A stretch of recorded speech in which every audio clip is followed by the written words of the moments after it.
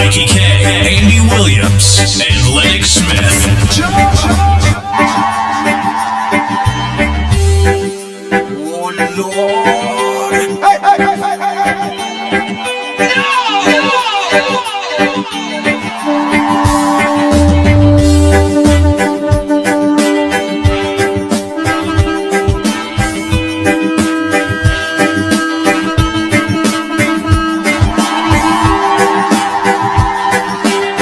Bang, bang, bang, bang, bang, bang, bang, bang.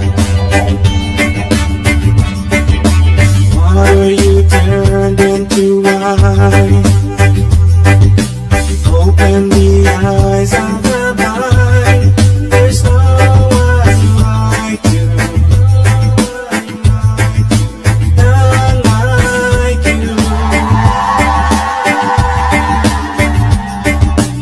Into the darkness you shine. Out of the ashes we rise.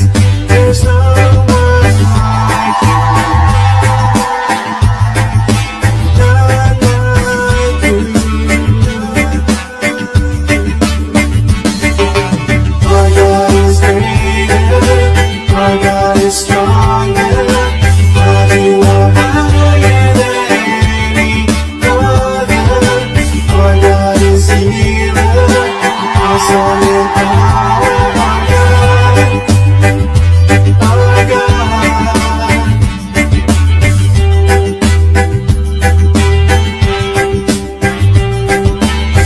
The Ground Report with Mikey K, Andy Williams, and Lennox Smith. Wake up! Oh God, wake up!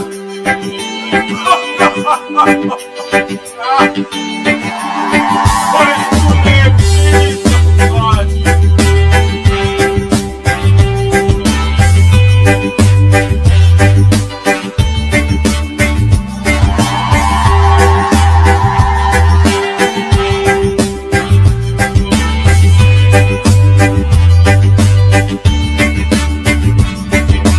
Water you turned into wine.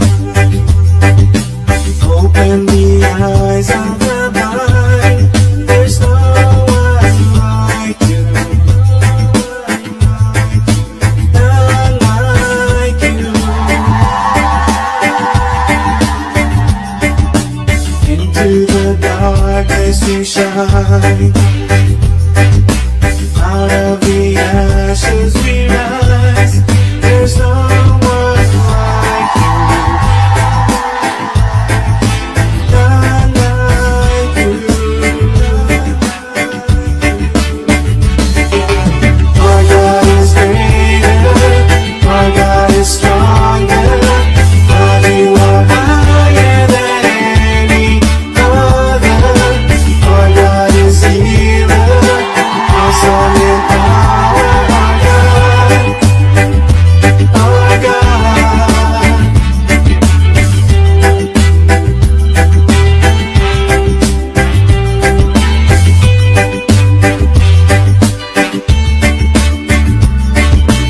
Into the darkness you shine.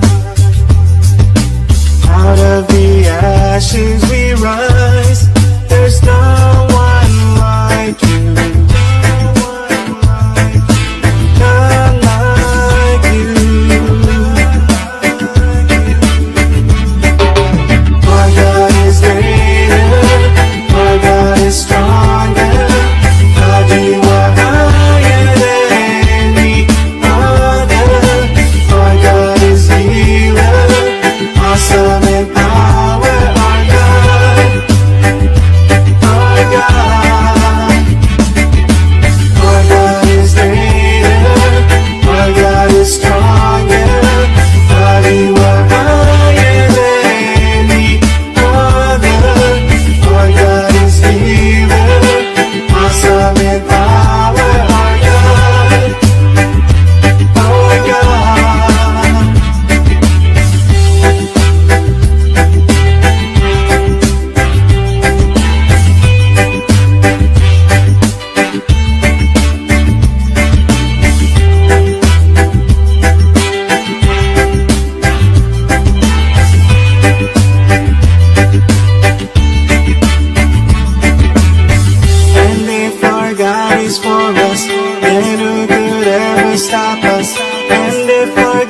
is with us, then what can stand against? And if our God is for us, then who could ever stop us? And if our God is with us, then what can stand against? Stand against.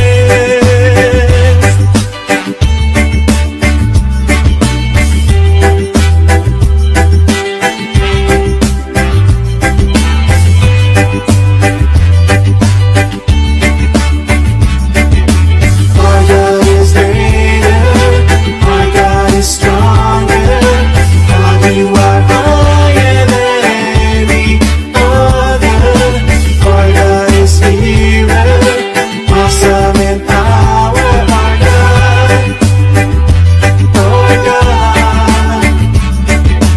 Our God is greater, our God is stronger, God, you are higher than any other. Our God is healer, awesome in power, our God, our God. And if our God is for us, then who could ever stop us? And if our God is with us, then what can stand against? And if our God is for us, then who could ever stop us?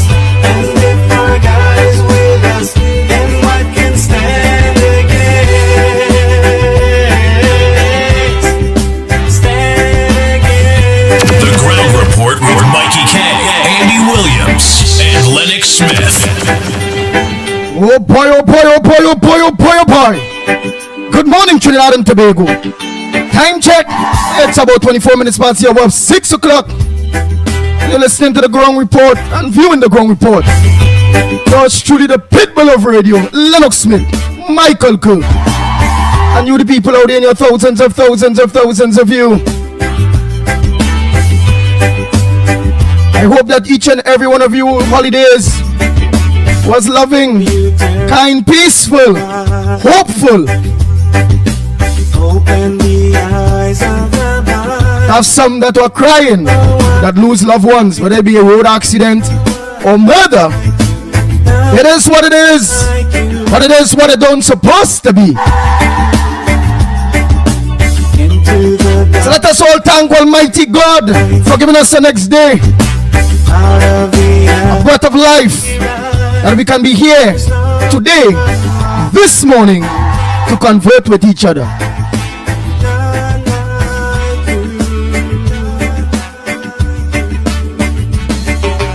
Our God is greater, On this day, the 30th God, you are higher than of the 12th month, 2024. our God is The last of the worst of the worst of the worst. Just one more to go. our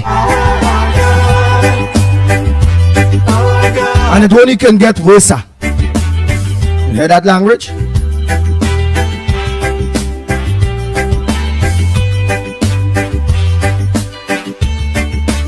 Hey, let me say a pleasant good morning to Noel Brown, Gita Brown. You shine. Hey, Kevin, all of you. Sadi, all of you. Vin, good morning to you. There's no one like you, Hey, Jimmy, Ramkri, good morning. none like you. Hey, Dr. Gobin, or Mr. Gobin, good morning to you. Miss Lauren, all of you, a pleasant good morning. Miss Lawrence, all of you, good morning. Miss La Hocketa. God, you are higher than any. Hey, let me say a pleasant good morning to Baby. Our God is Not forgetting Miss Balmain. Vidya, how are you? our God. Our God. Hey, Raj out there in Orlando. How things, my brother? Our God is Let me say a pleasant good morning to Faye God, you are and Mr. Clarence. Good morning to you all. the other. Our God is healer, awesome in power. Our God. Hey, let me say a pleasant good morning to my Ghanese friend out there in Bagatelle. A pleasant good morning to you.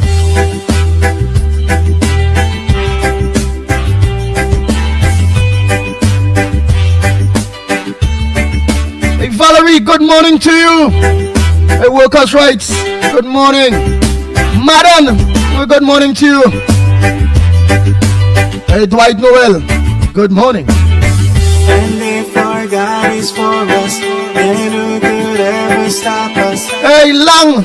I miss a Freeport. How things? A pleasant good morning to you. Stand against Hey, Nigel. My police officer friend. Good morning, Ryan. All of you. and stop us. Win. Ex-police out there. Good morning. Look forward for your contribution this morning. Hey, Miss Roadbrook. Good morning. Stand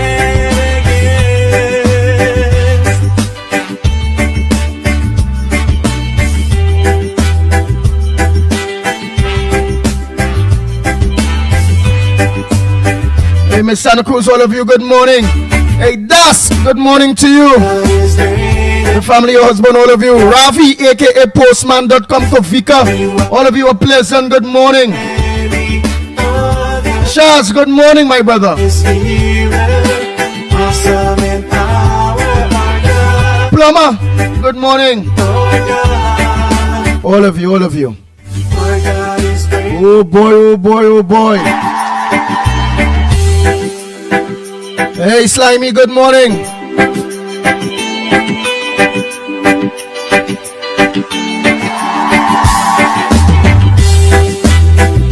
Hey, Dennis, good morning. Hey, Dave and Deborah, pleasant good morning to you all too, man. Peter, Dindial, good morning. Jason, Jeffrey, good morning to you. Carmen, Gloria Escola, Roger, good morning. Nadira, good morning to you. Afrina Mohammed, a pleasant good morning. Bix Bix, The Hall, good morning. Desmond, Open Hines, good morning. the mind, Hey, Deborah, Chatu, good morning to you. How was each and every one of your holiday? How the Christmas pass? What's the plans for the new year? into the Hey, Mira from Princeton, good morning to you. Angela Singh, good morning. Showin Lopez, good morning to you. rise. There's no one like you. Hey, Wendy Ann, good morning. Balrup, good morning, my brother. Tyra, good morning. Hey, Peter Samlal Singh, good morning. Indra Pinky, good morning. God is greater, Boudram John, good morning. Hey, Madi, good morning to you. higher than any other. Our God is healer, awesome in power, our God. Boy Christian, Ram Sukhal, good morning. Hey, Devika Balkarana, pleasant good morning to you. That's what we talking about, man. Biznat. Into the darkness you shine. Yes, Biznat Pusad, good morning. Out of the ashes we rise. There's no one like you. Hey, Molly Sanderson, a pleasant good morning. Roma Price, good morning to you. Hey, Tommy Mohammed, good morning. Vishnu Gopal, good morning.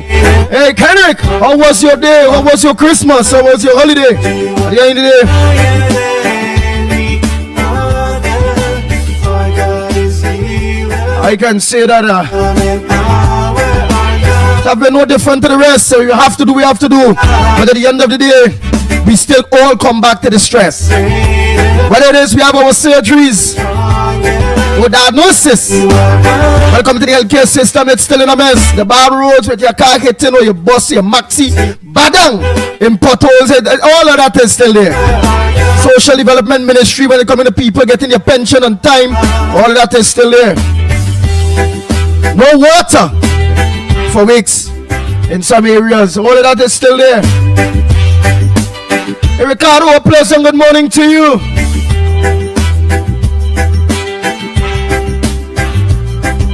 Hey, Maria Kalicharan, good morning. Michael Scotland, good morning. Uncle Breeze, good morning. Judy Ali, good morning to you. Who could ever stop us? And if our God is with us, then what can stand against? And if our God is for us, then who could ever stop us? And if our God is with us, then Hey, Orson, a pleasant good morning. Samantha, good morning, Annette. Drakes, good morning to you. stand against. To all Rudies, good morning, Rudy. Dress School, a pleasant good morning. Hey, Denzi, good morning to you. Tommy. Yes, Tommy Johnson. Oh, Timothy. Hey, Johnson, a pleasant good morning. Outside nice? What do you mean outside nice? Our God is stronger. Hey, Timothy, outside nice, what do you mean by that? Freddie Brown, good morning. Our God is healer. Awesome in power. Our God.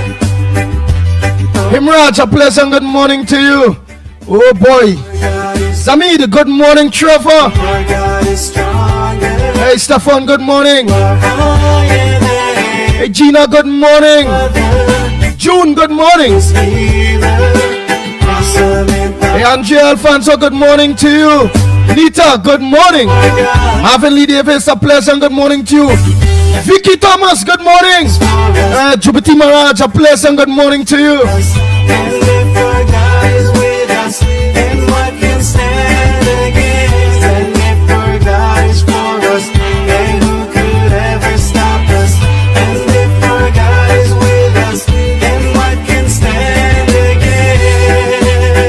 Hey, Pamela, a pleasant good morning.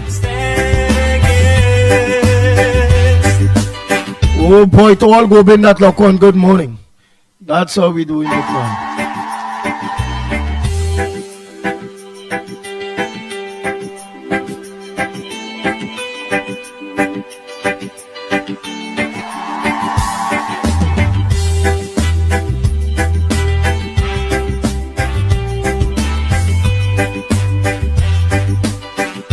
Lick Raj, a pleasant good morning. Hey, Jagrup, good morning to you. So let's see how was your weekend. Many of you ain't lock on yet. Still might be enjoying your holidays. Not understanding, just like each and every one of us, that our sadness continues so long this PNM government is in power. It is what it is. But it is what it do have to be. But they will say, Andy, how was your Christmas? Quiet, normal. But after Christmas, so during Christmas, your mind's still on whether you have property tax. But if you go out the road, it will be safe. It will be your home going to be invaded. It is what it is. You're going to pick up a stray bullet. If things hit, they will just get up and raise gas again. How much more higher the grocery prices will go? All during the Christmas is the same thing will be in my mind. But you will try to still be at peace. I must say I was at peace. Just one thing this time and this period to pass. Jennifer, a pleasant good morning. Hey, Glenda Isaac, good morning to you. Into the darkness you shine. Well, like and share, make one share. But many of you all are them still out there, like they're still celebrating. When you watch grocery prices, when you buy the things for the Christmas, you say what, and then after Christmas, them things go still go. When you think you say, hey, you're getting sale, hey, sale. And you go, you get sale on Pacific things just to get there. So you get sale in a 2-3 thing when you watch everything else. That is really needed. It's price. Trina Rowe, good morning to you. Sheldon Roach, a pleasant good morning. Hey, Balabu 28, a pleasant good morning to you. Hey, Terrence, he had it. I wonder if that was his boy, Terrence, boy. He was a famous name now.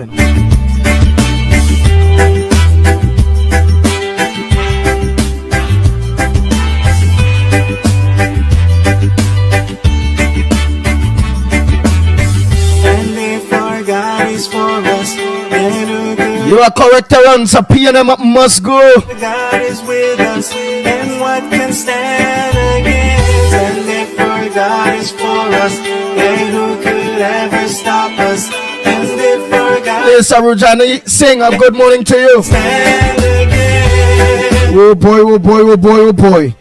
What's in the headliners? How was your weekend? Yes, how was your weekend? What's up from since last time we met was on I think was Wednesday. Our God is greater, our God is stronger.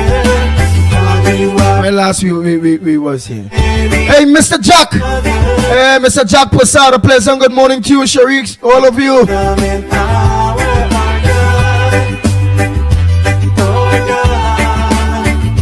Good morning to each and every one of you. Viola, all of you, good morning.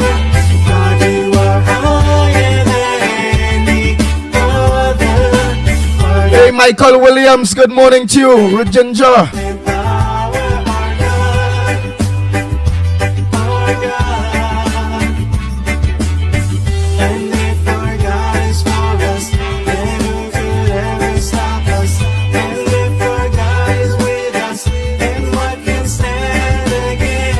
Hey, Quingola, Mohan, good morning.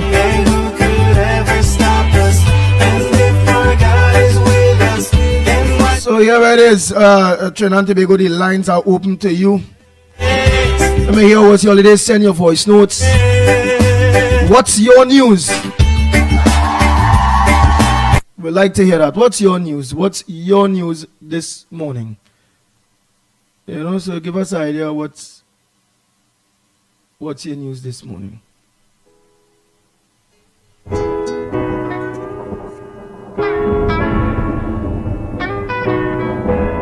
The Ground Report with Mikey K, Andy Williams, and Lennox Smith. Bang, bang, bang, bang, bang, bang, bang, bang, bang. Hey! What we gonna do? What we gonna do? What we gonna do? What we have to do is just get rid of the PNM. PNM is the problem.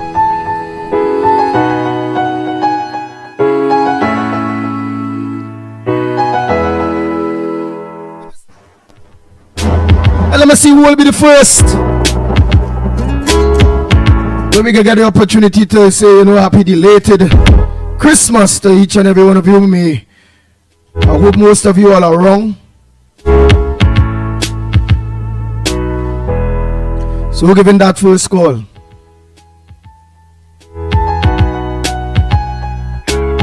The Ground Report with Mikey K, Andy Williams, and Lennox Smith.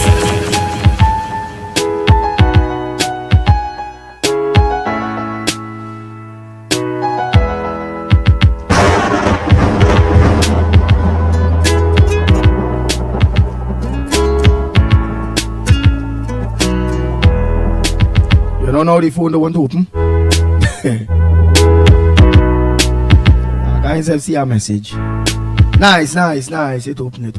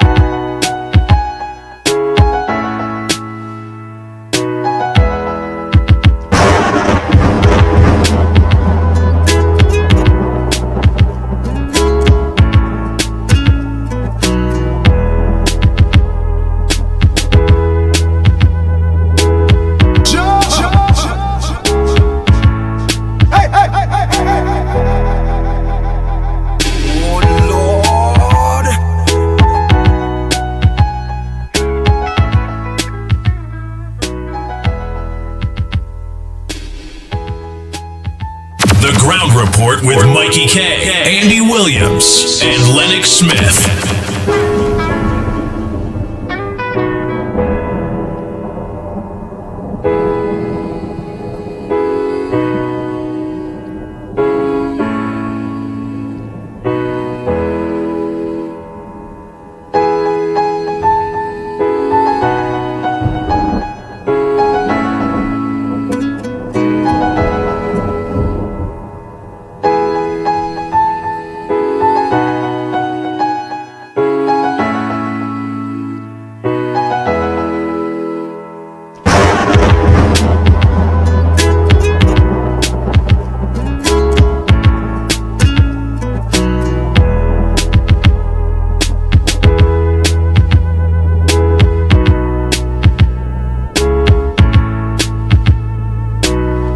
Oh boy, I'm trying to just clear these phones. Just clear, hook up this phone.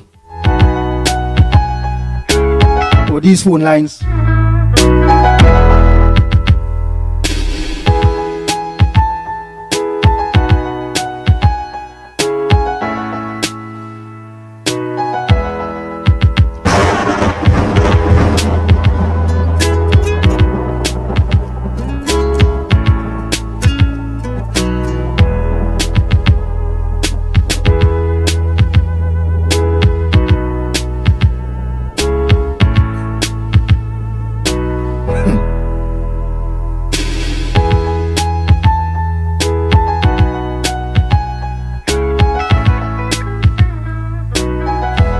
But meanwhile, call the landline.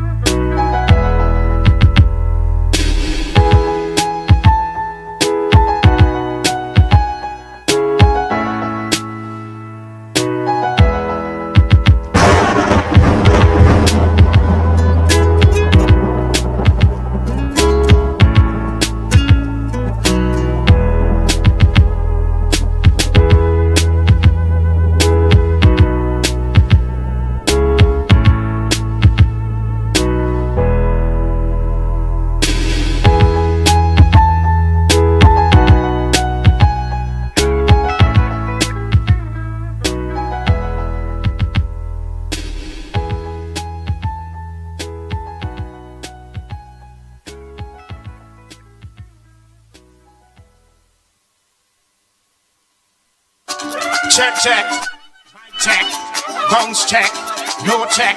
What I say? Hey, well we don't want no pastel for Christmas. It's pay me. I say pay me. I say we don't want no pastel for Christmas. It's pay me. I say pay me. I must buy me punching, must buy me white curtain, must buy them children something. It's whole year I'm working. I must buy me new couch to put in me old house. Oh boy. Hey Lennox Smith, a pleasant good morning to you. Let's try to rectify something there. For Christmas, it's pay me. Not hearing you at all. I say we don't want no pastel for Christmas. Can't go by me neighbor and nothing to offer. You're promising back pay, but this old man give me back pay. Must put up some new thing and take down some old thing, making my wife quarrel. Can't even buy vinyl. What? But we don't want no pastel for Christmas. It's pay me. Yeah, Lennox Smith, good morning. Not hearing you at all. Fix that mic. It's pay me. I say pay me. Hey, you better run something. You better give me something. It's whole where we working. This ain't no drunk thing. You better run something. You better give me something. This ain't no drunk thing. My pocket hurting. So as long as you pay, are you hearing me now? Yes. Loud and clear. Yes, indeed. Of course, a pleasant good morning to all and sundry, East, West, North, South, Central, our friends in Tobago. And wherever you are, streaming on the World Wide Web, a pleasant good day to you. Yes, indeed, of course, pleasant post-Christmas day, of course, and heading towards, of course, the dawn of the new year 2025. That being as it may, one trusts that the festive season would have greeted you, or you would have experienced it with incident-free circumstance. In spite of the fact that, of course, that is more wishful thinking than anything else, because crime and criminality continued to dominate, and we just have about a day again before the dawn of the new year. And of course, heinous crimes continue, of course, to prevail, whether it be in San Fernando or whether you have what? You have 2 days again, you say? Before? A day again. A day again. All right. And what do you murder? The first. What do you murder reach? Tomorrow. 31st is tomorrow. The 416 and climbing. What we know. So is it did it break the record? Sorry, 614 and climbing. But what we know is that it is of all-time record. All time. Is the highest? Yeah, the highest ever. And I suspect wow. will be, not suspect will be, but will be it will remain that way simply because the PNM will be out next year.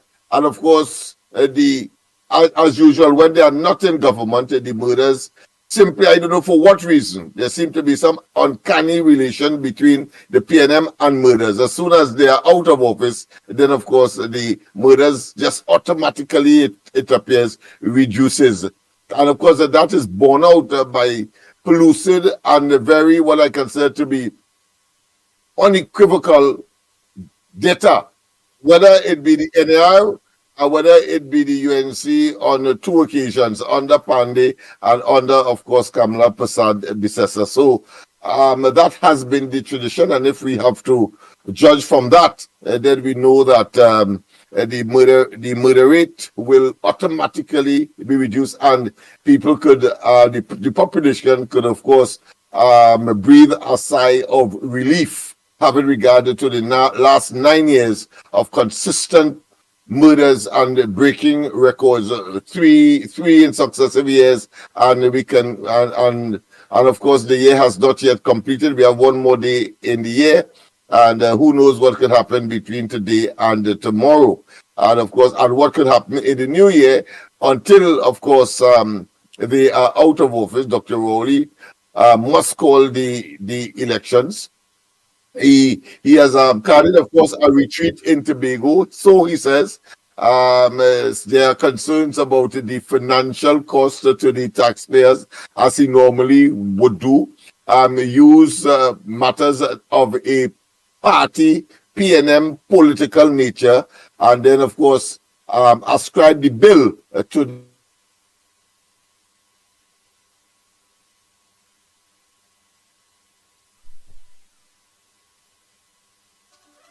Check, my check, Now, boy, your you're check. not hearing you again. Hey, well, we don't is pay me.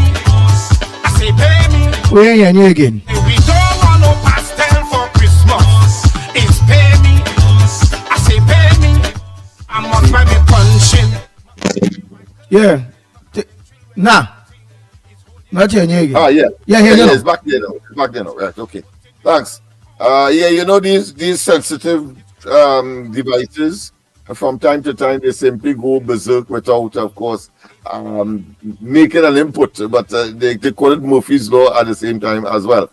Yes, so I was making a point that, of course, Dr. Rowley says that he's going to some retreat in Tobago, clearly at the expense of you and I. He has typically done these things in order to abuse the office of Prime Minister and Vice in government under the treasury of the country. Not surprising, but I think there's something a little more sinister in that retreat.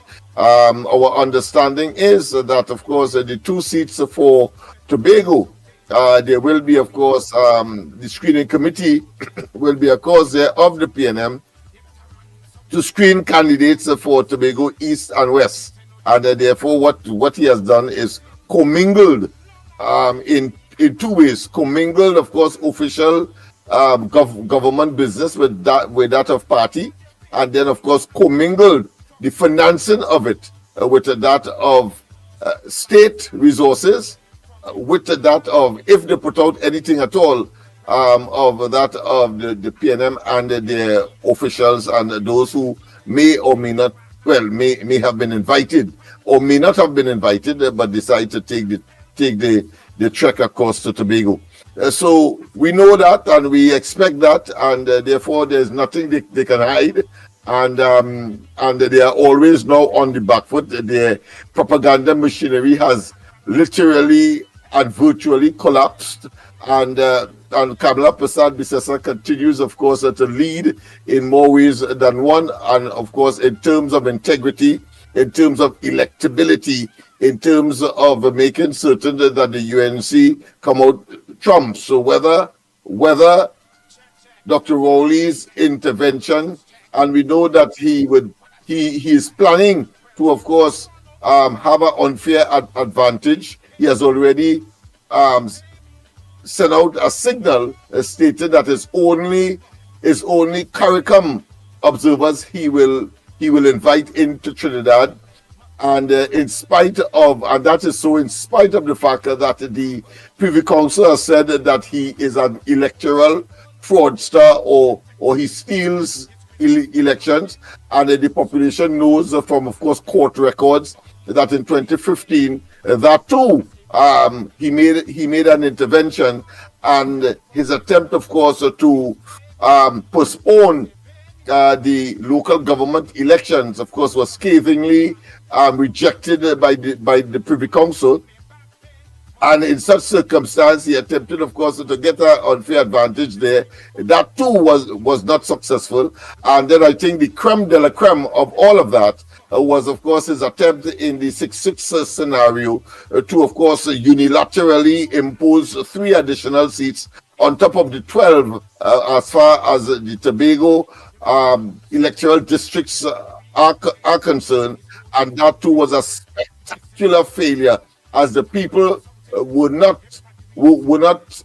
impressed with the 50 million just before the 6-6 scenario, and just before the 14-1 scenario, 50 million in each case, amounting to $100 million for bread and breakfast facilities and the upgrading, according to him, of tourist assets, etc., on the island. In addition, of course, to Unicut's plethora of projects leading up to that elections.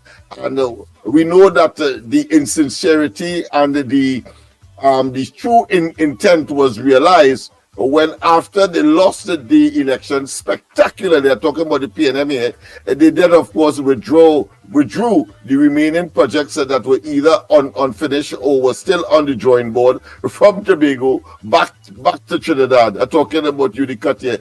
So we know what I consider to be the game that the PNM plays with our resources, and that they are undemocratic and they use state resources. It is called, of course, an auto coup, where, of course, a party in government uses the resources of the state in order to stay unmeritoriously, in most instances, and in this case, surely, in government, to do us harm, evil, and wickedness, as we have seen over the last 9 years. Just so hold 1 minute there, minute. Let me just organize and start. Yeah, go ahead, my friend. Go ahead, my friend. Good morning, Andy, my friend. Where's my shout out? We understand. I hope you and your family and the Ground Report family had a good holiday. You're right, the year's almost done, and everyone has to come together as one movement if you are to save this country from this taxing, thieving PNM government that has ruined TNT in the 2025 election. Let's be careful out there today, friends. Be good and God bless. Yeah, Chipmunk, thank you, man. Oh boy, he and all up for the fight. Let's just continue the element. Well, yeah, I think that level of reality will continue into the new year.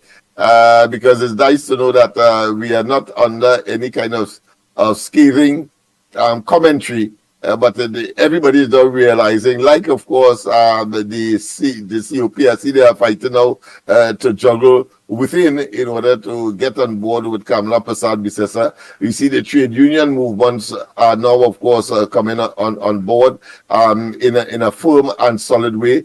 We see that all other parties, of course, including those who were either rejected or is not suitable for the arrangement that Kamala Persad, or does not meet the criteria that Kamala Persad-Bissessar has set out. They too are complaining. And then, of course, we have those who have come out of the what I consider to be either the ceiling or the wallpaper.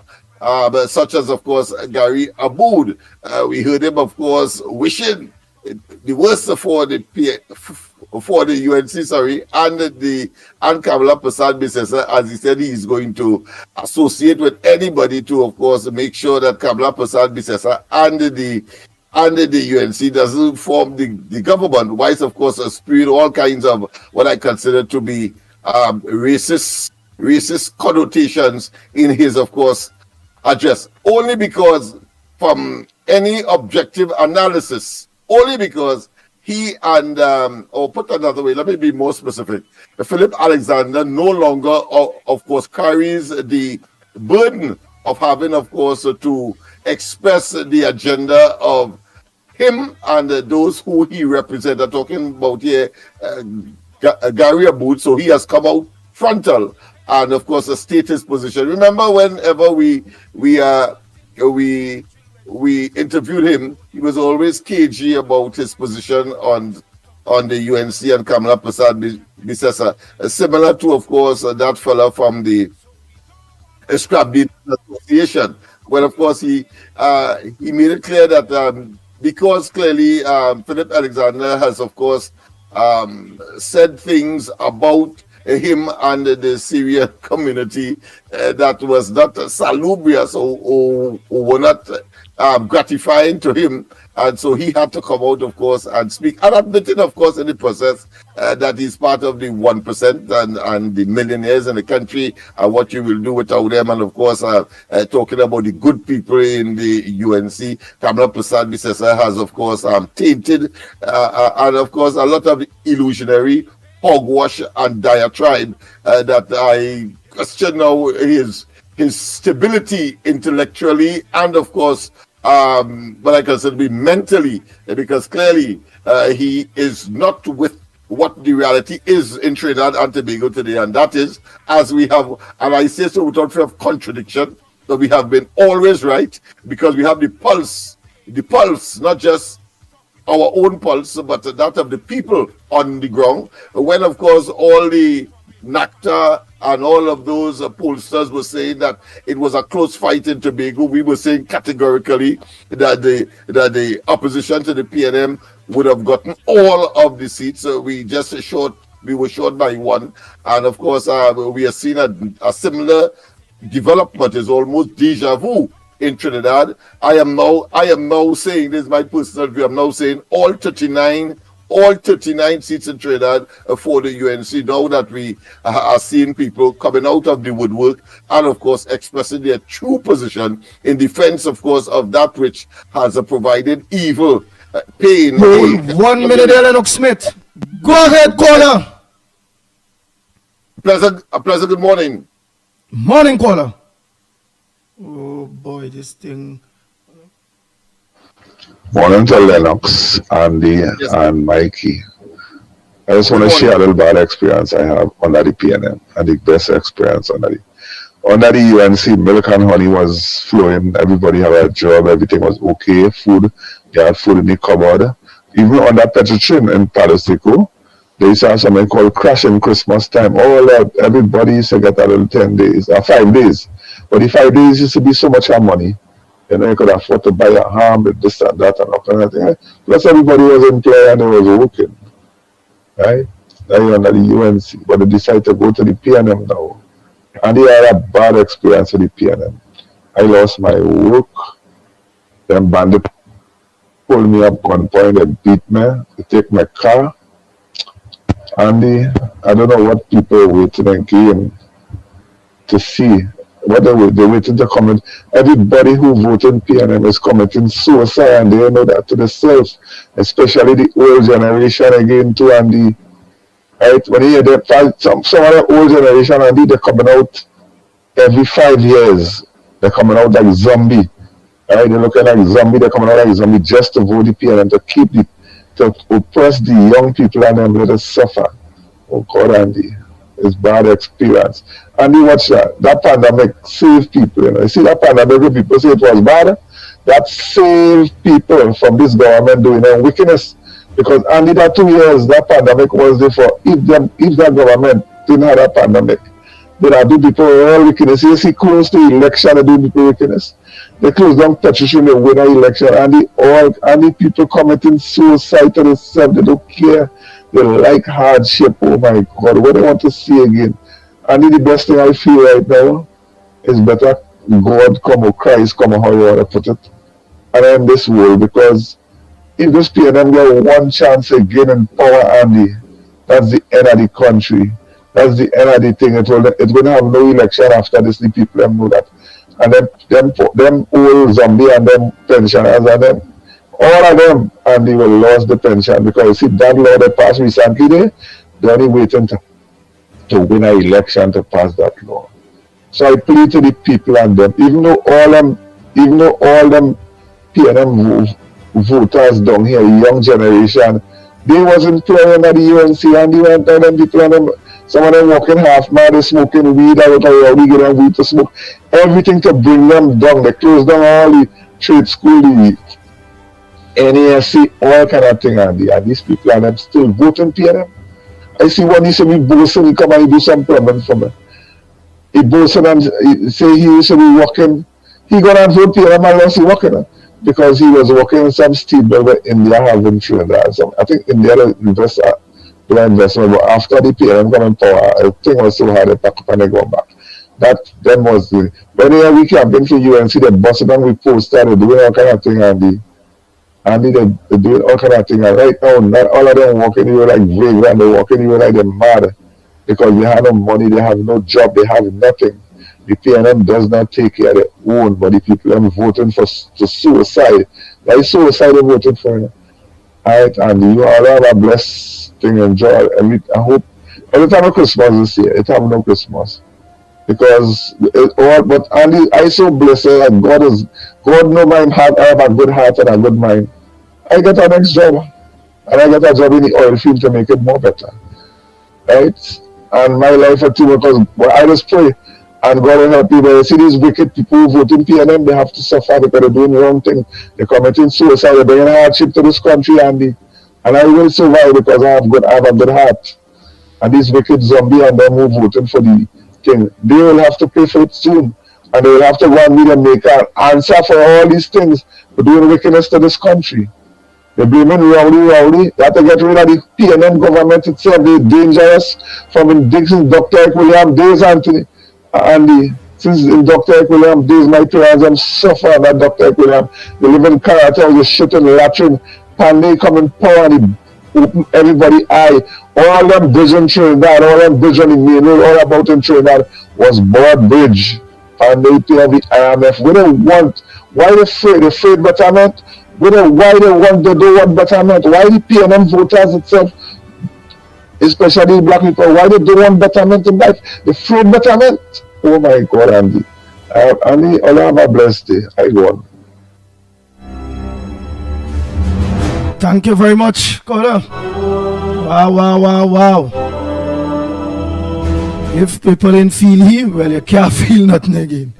Man said, I agree with that. Very emotive, very sincere, and direct to the realities of Trinidad and the manifestations of the experiences brought on by none other than, of course, Dr. Rowley and the PNM that has morphed clearly into, in my view, a criminal enterprise of a mafia's style. And as I said, this is about auto coup that they have committed on the people, exploiting the residual, what I consider to be sentiments of certain sections of the society who may be getting 30 pieces of silver and believe that somehow they must betray the masses and, of course, pretend that all of these iniquities that the last caller rightly referred to does not exist. And we have a duty and responsibility to disabuse and to, of course, decondition them, to let them know that there are better things that is a begging. All you need to do is to go to the polls and do your duty in your best interest, because it has been demonstrated by Kamla Prasad Bisesa and the UNC between 2010 and 2015. I noted, of course, the caller. But while you think what you noted there, let me just take this next one on the line you're waiting. Go ahead, caller. We will give way at all times. A pleasant good morning. Good morning to you, Andy Williams. Good morning to you, Lennox Smith. And good morning to you, Mikey K. Good morning to the listeners of the Ground Reporter. Members of the Ground Reporter, I want to give you a 10 out of 10 for the 2024 worker. I believe that let's stand up for the vulnerable, or let's stand up for the people them who need assistance. Or give all 10 out of 10 for that. But in the Republic of Trinidad and Tobago, I want to give the government 0 out of 10 for the lack of performance and the ignorance towards the citizens of this country. Why is the year ending over here? Wrong reporter. Dr. Rowley and the PNM, them have all kind of cocktail party and eating and drinking happily of our taxpayers' money. Why is the citizens of this country can't eat comfortable? The country washed in blood. Homes for this Christmas full of tears. Instead of hard food was only tears in home, Dr. Rowley. Ask yourself if you want that type of life for your wife and your children, your family and them. You're supposed to enhance our life. We're supposed to get the last of 2024 year. The country supposed to be applauding you for the work that you do. Instead of that, the country cursing you for the lack of representation and the disrespect towards the citizens of this country. What type of blasted prime minister you are? What type of prime minister you are? You take $58 million for entertainment. You live a luxury life. You're a multi-millionaire. And yet still you want $1 million from taxpayers. Why taxpayers cannot even send the children to school? They cannot even buy books for the children. They can't even pay the transport for the children to go to school. And you and your family live a luxury life. But I will tell you, Dr. Rowley, this 2025 coming over here, we will express ourselves. We will let the world know the type of wicked and deceitful and conniving prime minister that you are. You fool this country. You tell this country you're going to make people's life better. Why is it? You make your life better, your family life better. The opportunity your wife have is 10 times better. The opportunity you have is 10 times better. And the opportunity we have is 10 times worse. What type of government you are? What type of prime minister you are? I've seen on social media the minister of education, people getting ticket all over the country and losing the merit point for having 5 people in the car and overload. The minister of education had one set of children pack up in she car, in she jeep, driving all about, dropping off. No police could not give she no ticket. She wasn't breaking the law. Christmas time, Minister of Education. How could you take people, children, and overload them in your vehicle and driving on the main road and dropping off children? Nobody could not arrest her. She didn't lose no demerit points. Over 14,000 citizens of this country lose the license based on demerit points. Dr. Rowley, your government breaking all the laws. Today Rohan Siranan, in 10 years as a minister, his life become 10 times more successful than he was. Look at Faris Alwari. He live a comfortable life. Over $200 million. The same this man benefited from our government based on rent and all these things. Why is the citizens of this country catching the aunt, uncle, and nenen? Shame on you, Dr. Rowley. Shame on you and your government. It have a next one balling down the place. Camille Robinson Regis balling down the place when she family passed away in a fire. A woman get chopped up the other day. She hold neck nearly go. She hand nearly go. We see none of them balling. Shame on you, Dr. Rowley. Shame on you children and your government in the hospital. We even see the Minister of Health shed 1 tear. He see 3 little black boy struggling to survive in Port of Spain for the COVID. He shed a tears. The young boys and them looking for something to eat. They're looking for water to drink. And you shed a tears while they was struggling to survive. Oh, all these babies die in the hospital, you will shed no tears. But 2025, we will express ourselves. We will let the world know the type of worthless and heartless, vindictive government we have in this country. You spend over $700 billion. Over $700 billion. And the citizens of this country benefit nothing out of that. But you, your friends, and your family, I would like to let you explain to the citizens of this country what that Cosa Nostra organization is all about.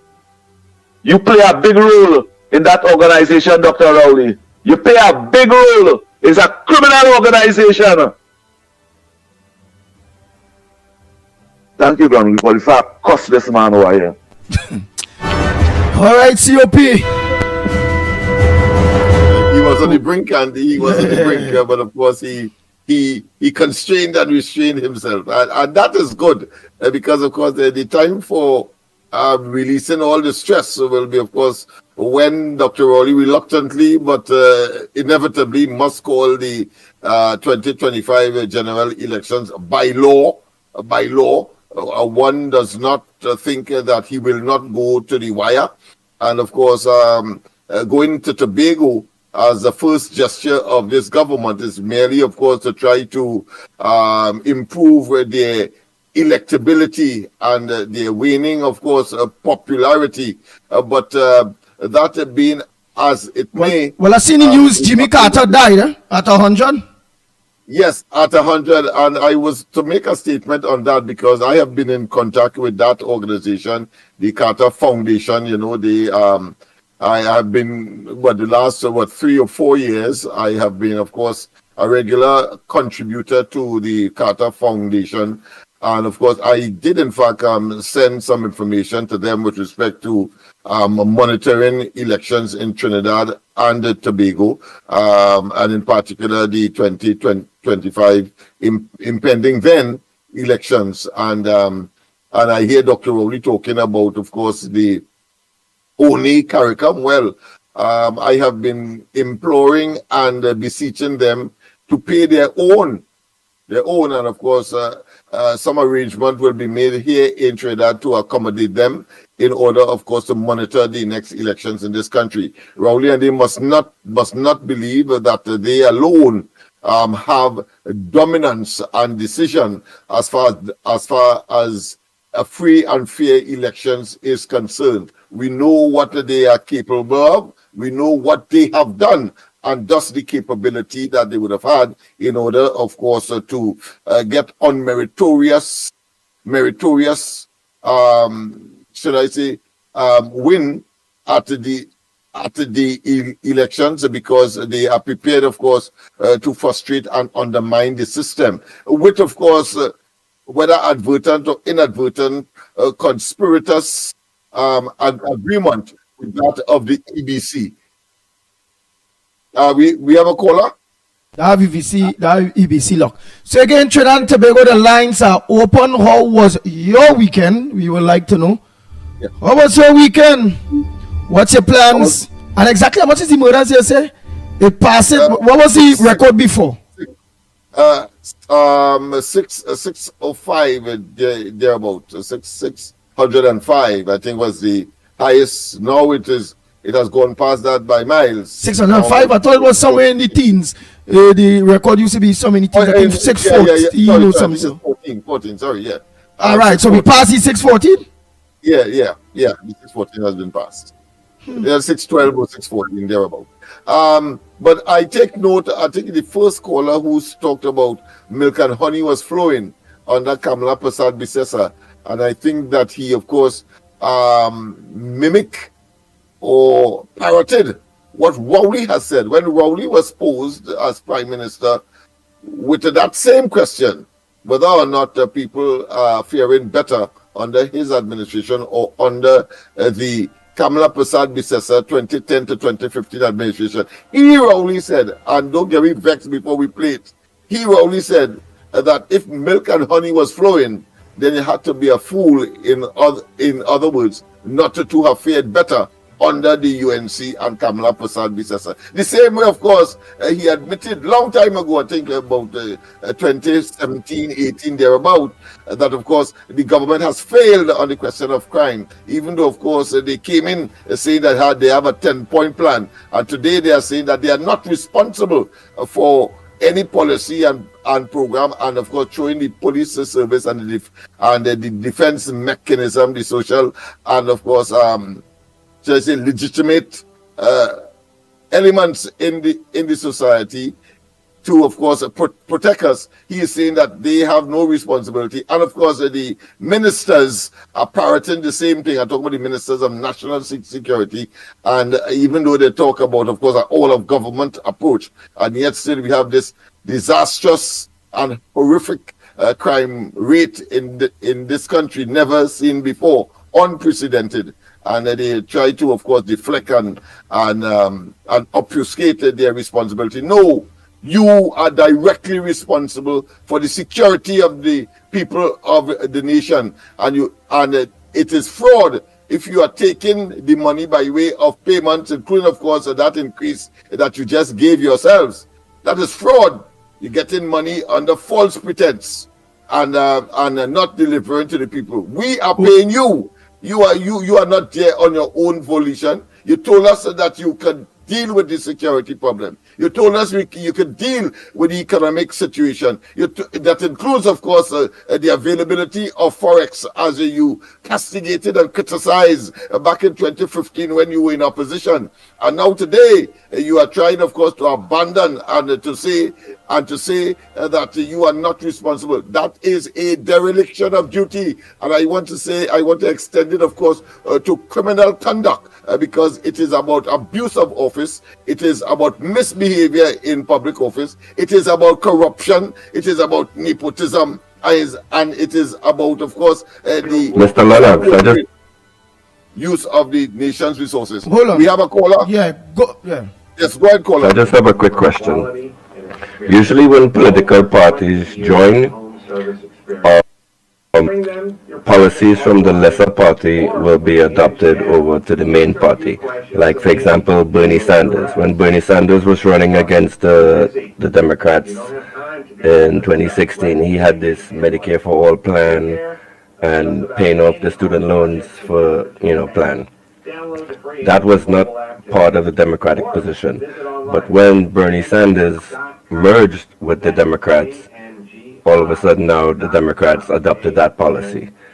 So my question is, Philip Edward Alexander had his whole big website with his whole 26 policy plan.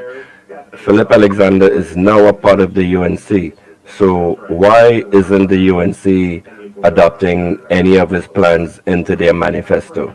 Because part of the reason why I was supporting Philip at the start, before he switched up, was because he had policies that could actually move Trinidad forward. So now that those two parties are supposedly merged, when are we going to hear the UNC talking about the same policies that Philip was pushing? So if there's no adoption of policies, what is the whole point of Philip even coming over to the UNC? Was that a self-serving move, or was it something to benefit the people? Right. Andy, you want me to respond? Yeah, you respond now. You respond. I'll take the next call after. Well, first and foremost, I want to say it is early days yet. And secondly, I will take a page from my own experience. When we formed, of course, the UNCA, and my party, Love, was part and parcel of that arrangement.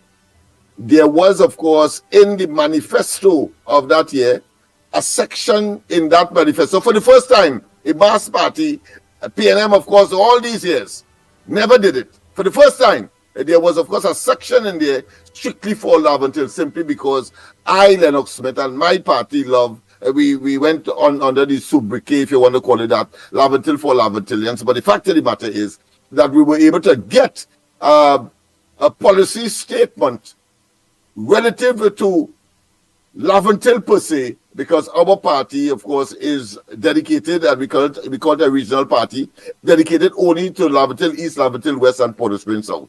So I just want to caution that particular caller that is early days yet, and there has been a history where, of course, the partners' policy will certainly be incorporated. Not all of it, because I would have liked more to be, but of course, it is a policy document to say, of course, what you will do. That is what a manifesto is all about. And of course, when they get into office, certainly the manifestation or the rolling out of the various policies, nitty-gritty, and the nuts and bolts will certainly be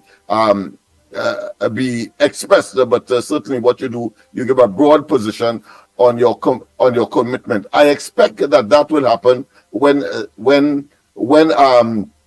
the entire arrangement is consummated. But I want to also say, and I take note that Alexander said that they want nothing, and of course Kamala Prasad-Bissessar said that the only way she will engage other parties, smaller parties, is if they would conform to the philosophy and principles of the UNC. So all of these moving parts, let me put it that way, or all of these variables must be taken on board, and therefore one will expect a realistic consequence in terms of the relationship between the various players, whatever. Yeah, Lennox Smith entertaining the coalition in form to say form yet, because it's just one or two people, one or two join it, and others that may come on and thing.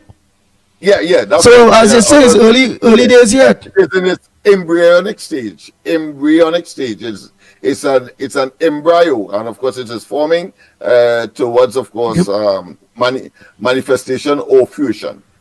All right, but you go ahead and explain. Just give me 2 minutes. You go ahead and explain.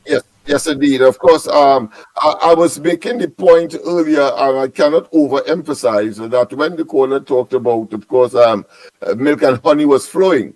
I know that he may or may not have, of course, taken a page from Dr. Rowley, but Dr. Rowley did, in fact, respond to a similar situation. And, of course, the betrayal built into his statement, because he said that he's from the southwestern peninsula, I assume, having regard, of course, to his reference to the oil and gas and petrochemical industries, which of course has been decimated by the policies and programs of this administration. But of course, he did make a very salient point, and that is, of course, the deterioration and the degradation of the circumstances, quality of life, and standard of living of the 65,000 persons that, of course, occupy the southwestern peninsula and depended, what I consider to be interdependently, with, of course, the genesis being the oil industry and gas industry these days, and the petrochemical industry, where, of course, persons were either directly or indirectly employed.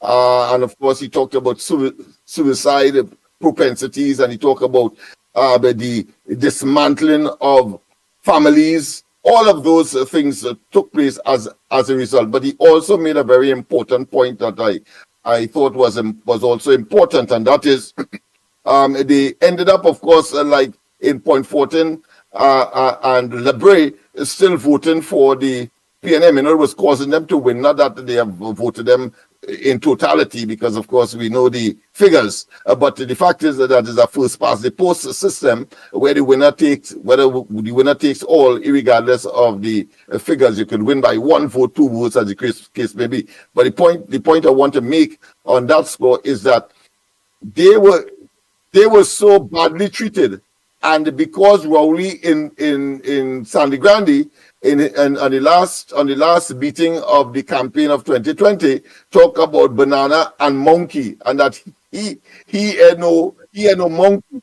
They voted for tribe, as opposed, of course, to the reality of their circumstance. And today, of course, they are eating the bread the devil needed. And I think that is where there's a big difference now in 2025. That is why I can say no without fear of contradiction, So true, so true.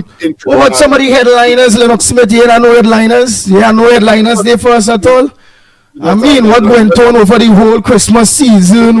What is some of the headliners you have there for me, man? Yes, man, yes. Well, of course, a tree held after delivery vehicle hold up. So, of course, we have the crime situation continue. What else can I say? Archbishop mend the family rifts for 2025. So he is being prophetic and futuristic, because the year has not, 2024 has not yet ended, but he's asking people, of course, to mend family rifts for 2025. What does that mean? In essence, it means that he has acknowledged, even though, of course, he may not have, of course, said it in so many words, that 2024 was a very horrendous year. And of course, I'm sure if you check the archives, you would see that he would have probably said the same thing for the year 2023 and 22, etc., etc., etc. So, to me, of course, some would say that too little, too late. Some may also say that it is hypocritical. Some would say is he run of the mill, what you expect him different to say, and we can go on and on. The fact is that we on this program have said in no uncertain terms that there is not enough outcry, there is not enough robust and vociferous concern with respect, of course, to the maladministration and the deterioration of the circumstance. So just to say that somehow by some kind of epiphany, something that came out of the sky, that the circumstances that caused the Archbishop to say what he said occurred. No, there are cause and effects, and the cause is that the presence of Dr. Rowley and the PNM has created this disaster for Trinidad and Tobago in terms of our quality of life and standard of living expectations. That being as it may, COP Deputy Political Leader questions Ramadan. How did you become a party leader? So how did you become party leader? Of course, this is Wendell Eversley asking that question. He's one of, I believe, or the only deputy political leader that is here. Senate, of course, having resigned, and it is alleged that he left that room open for Ramadan at his, of course, behest and, of course, agreement. But the thing about it is, Ramadan is also questioning how did Eversley become a deputy political leader? Because, of course, he was all over the place. You might have seen him on social media pulling, I think, at a certain section, I think it's section 17 of that party's constitution, saying that in order for one to acquire the position of a political leader, there must be, if there is a vacancy in a particular context, that there is a certain procedure. The thing about it is that he cannot tell us what procedure was adopted constitutionally from within the bosom of the party for him to become what he is, having regard to the fact that the party has been literally dormant for quite a long time. All right, Dana Sitahal, murder accused, wants answers from top cop. Yes, a plethora of questions was through the Freedom of Information Act was, of course, placed to the Commissioner of Police on the question of relating, of course, to one of the accused, one of the accused in the Sitahal murder, who is asking for several pieces of information, including, of course, digital data, how the investigation chronologically had proceeded, and in other words, clearly, I think I understand where they're coming from. Ultimately, they're saying that if the process was flawed, how did you arrive at my clients, and how and why was he charged? If, of course, the whole process was, of course, flawed, and therefore it may be a travesty of justice in that particular case. So that is what, of course, the lawyer for that particular accused whether former or current, is saying. But more than that, of course, they also, which I think was significant, they said that at that point in time, there was, of course, Sita Hall, the late Sita Hall, was in fact investigating the movement of people and the abuse of people, people trafficking, and therefore wanted to know who or whether or not any politician who would have been, of course, at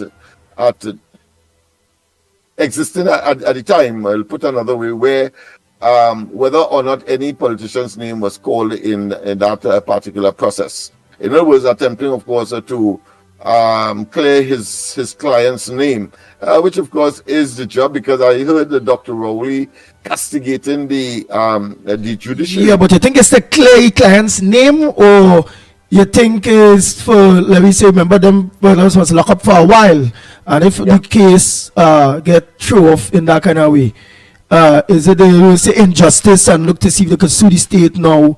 Would be something like that? Would have been in the mix. Yeah, so that would have been included. He wants to be able to have evidence so that he could, of course, either pursue civilly, and if it, of course, the criminal matter is still pending, because I didn't get that, so I cannot speak to that. But what I can speak to is that the evidence, well, the information that he is seeking clearly points to both, that it could clear his client's name in one way, including, of course, on the criminal as far as the criminal matters are concerned, and at the same time maybe pursue civil action to sue the state for violation of certain constitutional rights that is enshrined in the Constitution, and to which all of us must subscribe, including, of course, the executive or the state. So, one minute there. Oh, yeah. Boy. You have a caller? Good morning, Trinidad and Tobago. Good morning to the Ground Report family. I must say that Trinidad is in a very sad place at the moment. And we really need people who could help. We need people who could uplift this place. And we definitely need to get rid of the PNM. I'm not going to lie. I am sitting patiently waiting to see what it is going on in Arima. This Daniel, Mr. Darren Daniel. When you look at this man work, when you look at everything, screening was done. Up to now, they can't pick somebody from Arima. Why is that so? I am waiting patiently to see the outcome of that.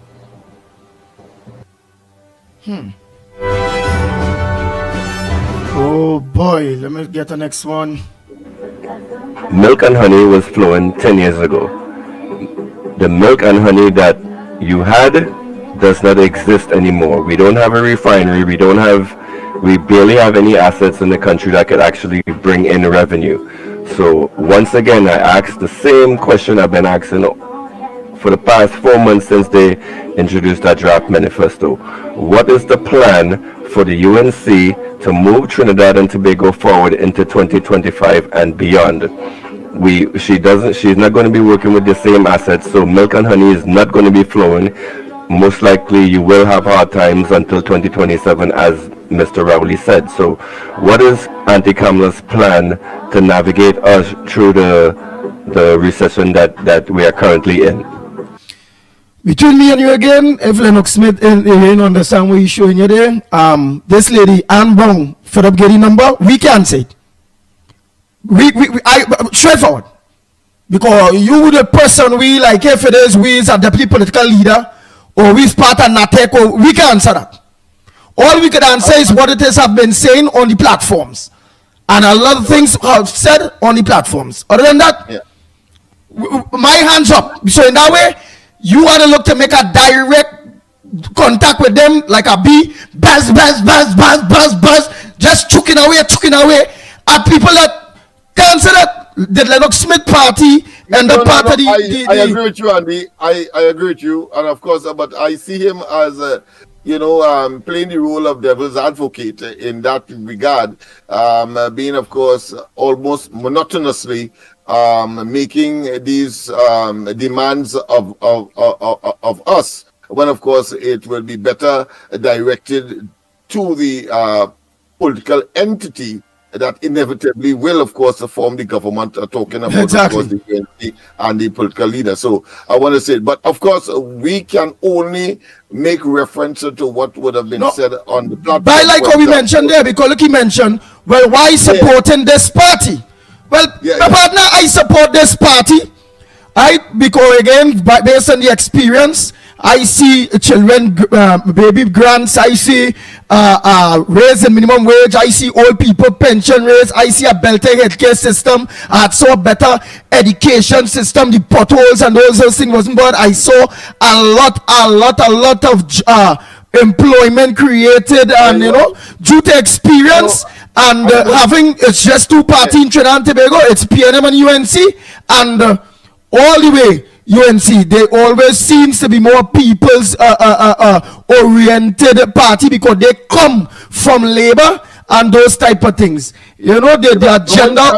Andy at the same time is box us in, because he is attempting to suggest that the circumstances of the country is different. That is why he talked about, of course, the closure of your refinery and so on. But I want to also tell him that if he goes further back, he would see that the oil prices under the UNC, when the UNC was in office under Basio Pandey, you will see that there would have been a drastic reduction, and therefore the circumstances would have changed. But of course, the people were able, of course, to get for the first time, of course, a motor car.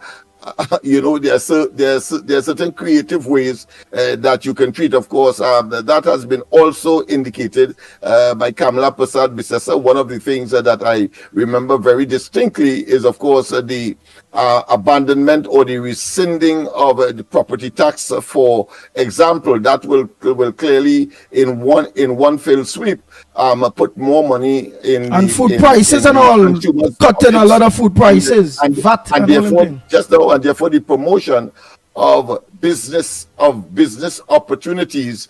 And of course, the ease of doing business is a critical component in Trinidad and Tobago. You do not need two IDs, for example, to open a bank account, for example. I mean, that is administrative and red tape, what I consider to be disaster. And then, of course, the length of time you would take to register a business. All of these issues, clearly, which can be rectified by the stroke of a pen. And, of course, the confidence that will now be imbued in the business community existing and those who are potential entrepreneurs. So you could understand the expansionist agenda of the UNC as opposed to, of course, that of the contractive nature of the PNM. And not only that, to make a long story short, you gotta take some calls here. Blue economy, etc., etc. So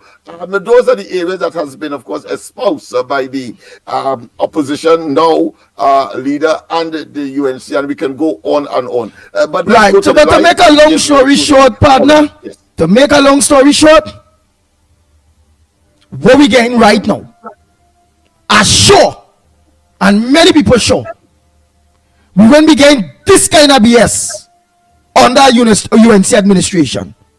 And if I look to organize to study you, or anybody's to organize to study you, technically you're telling me, here it is, lead the PNM, or put up new party there that they don't have, because it is what it is. It's PNM or UNC. That is just how it is. And why? I'd rather see all what they do after the PNM go than I trying to fight or to where to do. No, boy. Anything them do after the PNM gone is acceptable to me. Straight talk. We go to the lines now, man. Anything they do is acceptable. Because nothing the PNM doing is acceptable no more. Nothing. Good morning, Andy, Lennox, and Mikey K. I hope you play this voice message. Try and remind the people every day on all their program, right? If PNM come back in power, once you have $25,000 and up, you won't be able to collect old age pension. Try to beat it in the people's brain from now. Every day on all their program, remind them. So when they go and vote, they go think about that. Once PNM come back in office, they go pass that as a law, The people still jumping up in the jersey and bowling, great is the PNM, great is the PNM. Tell me the thing all this somebody be talking about too. Okay? And this man, this Capayan man, Alan Ferguson, he has only used the ground report conveniently. He look like he's a PNM under low. And he just sing for his supper. So they mustn't make him use the ground report conveniently, okay? I live in St. Joseph. Yeah. All right, you live in St. Joseph. Yeah, the man say like this Ferguson man is a PNM under low. So what says thou, Lennox? Solid advice indeed. Solid advice. Solid advice. But I think we have been very pellucid in terms of our response to the devil's advocacy. And yes, all of the undercurrents we have identified and pulled out because you cannot tell me that what is purporting to be government and governance in this country and the management of our resources is appropriate. I think you're quite right. Generically speaking, anything that comes our way, and of course it could only be Kamala Prasad Bisesa and the UNC, will be better than what is purported to be government. 10 years we going through this, 9 years and something. Yeah. We will study. We have experienced twice UNC governments. One under Basio Pandey, one under Kamala Prasad Bisesa. And on the occasions that we experienced, Trinidad and Tobago experienced the UNC government. They have changed the dynamics of Trinidad and Tobago in a good way. Under the Pandey administration is what made it easy for a man like you, maybe when you was living in Trinidad before, to have you said you're just old cars. No, it's them open the foreign news market where a poor man could get car. There are a lot of things that they did. A lot of things. Water situation in Trinidad and Tobago. Go ahead, caller. Good morning, Andy and Lennox. Good morning, Trinidad and Tobago. Look, I'll leave some information there for you to You go ahead, because trying to fix some things there. You go ahead. Give us the information. Right now, this phone rail sticking up. Yeah, you see the matter with the public utility minister try to implicate an employee of a certain company. You see what going on with the court matter? I didn't get to see that yet. He's live there. Yeah. Yeah. Is it a WASA worker that he tried to implicate, or there's another matter? Yeah, exactly. Yes. Well, we are familiar with that incident where, of course, he uses. It's a show you clearly that something definitely wrong with the water management. Clearly.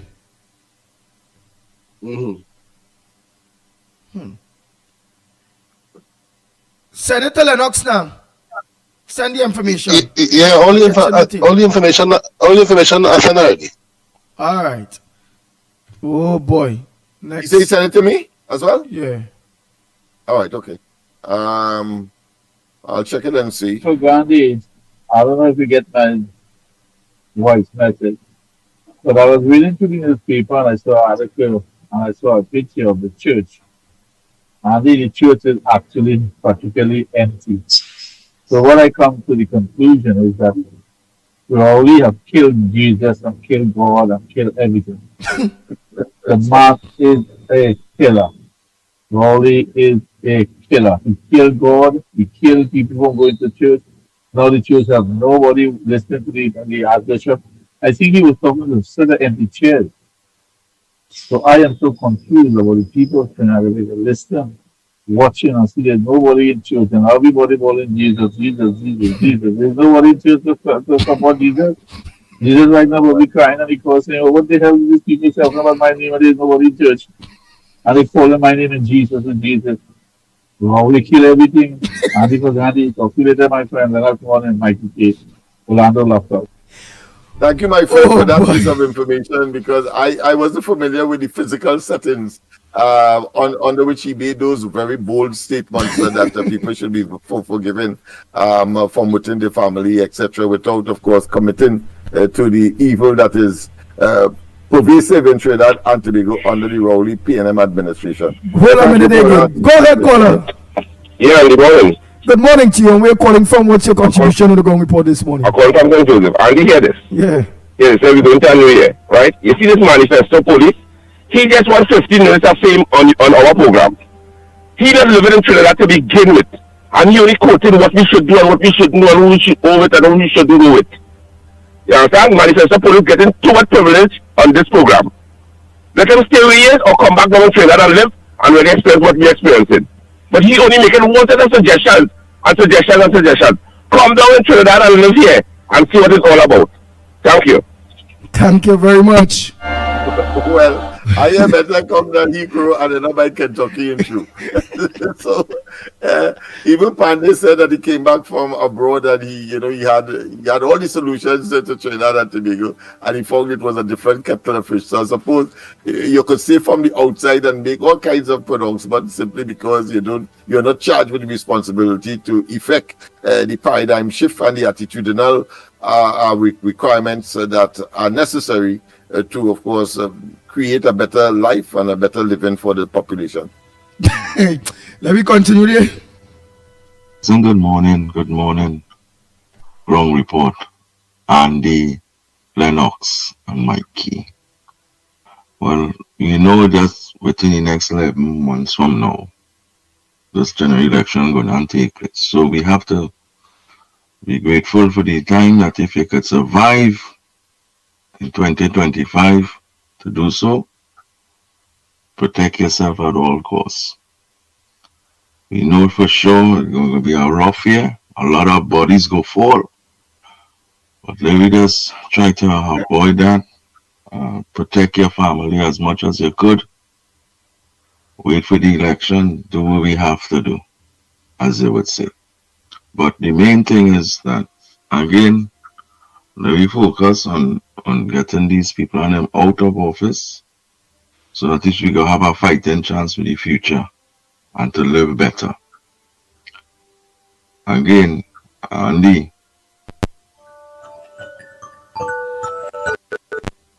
let me just focus on something here. These little guns and things that they bring in here, boy. These little toy guns. Why? I don't know what will happen next now, right? Imagine you guys walking down the road to empty a little garbage and a man run up with you with one of them guns. You ain't gonna know if it's toy gun or not, because they go spray painted. You have to go inside, you have to obey. You understand? And who knows? We Trinidadians, and Tobagonians, we skillful, We will take them toy guns and make real guns with them, Real bullets to come out of that, Because why? Because we skillful. Believe me. So there's more guns on the street. So I don't know. Survival of the fittest until 11 months for the next general election. And again, this might be the last election it happened. I guarantee you. So we better know what we're doing. Our Trent City get the place, and well, we have to deal with what we have. I don't know. We ain't seen them yet, but we have somebody. So let me take that. Blessings. All right, blessings everyone. Happy New Year, and be safe out there. Oh boy. Let's continue. And blessings to you too. And Trinidadians, you say very skillful, but I will say I agree, but yet still I disagree that Trinidadians are skillful. I agree, but yet still I disagree. If we was truly, really skillful, we'd have been able to deal with Rowley and this PNM government.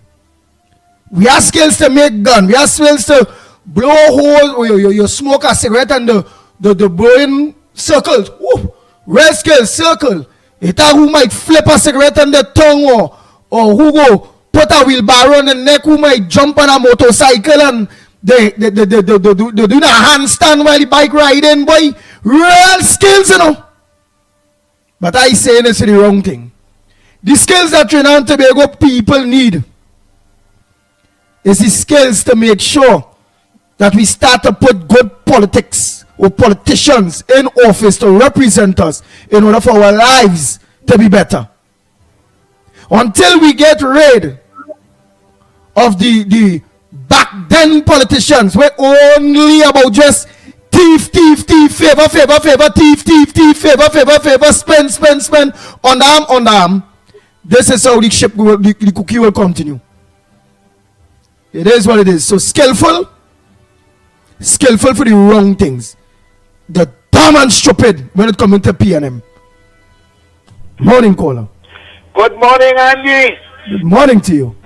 Imam Qasim, Good morning. how are you? I'm alright, Imam Qasim. We are Lennox in studio too. Yeah, well, Lennox and Mikey and all our ardent listeners and supporters of the Gong Report and Real Media. A pleasant day and an open praying that, God Almighty will descend upon each and every one of us for a most prosperous, a most healthy and more disciplined New Year 2025. But firstly, let me commend you, for your ability, your strength that you have shown. I know that I may be disappointed in not your selection, but I agree with you that, you will work because we want to live better. The whole idea is that we have to live better, and therefore, commendation go to you, and I think was Robert, for really and truly have not gotten the nod, but you are willing to support, and I know you're a man of your words, and I know with your help, and with the help of Roberts, we will pull through those 2 seats. But I heard you this morning, asking Lennox, what were the news? What were the news? And I want to tell you, news is that our dear respectful Prime Minister, want of a better word, and our Commissioner of Police said they were disappointed. Disappointed. What were he disappointed in really and truly, not taking off hands from the Ministry of National Security, firing him? Were he disappointed in not going when he went to the President's house to take a meritless and to change it and to keep Ola there or to put his own people there? So these people, they have to look and see and to reflect, on what they are saying, because we have to understand as human beings, we have to be observant of these people. We have to be observant. And therefore, it is in this regard, I want to say to you, and I say this to you in this respect, and all of us must have that understanding that no man travels the road of success until he crosses the street of failure. God didn't put us in the world to have an easy journey, but what he told us is that you have a great destination for us. So I see you with your stature, with your strength, and with your ability to understand the bigger picture is that I won't take up my marbles or run away. You are going to play and play to the end. And at the end of the day, success will come not only to you, but the whole of this country.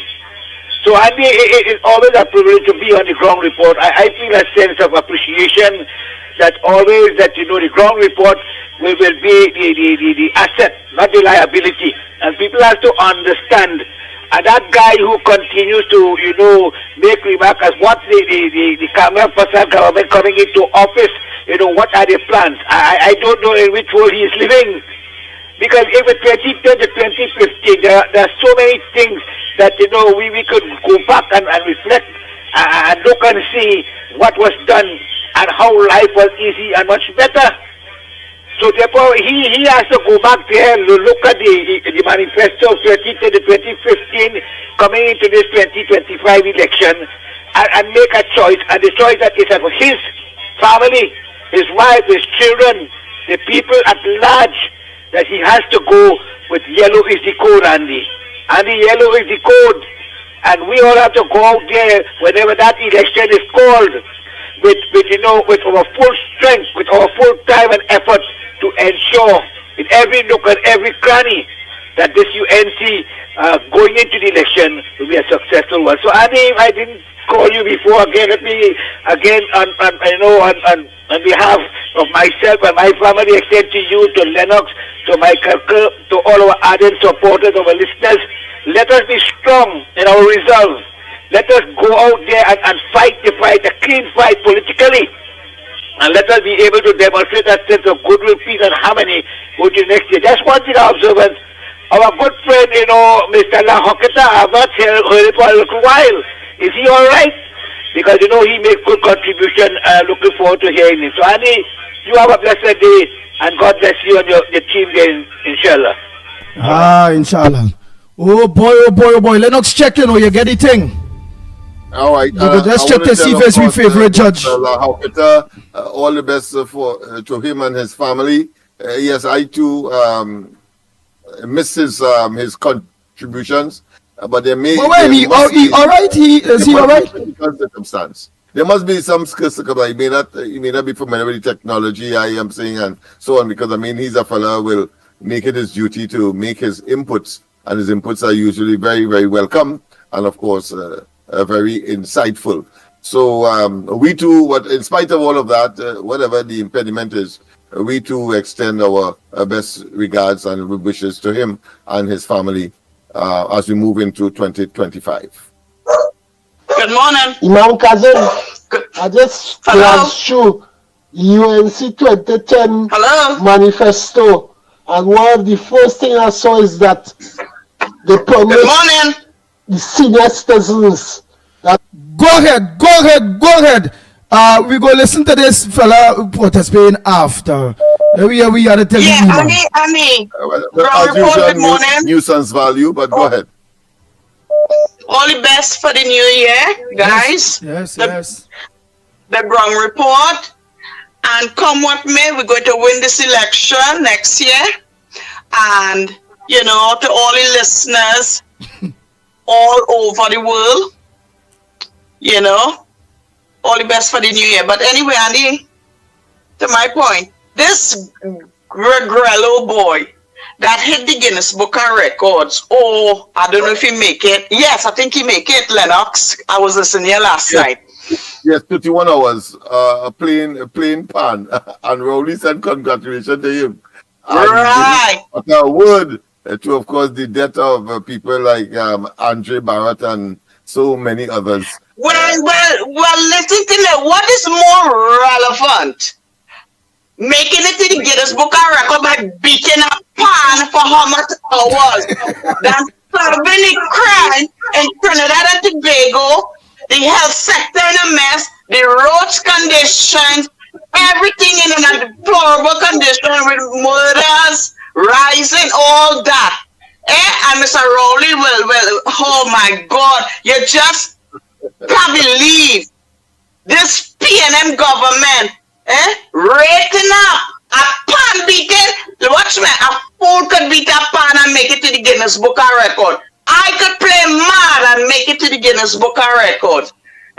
But no, this is a distraction for the elections, and all these people gather to see this boy beating pan. Let me tell you, at the end of the day, all of them who gather to see him beating the pan, he gonna hit it to the Guinness.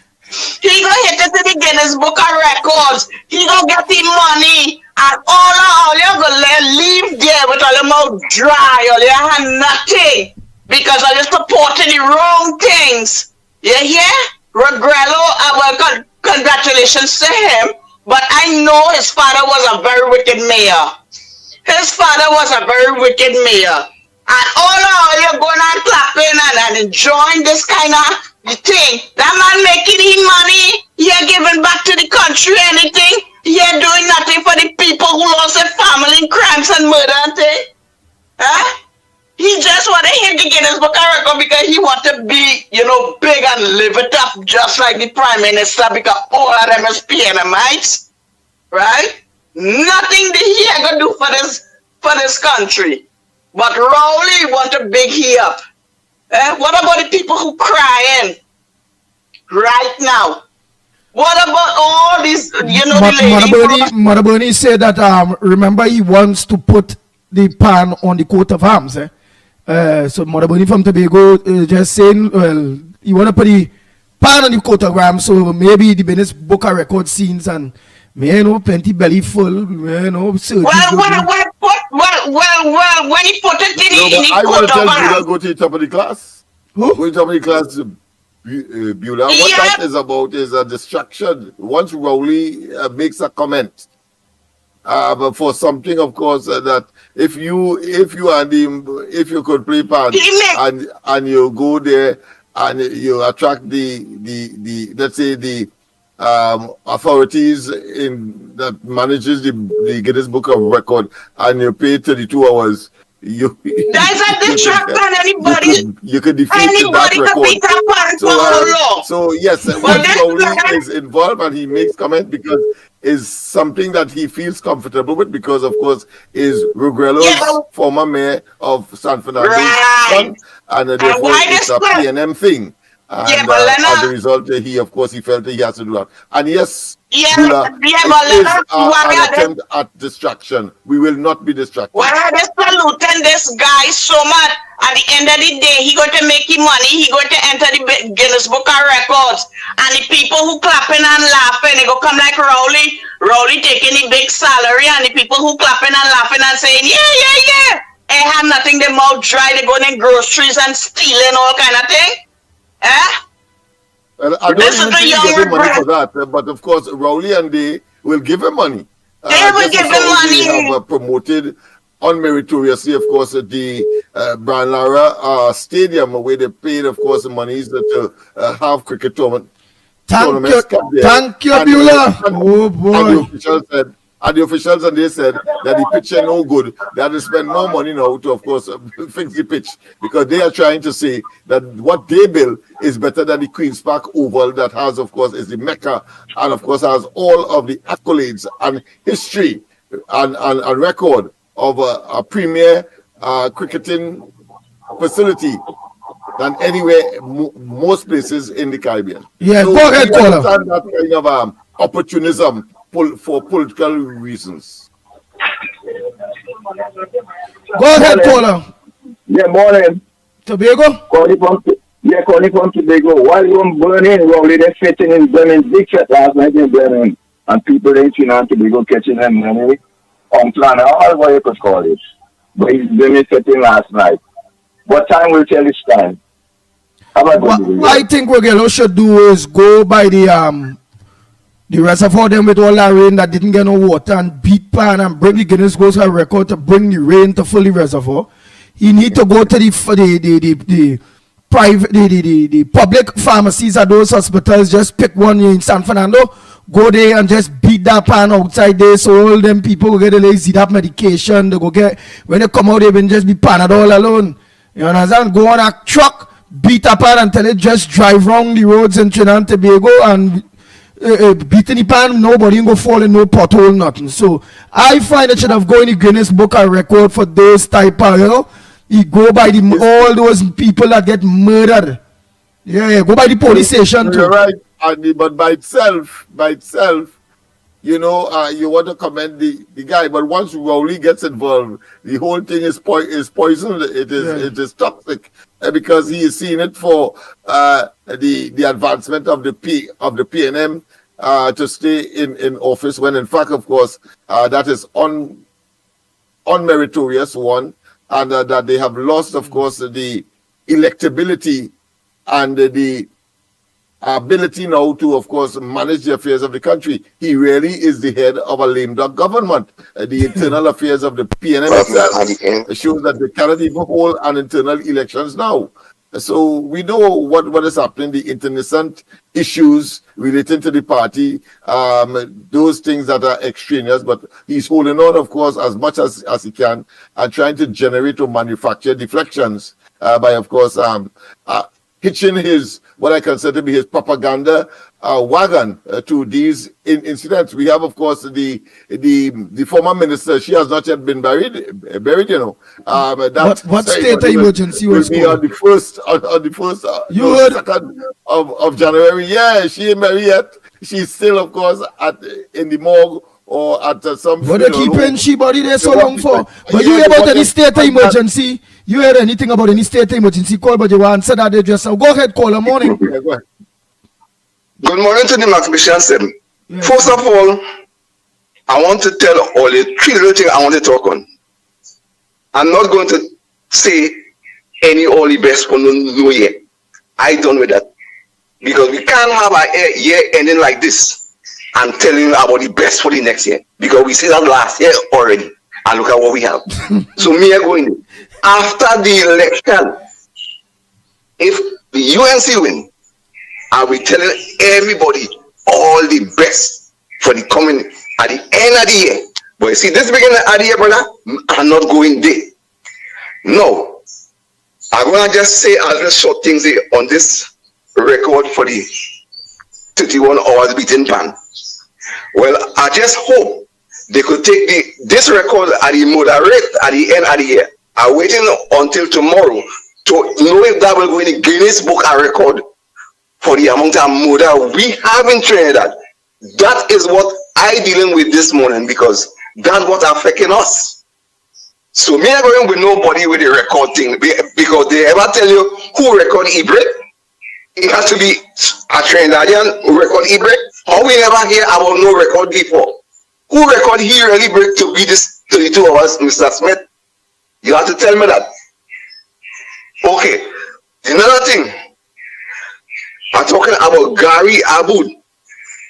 Well, I never know Trinidad have mad people so. Will come out of the blues just so and attack a woman like that. It just show you the disrespect it have for women in Trinidad and Tobago. That's why they murdering them like that. It's a total disrespect. When it's talk about how they drag Kamala through the murder, I know it's Roger and them, but during the election time, disrespecting this woman at all turn. I don't know how broad Kamala back is, but brother man, she could take disrespect. I could tell you that this morning. The another thing I'm going to talk about is this murder rate. How the police hiding murder rate. I never know this thing could happen. We in Trinidad breaking all kind of records, not this boy. The Guinness Book might not have room for we just not if they go to put on a record this PNM put it, right? But they're just faking me and how we like fools. Let me tell you something now. Andy boy, Mikey, Lennox, we have to live a different life in this coming new year. We have to be walking on the edge of a razor blade, Tune up. Because as you slide, brother, the biggest rip you will get from your ankle come down. It will be unbelievable. And we have to focus, we said. Focus on the job ahead. That what we have to achieve, brother man. And we must remove this evil from this land. Because let me tell you something, brother man. I know evil stalking Trinidad and Tobago is all kind of fun people dying in fire and thing. And let me tell you something. Although must hear this one in cold mine and a granny. He have a mother and a daughter get burned real bad. I believe it's just on Christmas Day or after Christmas Day. They was baking and the oven blew up, right? And it burned them severely, real bad. These is the things what take me. Sometimes you ain't hear what's happening, but things happening in Trinidad and Tobago like madness, brother. So we got to be walking with edge and make sure we put God in front and we behind. Because without God in this thing, with this evil on this land, and this Mandoro leader, we going down in the abyss. So brother man, all of us had to come together. We had to talk, we had to sing, we had to walk, we had to run to see how we could build up this thing, right? Because I'm going to tell you one thing before I go. I want to tell Mr. Gary Aboud. He said he worked for 40 years and built his enterprise, right? He was 81%. Praise God for that. But I worked for 45 years and me make nothing, right? I still had to depend on a little pension, one no certificate for 45 years because I not any 1%, right? Praise God, he in that. So he could work for 40 and everything with a man who worked for 45 and still had nothing, right? Praise God for that. See you around, brothers. Yeah, well, I don't know if it's false news, Trinidad and Tobago, but I got this from Vandana Mohit, former mayor, will be the MP and will be the candidate for Shogunas. I am seeing here letterhead from Trinidad, government letterhead. The government letterhead is saying Government of the Republic of Trinidad and Tobago, Office of the Prime Minister Communications. December the 30th, 2024. Today is December the 30th, 2024. For immediate release, state of emergency declared in Trinidad and Tobago. The present situation of the Constitution of the Republic of Trinidad and Tobago, Her Excellency, which is the Kangaroo lady, and with the advice of the Prime Minister, they look like a state of emergency was declared. They say the circumstances warranting the declaration of the public emergency are based on the advice of the Trinidad and Tobago Police Service to the National Security Council of the heated, criminal activities which is engaging the public at this point in heightened activities that is engaging the public at this point in time. So Yes, it looked like a state of emergency was declared. I will send it to you now. Well, it looks so. Well, we will know. Just like that. No formal. Something up the sleeve, partner.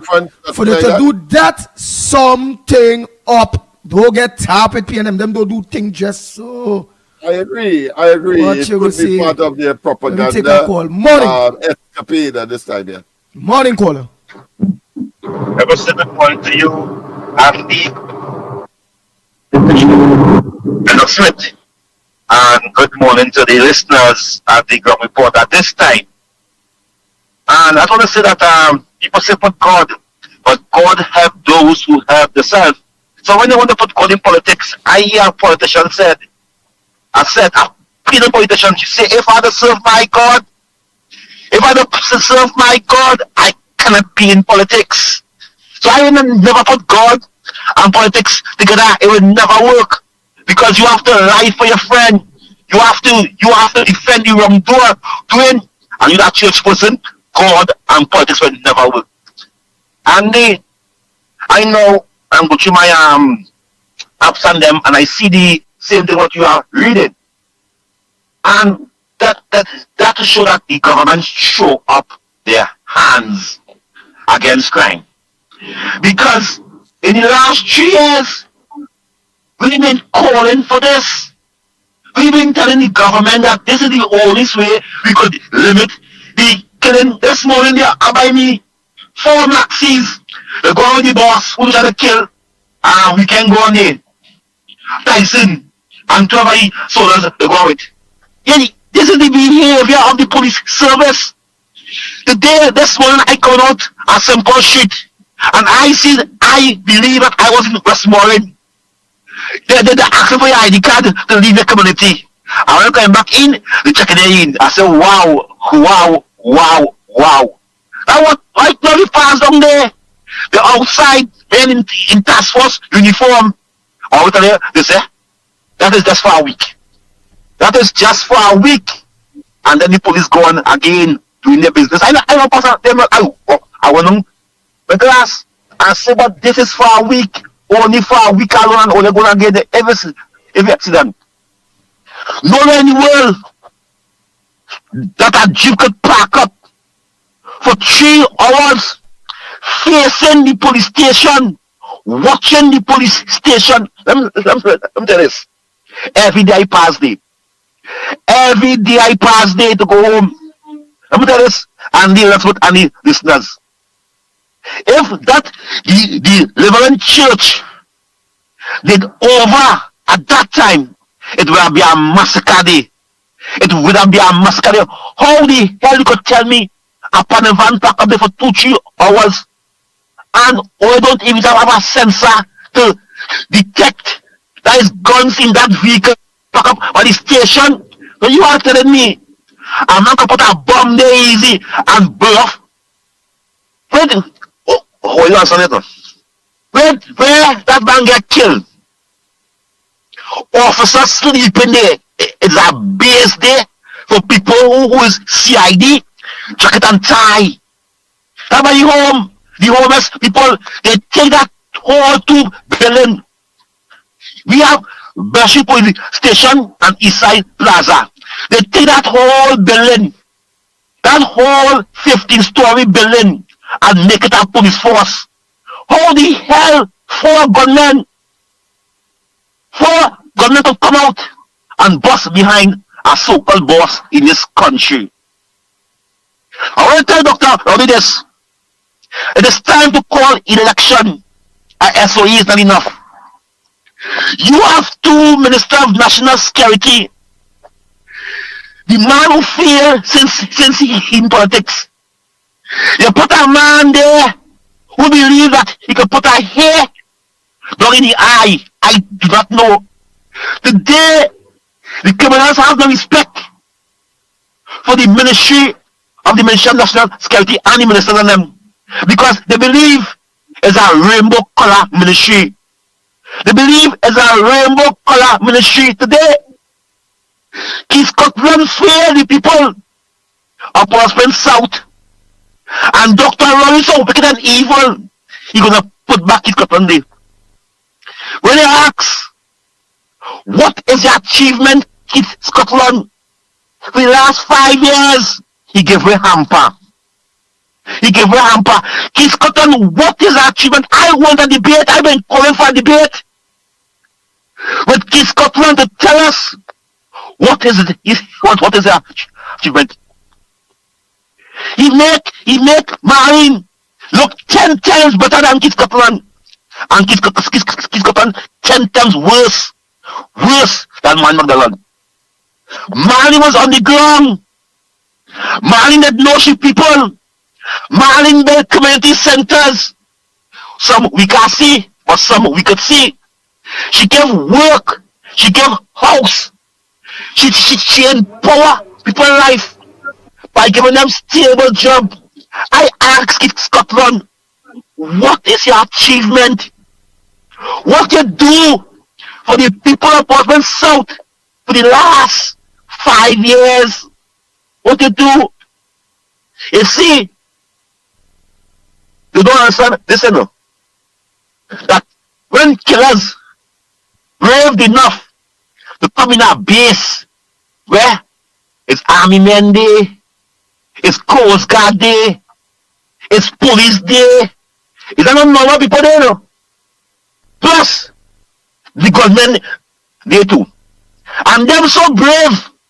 The outside government so brave to come in a community where surrounded by police, we're also protected by the government and them, and they're so brave. Look how my country come.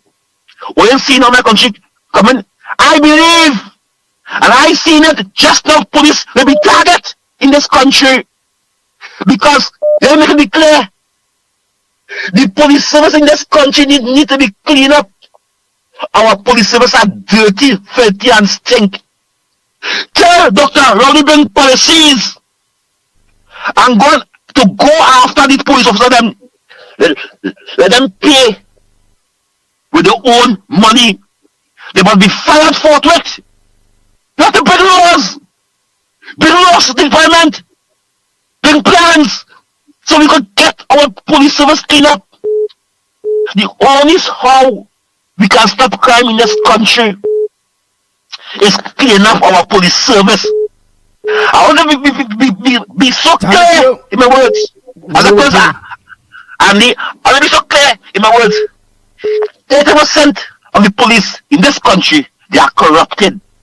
And the only how we can fix it is when we fix the police service. So I don't think that man no SOE.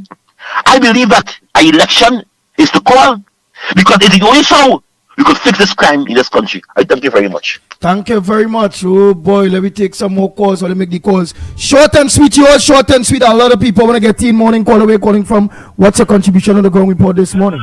Hello, Andy. Good morning. Good morning, Lennox. Good morning, Trinidad and Tobago. I don't know if you all heard the news. I just heard that we're under state of emergency. Yep, it's all over. Well, Kamala called a state of emergency to lock up young black men. I can't wait to hear Pearl into spring on what she has to say. And this state of emergency, will they be able to lock up people, hold people? Well, again, we have to see how this whole state of emergency going to pan out on what is the plans in the state of emergency. If it's to attack the guns, if it's to go into some of them Venezuelan homes, if it's to go by drug lords, if it's to... Well, we just wait for our dunce heads in national security let's see what will pan out. Well, of course, I am concerned about the way, if this is a valid piece of information. No, it is all over. I seen it it's really all over. Yeah, but I'm saying that if it is the way how it was done, normally this is a serious move. This is about, of course, suspending people's constitutional right, and one would expect that the Prime Minister usually will make the announcement via press release, or not press release, but press conference and so on and so forth. We have seen it in the past, and we know what the process is. But it was this Prime Minister who said he will never call a state of emergency. We remember that? So this is his second time. So he has been breaking records after records. He was concerned about the frequent flying of Kamala Persad-Bissessar, when he fly more.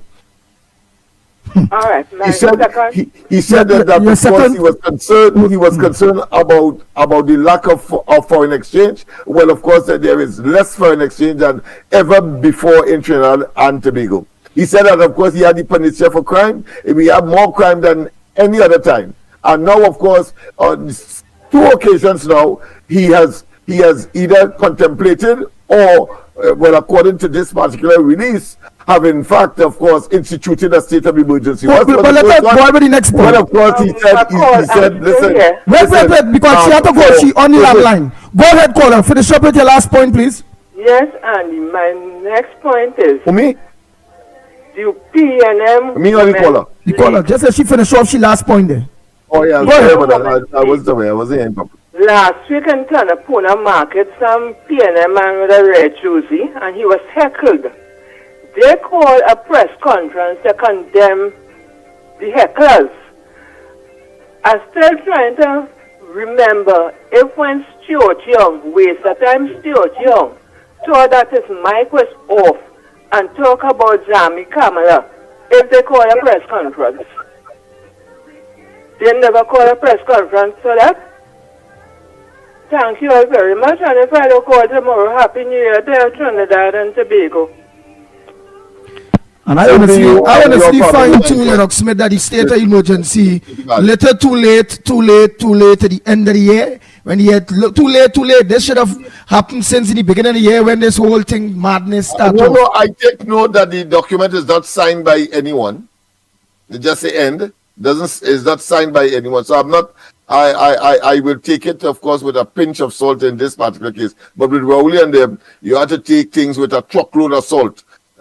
Because I mean, these kinds of matters, suspending people's constitutional rights, it cannot be taken slightly by just a press release of this nature. Let me just read it again for those who may not be familiar with it. Of course, it's dated the 30th of, so that's today, 30th of December 2024, media release for immediate release. Of course, it's on a letterhead purportedly, and I'm saying purportedly here because I'm not certain.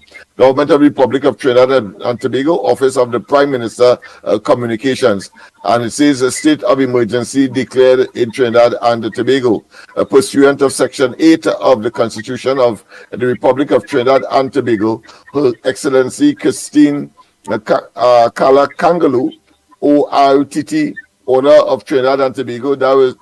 That would mean suddenly for being part of PNM, she got the highest award in the country. President of the Republic of Trinidad and Tobago and Commander-in-Chief has, on the advice of Dr. the Honorable Keith Rowley, Prime Minister of the Republic of Trinidad and Tobago, declared a state of a public emergency being satisfied that the circumstances of Section 8(2)(c) of the Constitution exist. The circumstances warranting the declaration of the public emergency are based on the advice of the Trinidad and Tobago Police Service to the National Security Council of heightened criminal activity which endangers the public safety. And so clearly, Rowley clearly has declared. But whole as a done with it there. Go ahead, caller. He has lost control of the government. That's what he's saying. But go ahead, caller. Good morning. Go ahead, caller. Yes, good morning. Andy, Mikey, Lennox, and Tobago Central here. Pleasant good morning and season greetings to you guys. Andy, we miss you all so much for that 2 days. It was like for the whole year we miss all you. You understand? But I say with all you, we can't function. We don't want you, we need all you. We need to hear all you. We need to be focused and go with the flow with all you. Because I'm telling you, all you come like a God-sent set of people and all, Andy. You understand? Nice. Going forward. This is how this PNM government is operate. When things don't happen, they're ready to come and act now. When these 600, and you know the mother told us, we not 605 and 613. We are 623. Going forward, we have today and tomorrow, please the Lord. Which will be 2 days before the year done. Do you know it in the students how much more could be murdered in this country? When so many people done dead and the government cannot prevent that. When you have people that to control crime, you're running up yourself now to play away and stop crime and send SOE. I say shame, shame, shame on this government. They cannot do the job, but they want to be there to get free money. PNM is too wicked, dumpy and blockheaded. You know what I'm saying? They're almost out of the race, but they still want to run themselves up. Why PNM don't move toward a dead self? There is a deadbeat government running the state. You understand what I'm saying? I say right now, the criminals running the road. But that will come to an end. You understand? Because who feel ahead and whatever, timing for them. But it's a shame on this PNM government because there's nothing, absolutely nothing that can fail fixing this country. They just fail left, right, and center. Trinbagonians, let us come together as a nation and get rid of some Rowley and all of them right back. Send them back to the country because it's already much to go back. There is a whole bunch of outsiders coming here in this dance. Crucify we as we never should bury in this country. Send the government only serving on your house and only want to take that by. I say we people are set up for rights. And if we have to die, that's how we die for the right thing. Then we sit down together twice, with the two all remain back in it. Why we allowing all these outsiders to come here and do what we want? Enough is enough, boy. They're considered area politically in this country. You understand? It's a whole sort of mafia in this country. There is mafias. There is a real criminals. You like black boy and the boy on the ground. There is no criminal. There is imitation to criminals.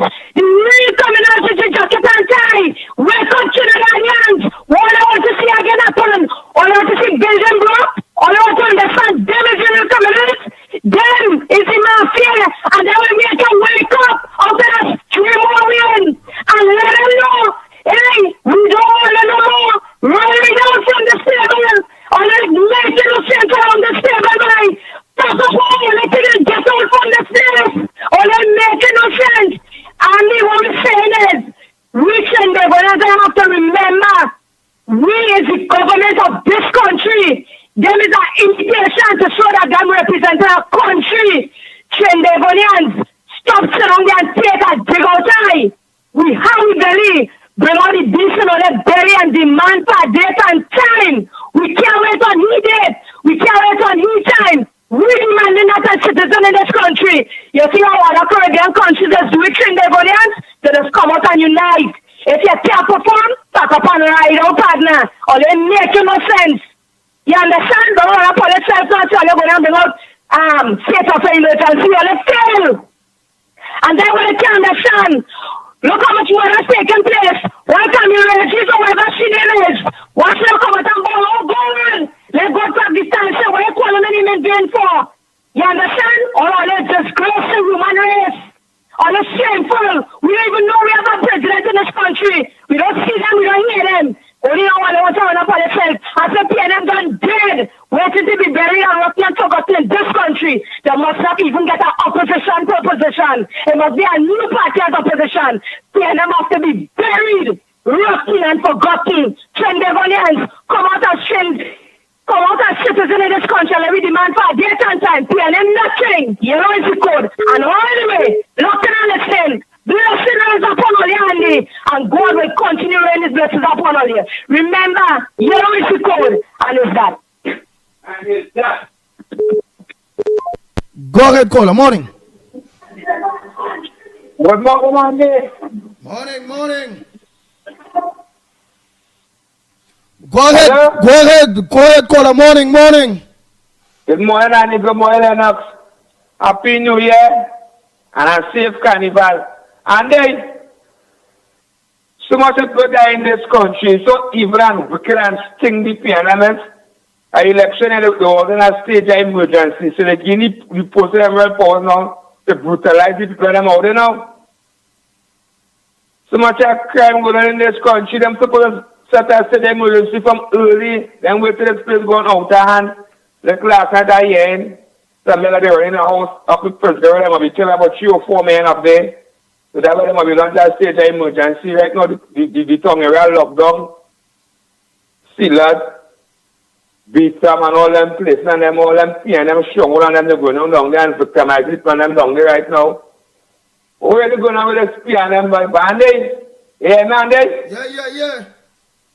I hear call out some MPs in the back of Vanda moment. Whoa, she's my MP now. So I will voting for Vanda moment.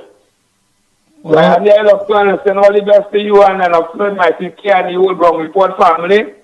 We are the greatest evil, wicked PNM, but how many more must die? I love for listening, boy. I go on. Oh, boy, change our residence, boy. Hey. You're voting for, you ain't voting for Fitzgerald Hines and them again in Lamantide. You're voting for Mohit now, man. Let me continue. Go ahead, caller. Morning, short and sweet. What's your contribution on the Gong Report this morning?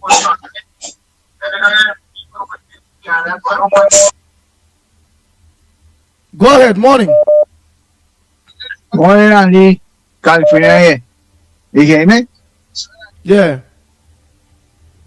Yeah, California here, boy. Only best. I'm hearing some. I'm hearing about a curfew. They're going to implement some state of emergency or something. Yes. I mean, the country in a state there by with the crime.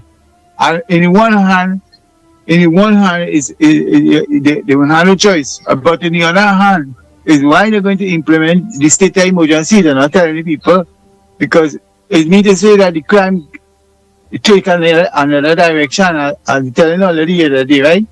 I do a research. And they only point out 3 gangs. They say it have more. 3 gangs in Trinidad. They have the Rasta City, they have a Venezuelan gang, and they have a Chinese gang. And the 3 gangs are dangerous gang. And they say some of the gang or some of the people, right, is financed by the politician and by the rich people. Now, these 3 gangs controlling a sort of other smaller gang because they do have work by. And because of the state of the economy, children, young fellas looking to get something to do and they turn into crime, right? And they're terrorizing people all over the country, right? And it's working in the favor of the government because they're driving the fear into people. So the thing like they get out of control, rowdy them don't care about the murder rate. Rowdy them don't care because they know everything going on. Them whole thing is to stay into government, right? And continue to destroy the country and put the people in fear and continue to do what they want. They don't have no respect for the constitution. They have no respect for the independence of the different commission, right? They have nothing like that. So you can't say that this government is trustworthy. Time and time again, you see how much corruption they have. They have money missing in the PTSD, in the bus over $1 billion. You don't hear them talking about it. Calling goes on the 3 point something billion. You don't hear them talking about it. The billions you lost in it overrun with the airport in Tobago, you don't hear about it. So the thing about it is things keep piling, and nothing is being done. Right? The crime escalating, people not getting work, people had to do what it takes to survive. Sorry, we're going to be we have to pay the price of it. Right? So if they say about state of emergency, let it tell me why he did the state of emergency. Is the crime going to take a next direction? Is it going back on the 1% and the politician and them? Right? If something is happening in this country that we are not being told and we are left in the dark, we have to figure it out for ourselves. All right, well, the next release is that the Attorney General and the Minister of National Security will host a media conference at 10 a.m. to discuss the state of emergency. So at 10 a.m. today, the Attorney General of Trinidad and Tobago and the National Security Minister of Trinidad and Tobago, I don't know which one, if it's Scotland or if it will be Hines, because we have two. So it might be both of them there. Colport and Dama will host a press conference at 10 a.m. today. And what the opposition is saying about it? And the people, Rowley is now afraid to face the public. The government has lost control of the government. There must be, of course, a solution to the problem, and the solution is to call an election. That is what people expect, not a state of emergency now. You have lost control of the government. That is the bottom line. We need an election, because if we don't get that election, it's going to get worse, right? It's not going to double and triple, it's going to 10-fold, 20-fold now, right? Because this is going real bad. But when they call the police not responding. Police have their phone on hold and hang up and things. Police not responding. Police don't want to come to no crime scene. I think things getting real bad in this country. And this government, Mr. Rowley, is responsible for it. He and Mr. Hines, because they are the two that's supposed to be managing the crime in the country. But as I say, the gang leaders and them take over the country and it's heading to Haiti. Anyhow, I don't want to call the panic or anything. I just wanted to find out about this state of emergency thing. Thanks, fellas. You could call more panic than the panic mood we are already in. The fact of the matter is that this is a serious matter. This is constitutional rights will be, of course, a child will be infringed upon, will be matched upon. And Dr. Rowley, as Prime Minister and head of government, we're talking about National Security Council, have a duty and responsibility to face the population and to tell the population why it is that he find it necessary now to call a state of emergency, because up to the point, up to the last information that Andy gave, I was in doubt, because I can't believe that a Prime Minister will, of course, endorse such a situation and not come and tell the population and level with the population that you have instituted a state of emergency, especially at this time, at the end of the year, coming out of the Christmas season, and of course into the new year. What it is about to try to prevent, of course, the murders from passing what exists. What is the agenda? What is the agenda? This is a serious matter, and one could expect nothing less than calling an election. That is what has to happen now. But the 5 years is almost up in real terms, not in no guess or superficial way. How the hell you're talking about state of emergency at this point in time? Mikey, well, what's your thoughts on that? A pleasant good morning to you. What's your thoughts on Yes. Good morning, gentlemen. Good morning. Yes, indeed. We will soon be on Gael, the channel, so just hold for that, folks. I know all our regional viewers and those locally as well. So we are going to be on in a few minutes. Again, pleasant good morning to my brother Andy Pitbull Williams. Morning to my brother Lennox Smith and to our technical director. Yeah, I believe that what's taking place, we're going to know more about it at 10 a.m. this morning when the press conference is scheduled to be held.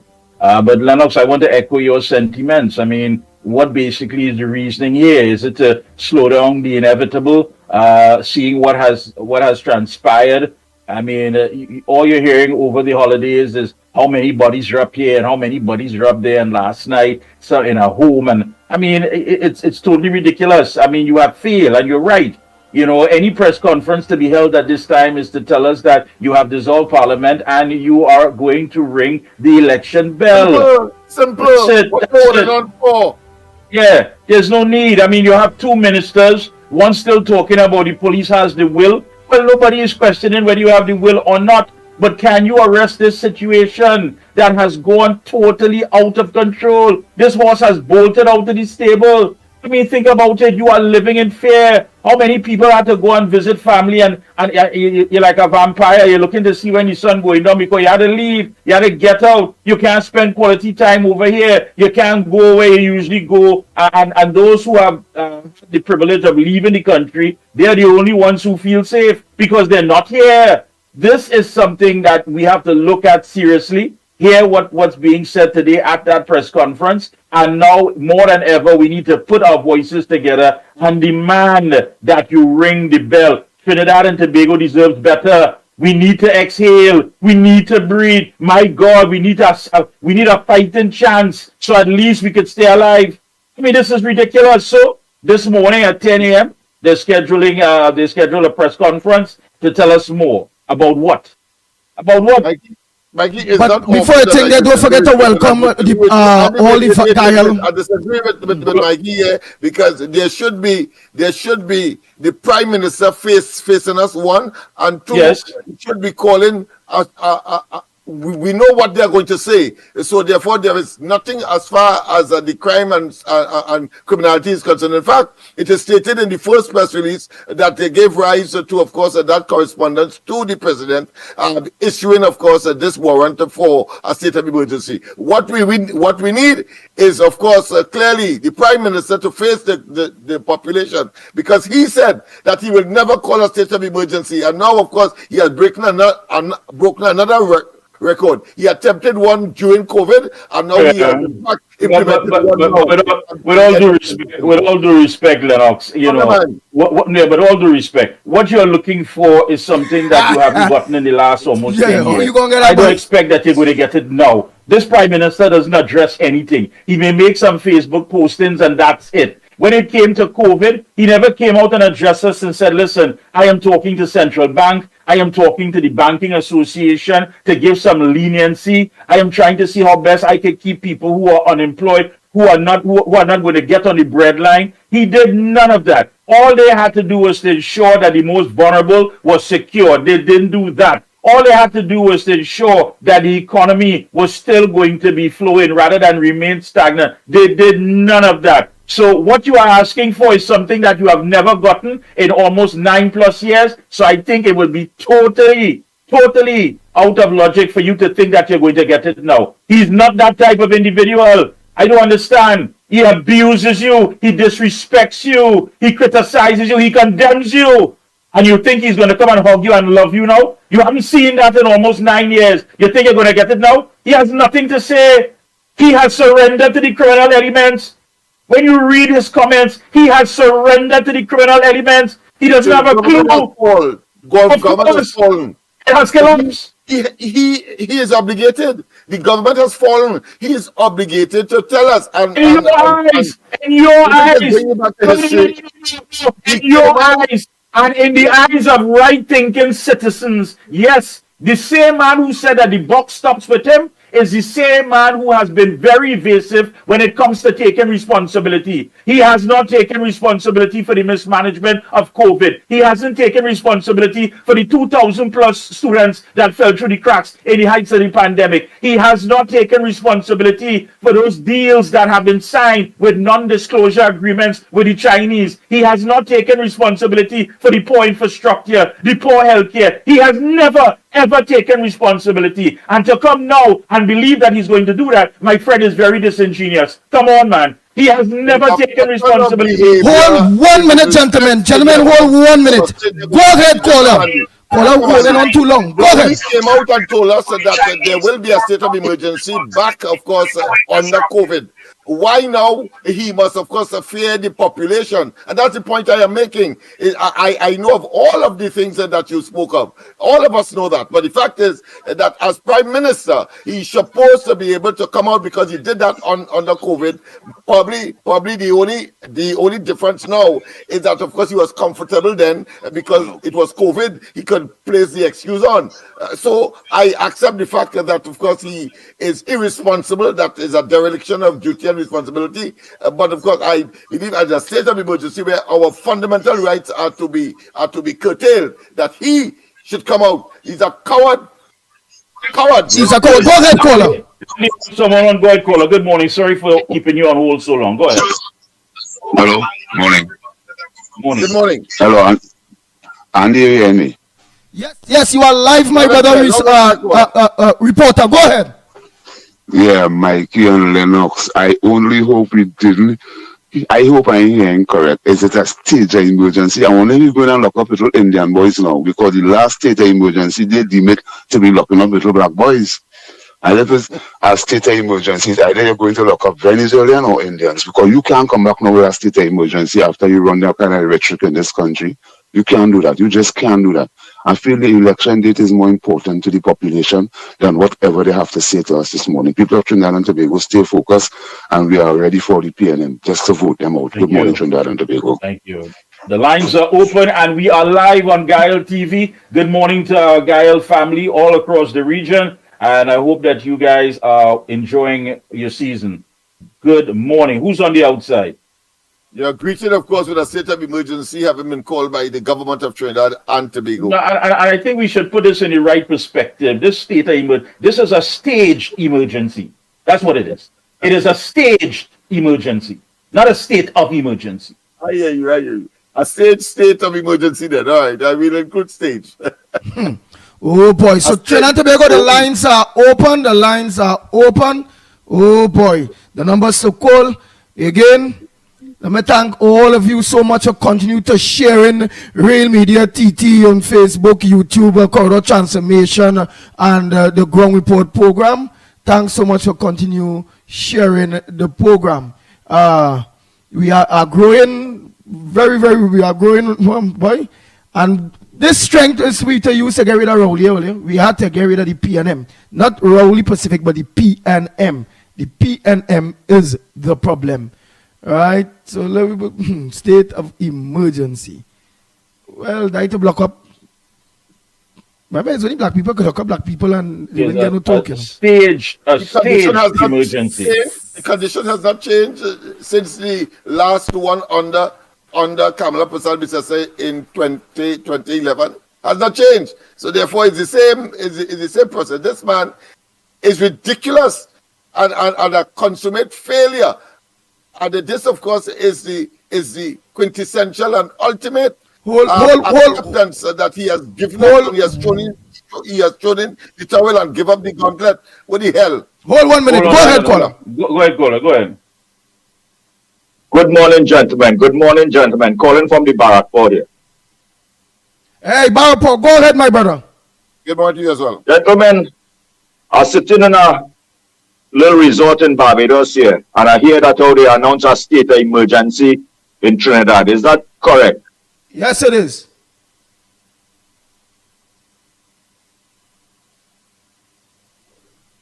Yes, Barrackport, correct. Hello. Yeah, Barrackport, yes, it's correct. Barrackport, yes, it is. It is correct. So that is so. Well, let me tell you something there. You see this man?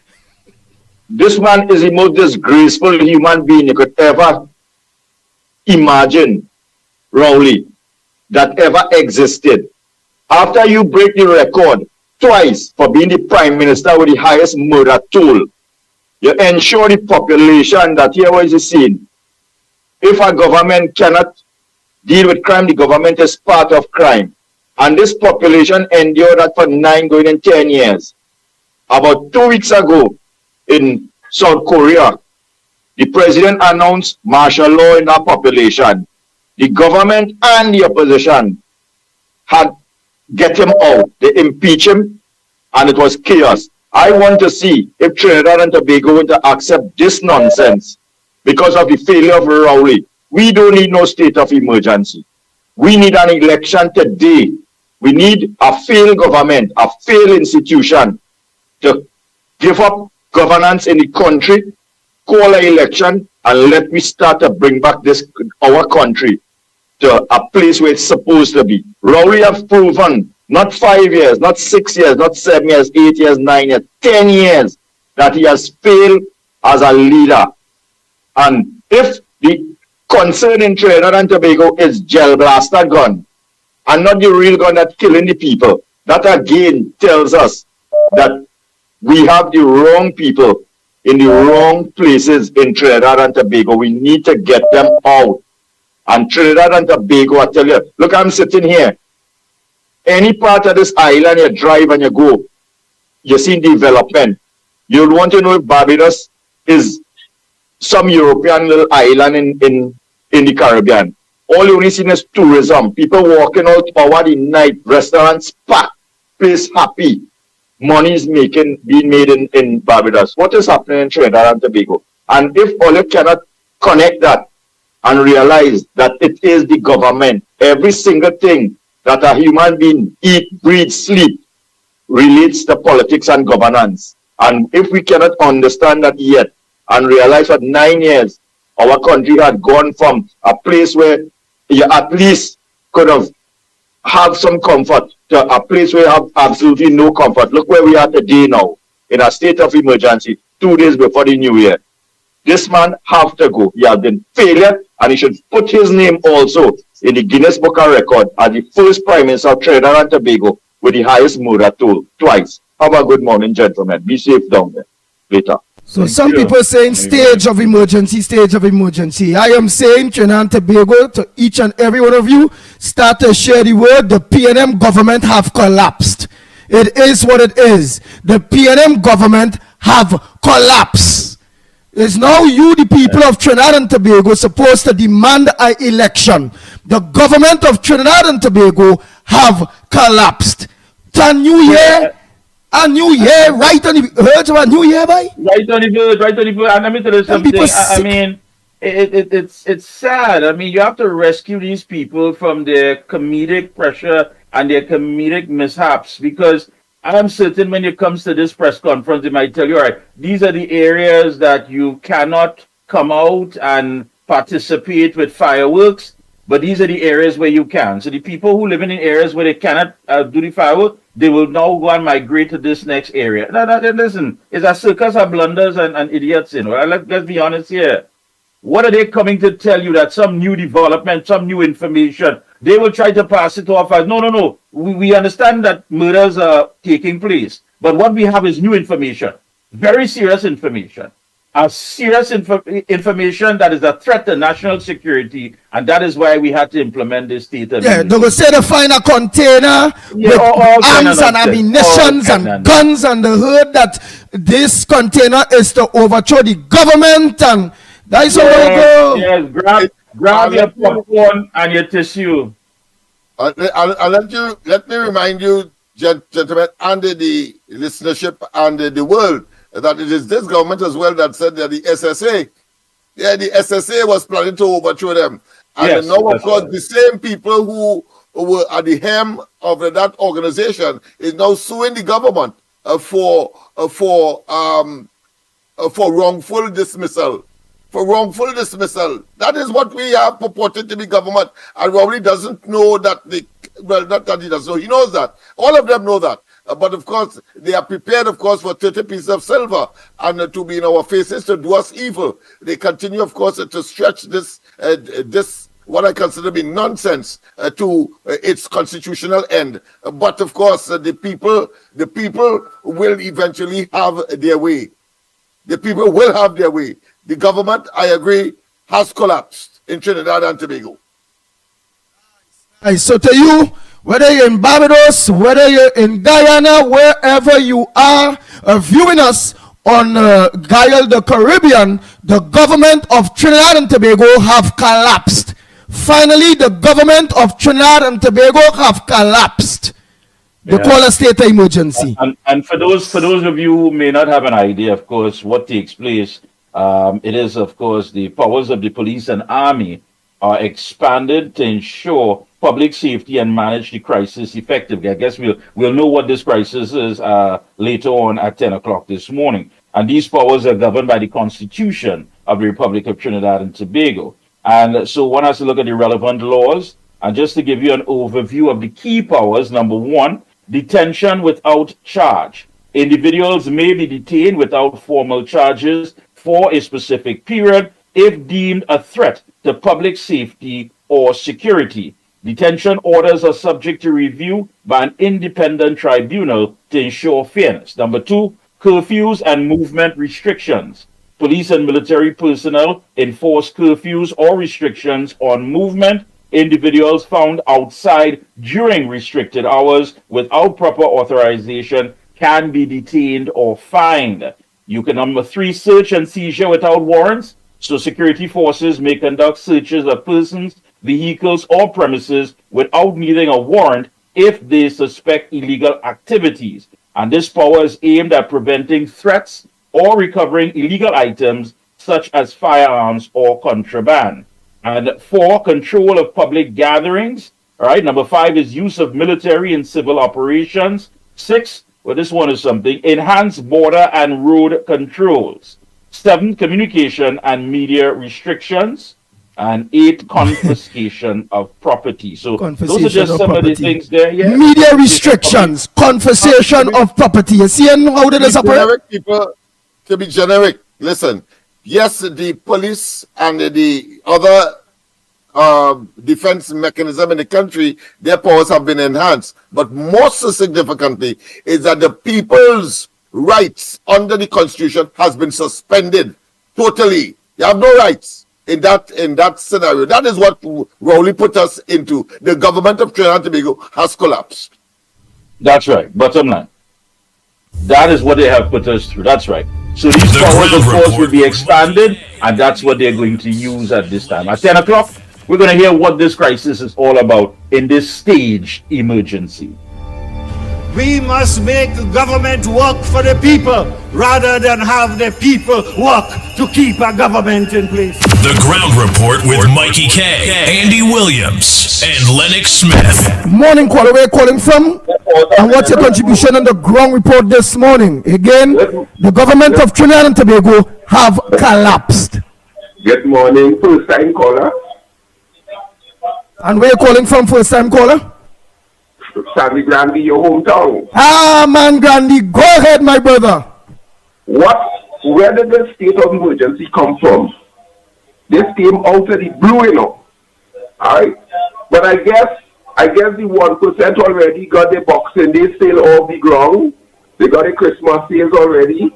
They got the Black Friday sales. So it's okay now to call that state of emergency.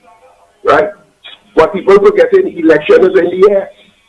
Right, election is in the air.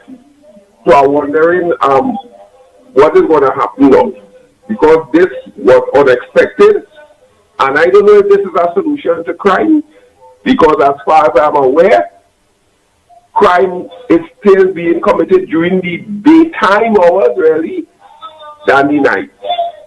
Okay, thank you. Thank you so much, caller. So again, Trinidad and Tobago, and to you, the viewers in the Caribbean, the government of Trinidad and Tobago have called a state of emergency. They'll be having a press conference at 10 a.m. Again, this government of Trinidad and Tobago have collapsed. They're not good at all. Big going into New Year's, you suspend people constitutional rights. Yeah. But the fact of the matter is the fireworks people going to take back the fireworks and refund the people? I mean, all the people who bought the fireworks to ring in the new year. Of course, the government is going into retreat. They do have the funeral of the late MP of Davide O'Meara. That is on Mikey, you know I was to ask you something about that. The funeral for this lady, because Lennox Smith did mention it, and I find it very voodoo-ish, obe-ish, why this lady ain't buried yet? So long this woman burned. Why they put this woman and the family members and the people that feeling the pain for this woman? Why have the PNM government then put this woman to rest yet? Well, I don't know the logistics of it. Maybe family may have to come in. These things happen sometimes where people want to attend. It's a state. I believe it's going to be a state funeral, picked up by the state. So whatever that they go through protocol and what have you may have been a bit off during the season. So they do have that funeral, which is on Thursday. I'm certain that after that. After the retreat, however, Dr. Rowley may have to leave and attend Jimmy Carter's funeral because, any chance to jump on a plane, he's there all giddy like a school child to go and fly. So he may have to go to Jimmy Carter's, former U.S. President Jimmy Carter's funeral. And on his return from the funeral, then he will, of course, give us the date for the election. No. When he return from the funeral... On that matter, gentlemen, is very simple. These people are political kobos. And they are picking on the carcass or the remains of this former minister, of course, Mr. Lisa Morris Julian, and of course they are trying to extract as much political mileage or currency that has no value and will have no value, but nonetheless they will try. That is stereotypical of the PNM and of course this particular prime minister. The only problem he has, however, on this occasion, we have a very aware and conscious population that are very abreast as to what that plan is, because there was no need, of course, to keep that body so long. No need. But it is about extracting political opportunity and favoritism, and therefore they are political kobos picking at the carcass of this situation. That is how I see it. Trinidad and Tobago, the lines are open. Go ahead, caller. Morning. Good morning, Mikey. Go ahead, we are listening. Go ahead. Mikey, tonight today they're going to have a press conference for 10 o'clock. After I stage a curfew in the lunch, right? They go lunch a curfew too. Yeah, well, a state of emergency may come with curfew. But boy, it would not help. It would not help. To fix this country, we had to get rid of the PNM. They could call a state of emergency, whatever they do, this country not going to change around. So long as you have Rowley as the head, the Attorney General. That's right.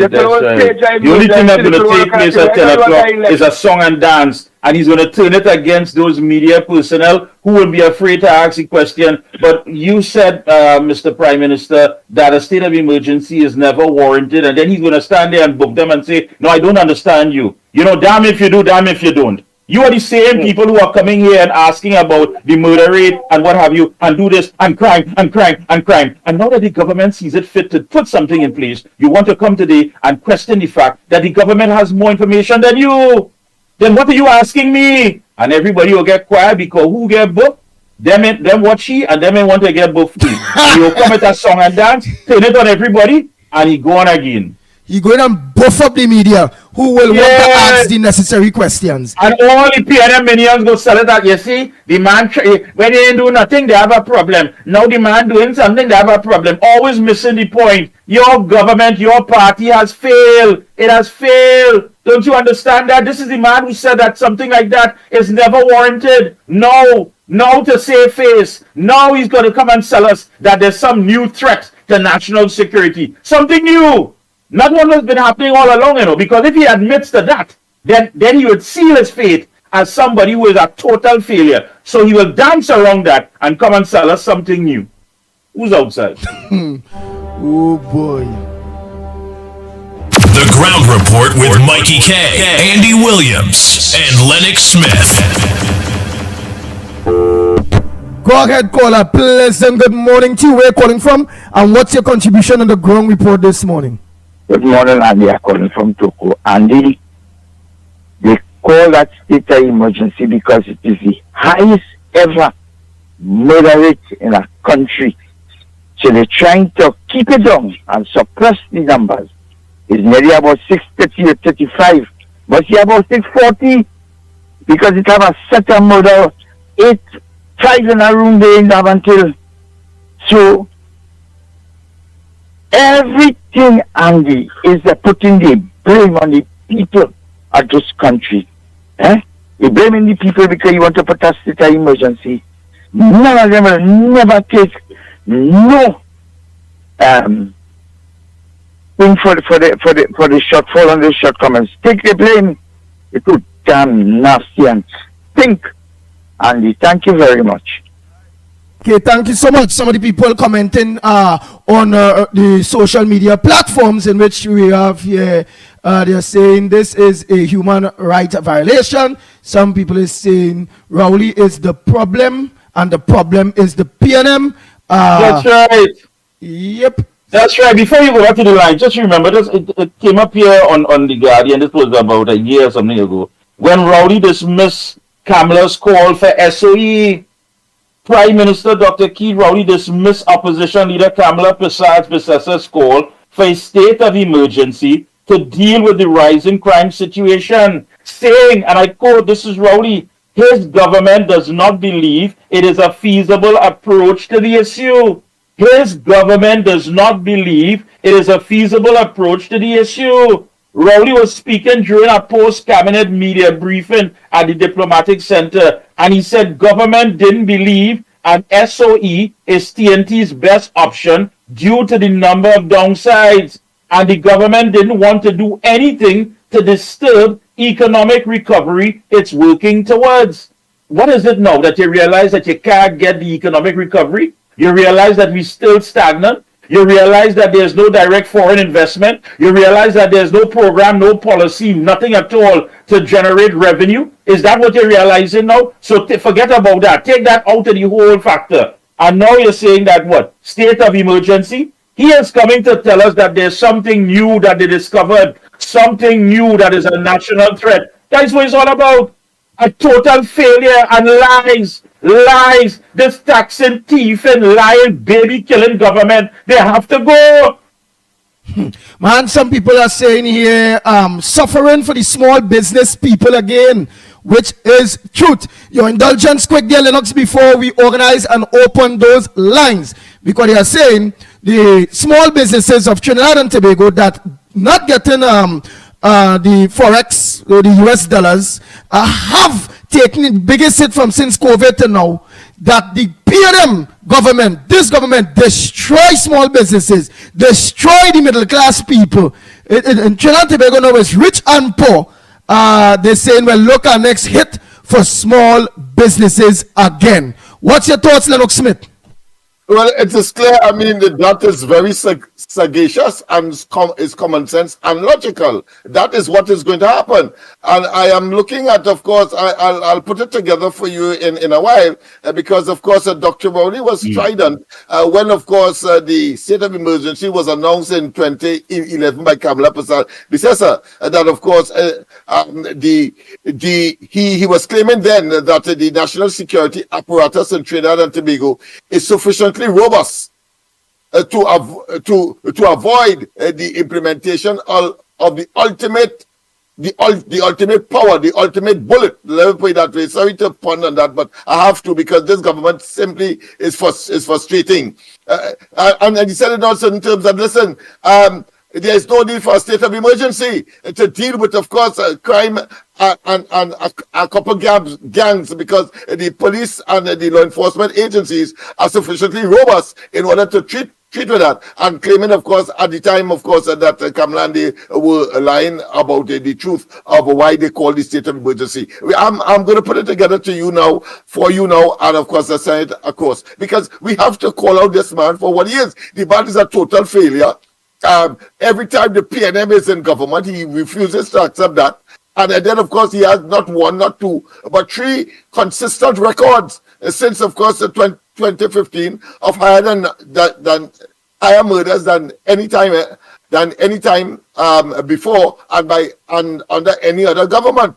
So we know that he is trying to cover up, of course, and make some kind of excuse for his failure, when he not only must he accept that the government has failed and therefore collapsed, but you must be calling a general election. That is what you should be calling.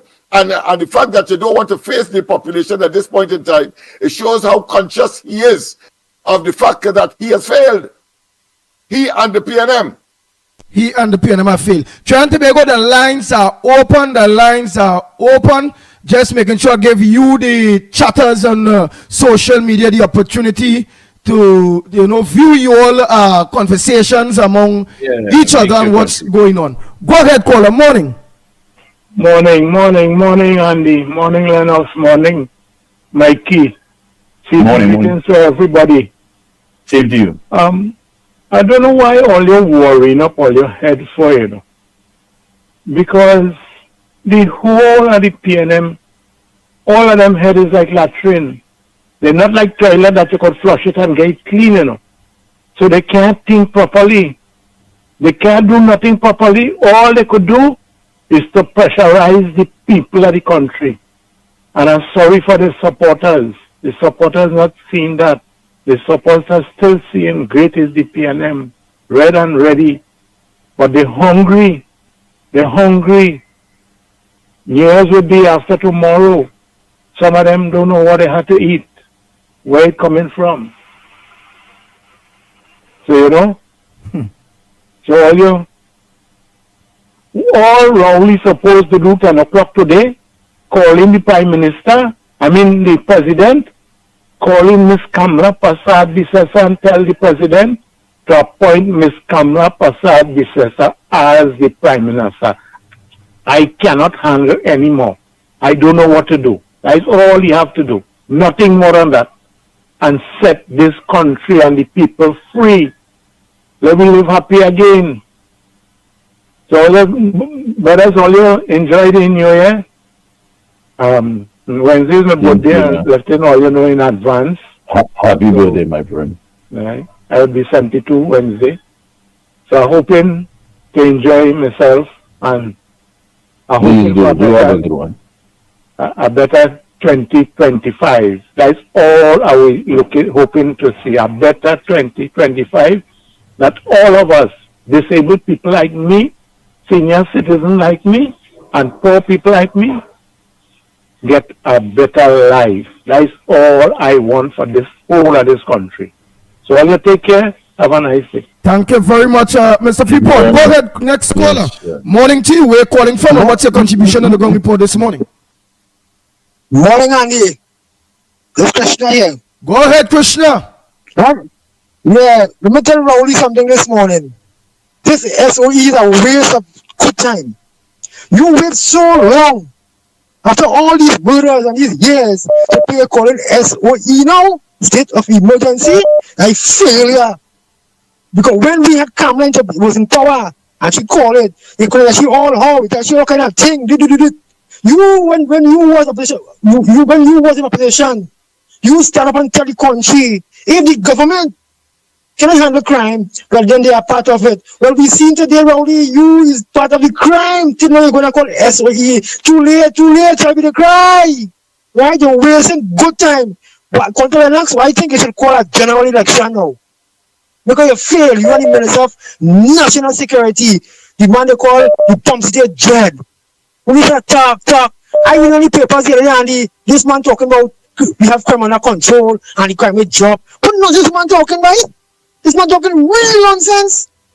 This man just dance. That way you have right out to let go back up for the next election because you know you're a failure. Rowley, call the general election now. Because you failed the country miserably. Locked on. That's right. The Ground Report with Mikey K, Andy Williams, and Lennox Smith.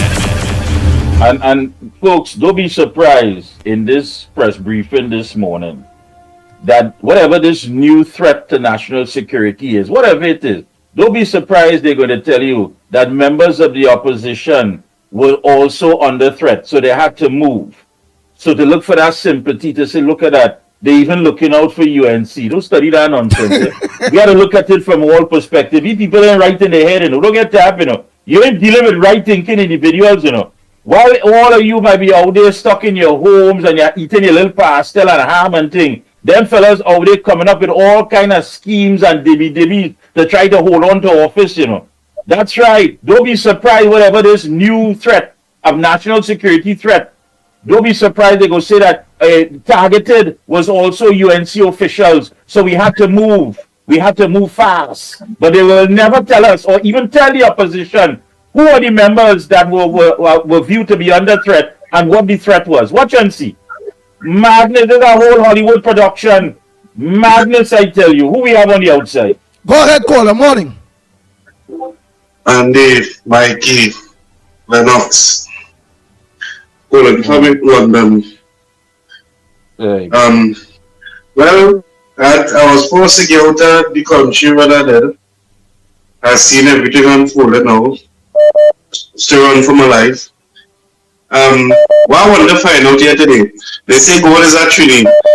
And like God in Trinidad already. So how DJ Sheriff, a man who known for cricket, loving the cricket, and carrying all the murder statistics, why his statistics so far off from the 1% media statistic? Is it that God reviving some of them and they ain't tell the DJ Sheriff about it? We just hear them after the same old stupid games, because last year it was the same thing.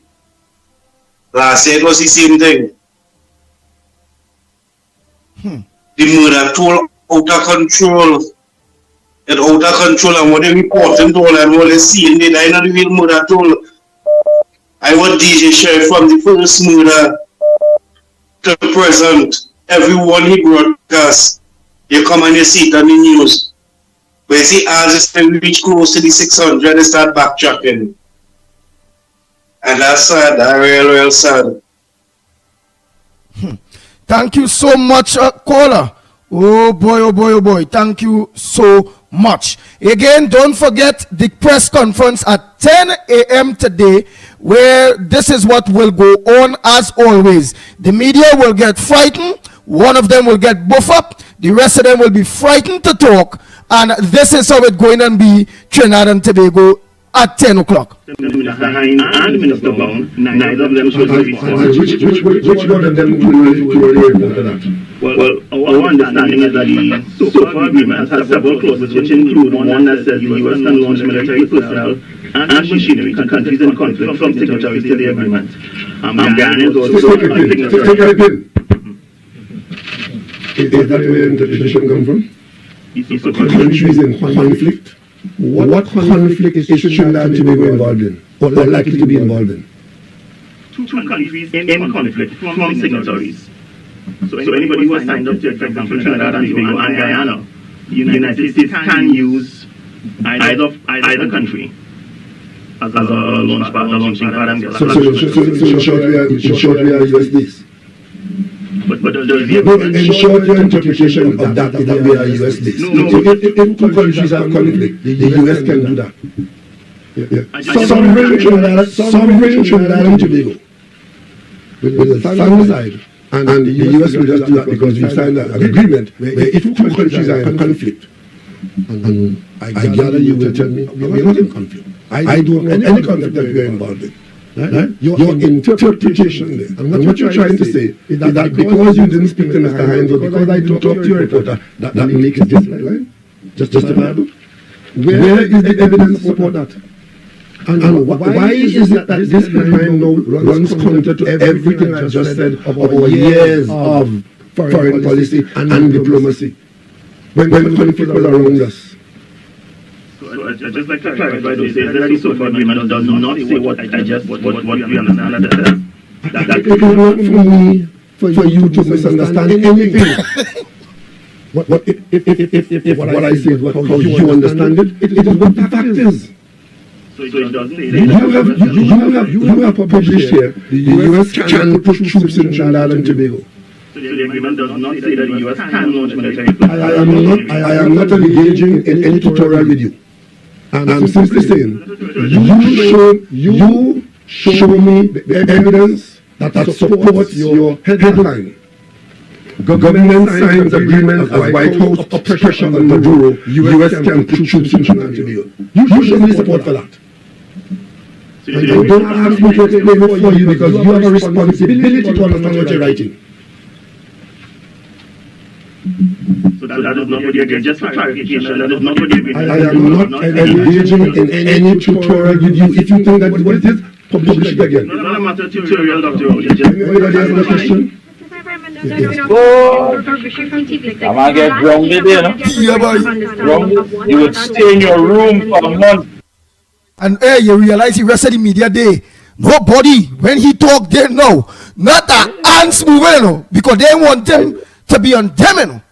The That's a friend, you know. national buff, you know. That's a national buff. Because you could imagine today, if he's there, you know, and somebody say, well, you know, Prime Minister, is it that had you called for a state of emergency before, would it have given credence to what the opposition leader was saying? And that would have come across as though the government had failed in securing the lives of citizens.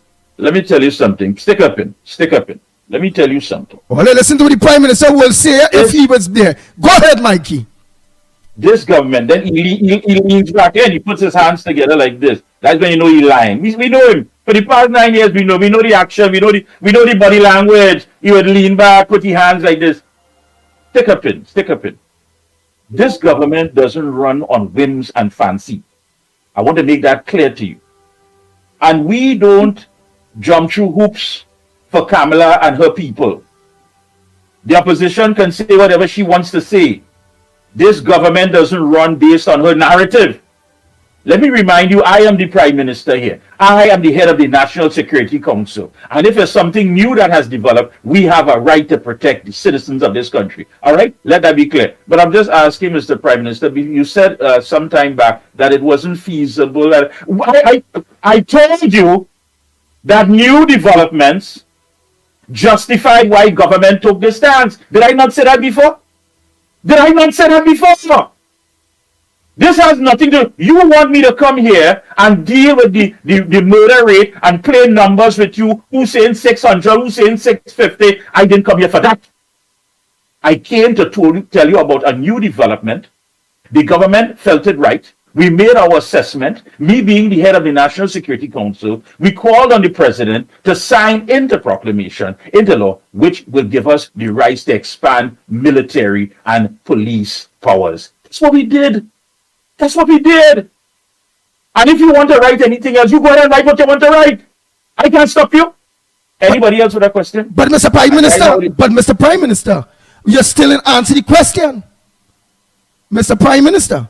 I told you, based on the intelligence coming out from the security forces, me sitting at the head of the national, when I sit at the head, it's not just my input, you know. There are other people who are heads of security forces who would make their input. An assessment would be made. Everyone would make a evaluation and say, listen, this is best for national security. And because of new developments, we have to put this in place. That's all. And you can write whatever you want to write. But Mr. Prime Minister, you said that the former Prime Minister, Kamala Prasad says, when she called a national state of emergency, that it was wasting time. It would not deal with the situation of crime and thing. And it's only black people that she government was locking up. You know why she called it? Do you know why she called it? But you go and ask her.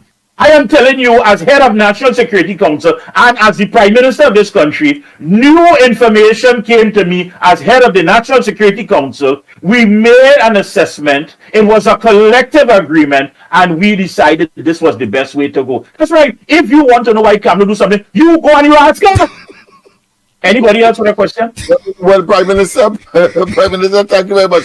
Andy, you have, of course, a clip there which will certify the man himself, of course, well played by Mikey, but of course, this will not be play acting, this will be the real McCaw. So I've just sent you what he said about a state of emergency for the specific purpose of crime. You wouldn't believe people listen to him as Andy, of course, Lennox Smith, I didn't say that. I did not say that. All right. Say that. Somebody make it up. Somebody, of course, interpreted your voice, etc. But of course, you know, it's twice that he called on the security forces because there's a threat to his government. Remember, just after, I think, Carnival of 2020, if I'm not mistaken, when he was told not to have it, but he did have it. And of course, there was a Muslim threat. Al-Qaeda, etc. And of course, the people in Esseco were so peeved that in the by-election in the Lavatil Corporation in Barataria, the PNM lost as a consequence of acting on it, and of course, embarrassing the Muslim community there, and that continues. So, Andy, I'm giving you time to. Yes, we get that time. But what's the difference? So the man is no different. The only thing is, them rest of media, they square up, they just get frightened, they just afraid Rowley. But not the ground report. Watch his attack now to you, the people, and your thousands that are watching this number one program, the ground report. Listen to this clown of a prime minister we have. Listen to this political piper, this crackhead prime minister we have. Listen to him. I sprang in by he sprang on the whole country, mash up the place. All is being revealed. All is being revealed. Watch him. Watch him when they come into to we, the ground report. And then, we never back out, we never run. We didn't do like the rest of them that put a tail between the leg because daddy buffing them up. We just stand up and fight him back. Here this nasty prime minister. I was going to the one evening, and I stopped as it was drizzling, and a radio station was on. And on that radio station was my favorite station, which was on in the V1000. A most vulgar and outrageous radio program was on the airwaves called the Ground Report. You remember that? In that report, it was the nastiest, dirtiest, as a matter of fact, what caught my attention was how filthy the program was on our airwaves. And I was asking myself, how could this be permitted on the airwaves of Trinidad and Tobago? Election or no election? And it was all about me, and my father, and my mother, and this, and I had raped this, and I had done that, and the ground report. There was what the plan is. The plan is to put an end to this. The Ground Report with Mikey K, Andy Williams, and Lennox Smith. Bang, bang, bang, bang, bang, bang, bang, bang. The lines are open. By the meanwhile, I'm putting that in place. Lennox Smith to download that and put it on there. Oh boy, so Trinidad and Tobago? It was an interview by Dominic Kalipasad back in 2011, where Rowley was stridently against calling a state of emergency for the purposes of crime and gang, because he said we have a very robust law enforcement agency that could handle these matters. And at any rate, he was concerned about the disruption of business and the economic, should I say, advancement of Trinidad and Tobago. All of that, he said then. But here it is. We are anticipating only what the very things that he was opposed to back in 2011 is the thing that he will, of course, call the state of emergency for in 2024. And believing that somehow... Send it back now, I'm not getting it. Send it back, I'm not getting it. Go ahead by the time caller. Okay. Short and sweet, short and sweet, Caledonia. Go ahead. Yeah, brother, you know, it's Ali, my plan is to get rid of the ground report, right? That is my plan. So I working on my plan to get rid of the ground report. Anyhow, you know, remember, we have a PNM president, right? And the president, Rowley checking the mechanism now to see if it working. So he sent it to the PNM president. And then most likely we have a Senate, which is appointed by the president, which is maybe an next set of PNM. So they're having a full say in everything that is happening. You understand? So the people back now is against the wall and against the government now. So they have a war with the government and the people. So Rowley now coming out with the full force with the army and the police, right, to lock down the country. But here saying why or what? And it's another lie, because nothing can come up from Rowley more than trust and believe. So you have to look for next keeping set a lie again. And And next he pins to the line, next he pins to the line. Sorry about that, caller. Go ahead, next caller. We just lost you. Morning, caller. Where you calling from? Senator, go ahead. Yeah, looking for you. I think what the government should have done was to use the same soldiers and lock down certain areas like how the US has done some years ago and search through all the illegal firearms and everything illegal they could pick up. Lock down every area. Nobody could go in, nobody could come out until the police and the soldiers do all the search. And you will have find all the illegal guns you're looking for because with all the guns nobody can kill nobody here. You know? It's like the days of rough people where they use cutlass and knife and kill people. You're using illegal guns now and you're not giving people no guns to protect themselves. Thank you, gentlemen.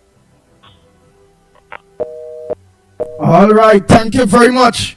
Oh boy, next. Mikey, waiting up to the 100 million that he said with a knee-jerk response, having been criticized, that will be allocated for addressing crime in those crime hotspots across the East Corridor in particular and in the country. 100 million, he instructed the finance minister to find. You answered it knee-jerk. It was a knee-jerk reaction.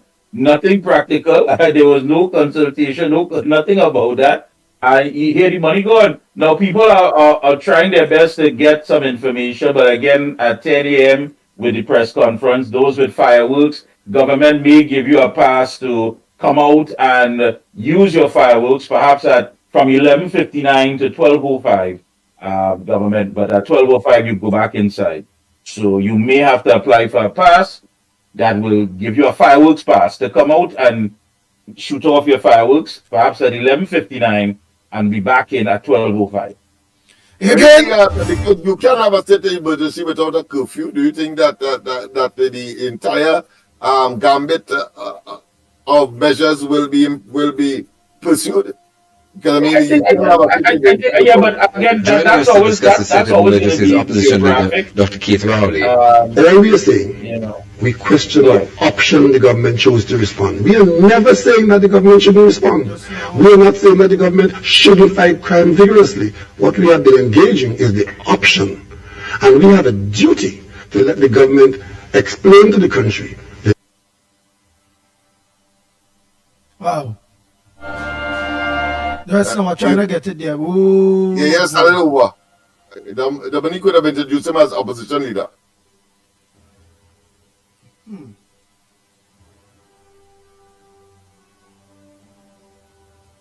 Yeah, there have been some new developments over the weekend too.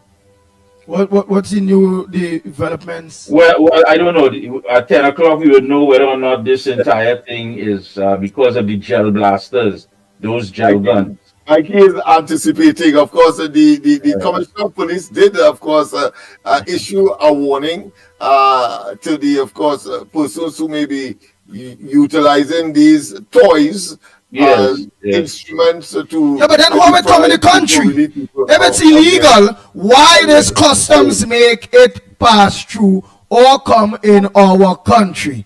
It is what it is. If it's illegal, how manage it reach the streets to be able to be sold to the people of Trinidad and Tobago? That's a very, very good question. It is not illegal. That's why it is not illegal. But of course, it is illegal for you to use it as an opportunity or as an instrument to intimidate people or to relieve people of their hard-earned monies, etc., by saying it is a real one. That is the problem. Yeah, but Andy asks a very valid question there. I mean, when it comes, it has to come with documentation. It's no different than the $5 million under the plywood. I mean, nobody was held for that. I mean, that container just didn't come in here. They just didn't push it on the sea and it come on shore. There were documents, just follow the paper trail. $5 million under plywood. It was supposed to go Santa Cruz, but nobody, you ain't talk to nobody. How that just disappeared just so? That whole story just gone. $5 million US. All you have to do, any US. All you have to do is foreign affairs, just have to send a, you could send a fax, not even an email. Make a photocopy of the money, send it to the US Treasury, and they can tell you where that money came from.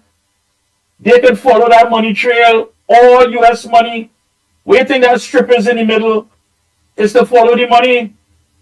And nobody don't know how that came in here, who the plywood was for. why it was going Santa Cruz, who, I mean, come on. Again, you are Boy, so right. So again, Trinidad and Tobago, and to you, to the rest of the Caribbean, well, again, you all getting the video here that Dr. Rowley himself condemned the former government, the former prime minister, for holding a state of emergency. So that's why we are letting each and every one of you know that the government of Trinidad and Tobago have collapsed. They are having a press conference today at 10 a.m.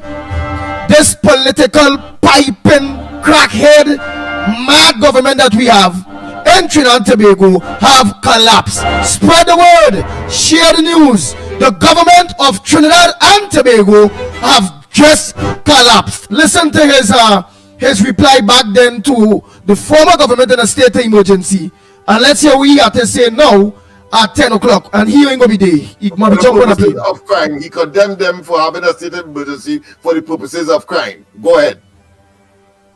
Joining us to discuss this emergency is Opposition Leader Dr. Keith Rowley. All we say, we question the option the government chose to respond. We are never saying that the government chose to respond. We are not saying that the government should fight crime vigorously. What we are engaged in is the option.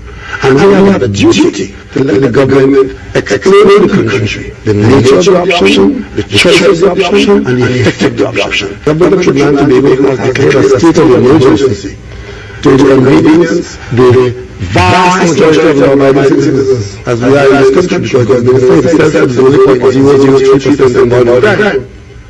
A state of emergency to deal with a gang and this sovereign state, this independent state, with a serious national security regime, and that was a state of emergency. Wow. Mouth open to he jump out like Rowley just put his whole somebody just he put his whole hands up his wreck. Wow. This man is a well, listen to the man again, you know. Again. When it coming to a state of emergency in which his government, he ordered the President of the Republic of Trinidad and Tobago, with his permission, he called a state of emergency. The man is also saying that to what? To harass the people, innocent, law-abiding citizens of Trinidad and Tobago for just a few gangs. Listen to this clown of a prime minister, this piper, this spranger, politically as a prime minister. Listen to the fool. Joining us to discuss this emergency is Opposition Leader Dr. Keith Rowley. All we say, we question the option the government chose to respond. We are never saying that the government chose to respond. We are not saying that the government should fight crime vigorously. What we are engaged in is the option. And we have a duty to let the government explain the country, the nature of the option, the choice of the option, and the effect of the option. The government of Trinidad and Tobago has declared a state of emergency. And for those of you that view the outside, this you're seeing here is when this man was the opposition leader, not the prime minister. Now this bald-head fool, this spranger, now he's the prime minister. He called a state of emergency. But when the other prime minister called it, he condemned, of course, Kamala Prasad Misesa and the UNC for calling a state of emergency. You shouldn't call it because of gang and crime, because that is a run-of-the-mill thing. A country is supposed to be able to deal with it. That was his argument then. But today, we anticipated that that is exactly what he would have called a state of emergency for in 2024. Yeah. But just to let you know, folks, that apparently the Prime Minister is not going to be, he's not scheduled here, based on this media release, to be at the press conference today. So the Honorable Fitzgerald Hines, Minister of National Security, and the Honorable Stuart Young, Acting Attorney General and Minister of Legal Affairs, will host the media conference. Wow. So they'll be hosting the conference, so there'll be no questions. They are going to be telling us exactly what justifies this move. But you see, again, when these things happen, what they try to do, they try to separate him from this. Now, he just said that the government of Trinidad and Tobago called a state of emergency. That's what he said. The government of Trinidad and Tobago. Understand that. But they will try to distance him and take him out of this equation by saying it came from the Ministry of no, that nonsense. It's all again mind games, tricks. Always with the nonsense. The government Before has taking next collapsed. call, This is correct. the government They've has collapsed. collapsed. Let me say, We don't want to hear from these fellas first of all, you know. We want to hear from the man who says that the box stops with him. The box stops with him. We want to hear from the main man. I should. He said the box stops with him. He said his style of governance, is to hold people accountable. He said that. But he's not going to be present today. How come those that he is what they're going to really say to the people of Trinidad and Tobago, boy? I think we should go live for that, you know. Yeah. What do you think? Send a message and see if. Check out and see. Let me go live with the press conference. Everybody will be able to be into the press conference. Let me hear what Hines and all of them have to say. We pull the press conference into Real Media TT, into everybody, and into Guile the Caribbean if it will be permitted.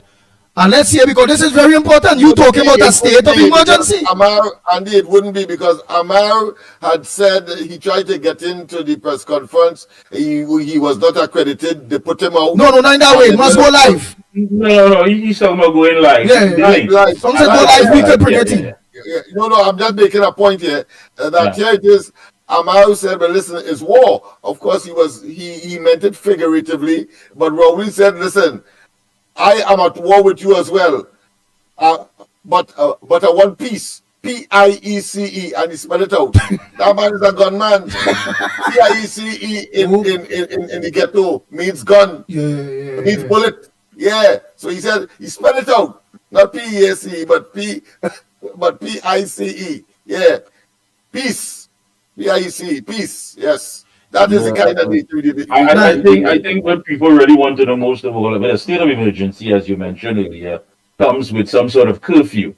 And people want to know how to operate. They're going to have a curfew and all those various things. How are you going to, with your fireworks? He was closing down the economy. He was concerned. That's right. And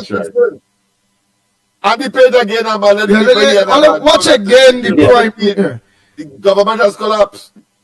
Listen to his words properly when he was in opposition, Trinidad and Tobago and the rest of the Caribbean. And you send a text and see what could be possible, Mikey. It's up to the thing there. Joining us to discuss this emergency is Opposition Leader Dr. Keith Rowley. Always saying, we question the option the government chose to respond. We are never saying that the government chose to respond. We are not saying that the government should fight crime vigorously. What we are engaging is the option. And we have a duty to let the government explain to the country the nature of the option, the choice of the option, and the effect of the option. The government of Trinidad and Tobago has declared a state of emergency to inconvenience the vast majority of law-abiding citizens, as we are in this country, because the Minister himself is only 0.003% of violent crimes. A state of emergency to deal with a gang and this sovereign state, this independent state, with a serious national security regime, and then with a state of emergency. Go ahead, caller. Go ahead. Yeah, I served my country for 33 years, right? And I don't understand how people making noise. When these criminals are doing things, the lawyers, the criminologists, for them, if it's this new way they have to go, we have to go that way, we have to make a stand, we can't get everything when we want. They want the crime to stop, they want things to do, but nobody wants to stop and say we're doing something, right? And we too disrespectful in this country. Regardless of what, they can't only Prime Minister Ballhead fool or Canada, that is not on national TV, they're going worldwide. And we're making the country bad. If these criminals can go in front of the police station and shoot up people, I know the same is a good boy, used to give him money, he this and he that. But nobody will say who got committed the crime. Because the police know I got kill somebody in the morning, they only know when I kill the person. They only know when the crime is committed. How everything that's going wrong, we like it. When we try to do something about it, we're wrong. Come on, man. Come on, this is Trinidad and Tobago. We are there and leave to we children and grandchildren. We got to leave it. I'm going to make a stand. These criminals can't be doing what they want. Some will suffer for it, yes. But to make the majority happy, we had to take steps. We had to take steps. But some people, but we too damn deceitful, we too deceitful. UNC do, they make noise. PNM do, they make noise. God do, they make noise. Satan do, they make noise. What the hell we want? What the hell we want? You can't just be going out killing people just so. Right? Because nobody want to stand up and say, hey, they're doing shit. Your son thieving, your son is a bandit, he works nowhere. He sleep all day and go to work in the night. And can't get money in the morning and he's a good boy. The police kill him, the police wrong. He kill the police, he ain't wrong, you know. For killing the police or for killing my daughter. He ain't wrong. He ain't wrong. Right? They're doing stupidness. I think this is where they go this way. Come on, Trinidad and Tobago, wake up. Wake up, man. All right, but still, but it can't be one-sided. It cannot be one-sided to you, a former law enforcement officer. It cannot be one-sided. The same way the man who killing and the man who think wrong. And yes, we need to deal with it. What about the politicians and them that you seen open corruption, where the police service supposed to lock up some of them, investigate some of them, and then doing nothing. Whereby some of them acting on the DPP desk and all them things, and nobody not doing nothing about them big boys. So is it one law for the poor man and no law for them nasty politicians up there? The law is for everybody. Right? You do wrong, you stand the consequences. And we're supposed to kick up against that. Right? We just only wait till election time come to change government. We're supposed to put them in jail for that. And wait here 120,000 times. Right? Right? I not studying the politician, I studying Trinidad and Tobago. Right? And if they're doing stupidness, come next year, we vote them out. And if somebody else come, we vote them out. Right? The politics is less than 100 people, 200 people. Right? Trinidad is more than that. And my concern is Trinidad and Tobago. You can't make the citizen uncomfortable. I can't walk the road when the night come. I can't go in the bank because somebody walk in there. I can't do that. I dealing with that. The politician, if the law ain't dealing with them, come next year election, right. I can make a change. Good, but it would not be able, as a former law enforcement agent, it would not change, my brother, unless it is we tackle the people that could make it possible when it comes into their policies, when it comes into the police is stating that they're under-equipped and all of various things, when it comes to the politicians interfering meritless, when it comes to picking a police commissioner, their hands are in everything. It must not ain't go good if it isn't rotten from the top. And it is rotten from the top. What you gonna do about that? What is your idea to the country, to me? What is your idea? Give me some assistance. Let me know so I can try to you. What is your idea to solve that? Firstly, the evidence is clear. Yeah. The evidence is clear. There is some macabre, some kind of devilish nexus between murders and the PNM when they are in government. Let us not waste time with that. And of course, our discussion is about the moral and ethical stance. Dr. Rowley and the PNM, not only does the population have no confidence in their policies and programs to address the problem, evidenced by, of course, the tangible, tactile, and data that, of course, has created the historic situation 3 times. First, second, and third, according to 1% in terms of the amount of murders. So the moral and ethical issue is this. Rowley and the PNM has no authority to not even call a state of emergency to address that problem. Simply because they are the problem. He has of course condemned that approach and saying that you are disrupting, as you wrote for yourself, the entire population and the business community. And so what we have seen, however, is that there is an option during the course of another party in government, whether it be the NAI, whether it be the UNC, we have seen, of course, not this state of runaway crime. And that is the argument that we are advancing now. It's not that we yes, let me end. we would support, of course, the runaway crime, etc. What we are saying is that the PNM and Rowley has no moral authority, have no confidence in, of course, that they've implemented policies to arrest the problem, including a state of emergency. Go ahead, caller. Your final comments on this. Could you remember that opposition, our next party was calling something earlier this year or last year for the government to call a state of emergency, and why they don't call a state of emergency? Could you recall that? When some party had said, he said it will solve the problem. Now he calling it. All right. Now he calling it. So you're speaking to my moral position. The moral position is probably have no authority. Probably realize, hey, that is the way to go. The next party might just sit before him, right? So probably realize, no, that's the way to go. Listen, everything you say. We as a people can't afford that. We are risking our children. Let's hear Mikey. Let's hear what Mikey say. Mikey, go ahead. This is not a social experiment about trial and error, you know. There's a government. It's not to say that the next party, what next party? This is the government. You realize what after somebody else tell you? This is the man who said that the buck stops with him. It is his responsibility. No more authority. He should that's what he should be doing. Not trying to, of course. But let me get you close and come here. Go, Mikey. I wanted to tell him something before you close in. Caller, you could flip, dip, and skip how much you want. The reality, the facts are there. The government has failed. The government has collapsed. We have reached a point now that there's only one way to move forward. Everything PNM bad, everything UNC good, and that's it. That's it. I really feel that, speaking, of course. I really feel we shouldn't put it that way. We shouldn't put it that way because your point of view, my point of view, we can meet in the middle. But you can't say one bad and one good because everybody do bad. But there's no middle. Listen. Meet in what middle? We don't live in the Vatican, you know.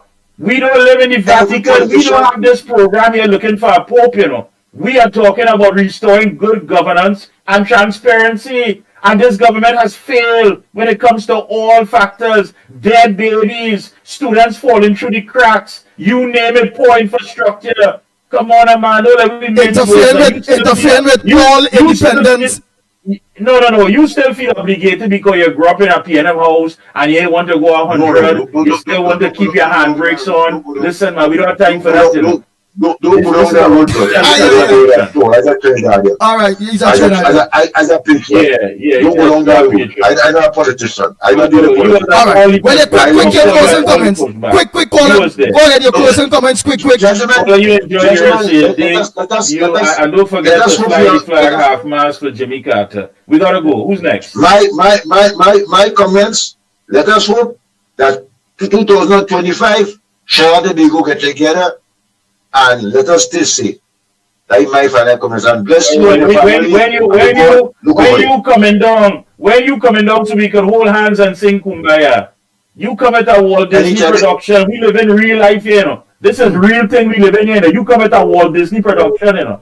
This is not no animated thing here, you know. Caller, you have a good day, man. Enjoy yourself. So just make sure insulate that morning and go ahead. Short, you see, you call well plenty. Short, very short and sweet. Yes, I'll make it very short. Don't worry. Just investigate the plyboard. You will see who bring it, and investigate the gel blaster and see if it's an African or Indian bringing it. That is all I have to say. All right, thank you very much. Oh boy, the lines are open. Yes. What's the next caller? Next caller. Morning. We have the numbers and them right there on the screen. Boy, let me just take a quick voice note there. By the meanwhile, we waiting on those. Wow, I can't get into that or what? All right, we take calls. We take calls by the time. When that will be live, boy, Mikey, boy?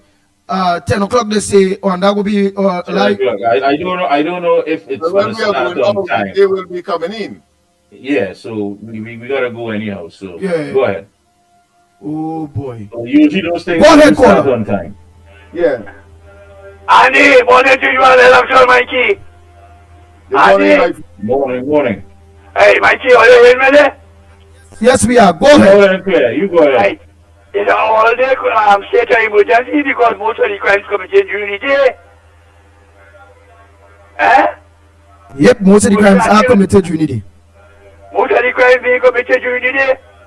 Robbing people outside the bank and all these things. So what kind of state of emergency that will be?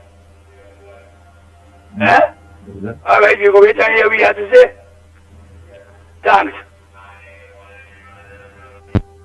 Nice. Oh boy. Come on, callers. Let me see if I get you through to...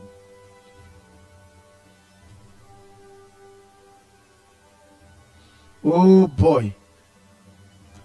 Okay, it's 3 minutes to the hour.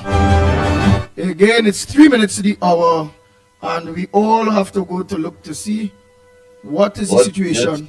With this press conference, because everybody want to know how they're going to function. Was they going to have some curfew? What's going to be the time? How they're going to be able to operate? What does this mean for the business people, especially those SMEs, small and medium enterprises? What does it mean for the economy? I mean, there are more questions than answers. About that in the last occasion when it was called under the UNC, how you could move from that stage and you metamorphosize it to a stage where you are in support of that in 2024, of course, on the cusp of an election season and the time to get the hell out of office. You simply, it's one choice. You need to call. You need to call the elections so that the people can make their choice and, of course, deal with the matter moving forward with the next government. Hold 1 minute. Short and sweet. I have no choice, Miss Central. Very short and sweet. Go ahead, Miss Central. Yes, guys. Good morning again, Andy, Mikey, Lennox, Smith, and Trinidad and Tobago Central here. Andy, thank you. Short and sweet. This is a distraction, Trinidadians, to know. To hide from us as the citizens in this country where we want to go on. This is our next way to cover the shell for all the wrongdoings that they're doing. You could tell me, coming out of 2024, they run up on themselves to come and bring FOE. I say the PNM done dead, they fail, and they don't realize people serious in this country, they might be weighing, but the ones that they can tend to call for a general election in this country. Imagine, thank God for all your guys and all you highlighting them left, right, and center. And these white Trinidadians have to understand what's taking place. I said, God bless all you and God bless the rain upon all you and all the generation for all the good deeds that all they're doing. Trinidadians only stay focused because the election is so cold and they want to campaign and nothing take place. Only it is a urge. The three drivers are never suffocated in the pipe. It's something that they see under the water, leak straight, run straight to Venezuela, and they didn't want them to come back up on top. Mount open so we jump out. This is a urge. They didn't want to know what it's about. I don't really want to save them because I was going to come back up and talk what I see. Just remember, what in the dark will come to light. God is alive. He's waiting for Jonah, but don't sleep. Send them. No, crime is a problem in the country. The people is the root of the problem. And remember, we are on. We are still on. Yeah, we're gonna still be on. We're gonna still be on. I just got the word. So if we can find the press conference if it's on time, or we take calls in the meantime, folks. You don't have to go anywhere. You don't have to rush. We'll be able to play this thing and make our own analysis of what it means, and we're gonna be right here. So the word just came to me. So Andy, if you can find the link. Find out. By the meanwhile, Lennox Smith, find the link and send the link from him. Well, I believe it's TTT. Anybody with that link, I believe. Or you may be able to find it on YouTube as well. So check that as well and see Andy. But of course, I as we have been saying, that the government literally and figuratively, as well as abstractly, has collapsed for all intents and purposes. Because if it is that you are reaching... To all viewers, don't leave. We are not leaving. We will be on. We all will be viewing the press conference of the state of emergency by our National Security Minister, Fitzgerald Hines, and the acting Attorney General, well, I can't say small pin, but let me say Stuart Young, Mr. Stuart Young. So let's stay with us, stay with us. Let us all. I sent it to you, Andy. So folks, don't go anywhere. Let's see what this is all about. I sent. All right, let's. Morning caller.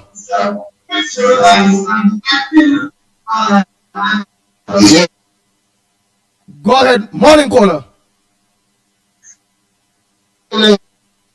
Go ahead, you're breaking up. Last state of emergency, 4 children get killed in one upon and last state of emergency. I don't remember that. That's true. Oh boy, let's continue, let's continue. Oh boy. It has not started as yet, my friend. Go ahead. Nice. You have a caller? All right, let's go. All of the lines are open, eh? All the lines are open. So one can conclude that is another line told by Rowley to us, on top, of course, of the fact that he will not implement property tax, that he will not, of course, reduce subsidies. We assume that those reports on Petrotrin would not have, let me put it another way, would have been adhered to, and not the closing of it. Nowhere in the reports that was, but a tremendous cost. And now, of course, we have a situation where he said that it is asinine, it is foolish, it is unproductive to have a state of emergency to treat with just crime and gangs. And the disruption that it will cause as a natural consequence is, of course, unfathomable. And here it is, of course, he has manifested so much so that he failed to, of course, address the matter frontally. When it was Camilla's turn, she made the announcement herself. Now it is Rowley's turn. He gave it, of course, to some underlings in the form of acting Attorney General and, of course, one of the ministers in the Ministry of National Security. Oh, what a bizarre state of affairs. For all intents and purposes, we are saying that the government has collapsed. It has thrown in the towel, and therefore we expect that Rowley, in quick succession, even after today, immediately after them, it should be calling, of course, elections so that we can get rid of the impediment that, of course, has been the bugbearer to the development of Trinidad and Tobago, of quality of life and standard of living that we would have enjoyed just before 2015 under the advent of Rowley and this marauding bunch of opportunistic political parasite that has metamorphosized into a criminal enterprise. And I say so because just looking at Balize House, you will understand that where they get that 100 million from and counting, when in fact Rowley hold 1 minute, Lennox Smith, we have a caller there. Go ahead, caller. Go ahead, caller. Go ahead. Go ahead, caller. Pleasant good morning to you. Where you calling from and what's your contribution on the Gong Report? Morning to you. Morning to you. I'm calling from the States. From the States? I just want to say that be careful what you all ask for. Be careful for what we ask for. Could you be able to break down that for us, please? Yeah. No, well, we don't mind. We ask for an election. We're not asking for a state of emergency. What we're asking for is for the government of Trinidad, this government, to call elections and go. Let a fresh, a new... I am assuming, Andy, that is what he meant. Oh. And therefore, I'm saying we also ask for an election in Tobago as well. Right? So we have been careful.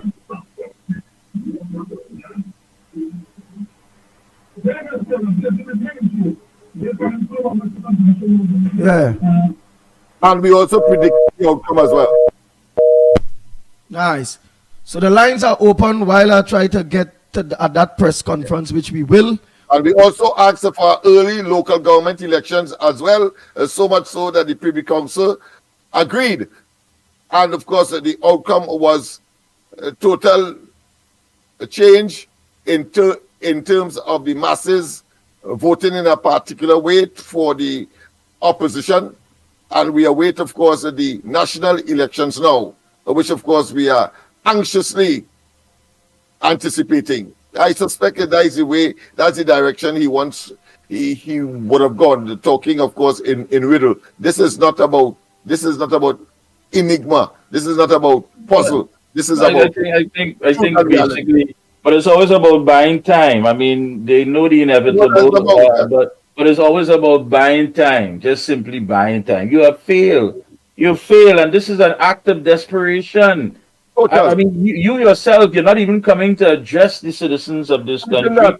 You send people, you send people that you know for a fact. This is not made up. That we really and truly don't. There's no trust, no confidence in these two individuals.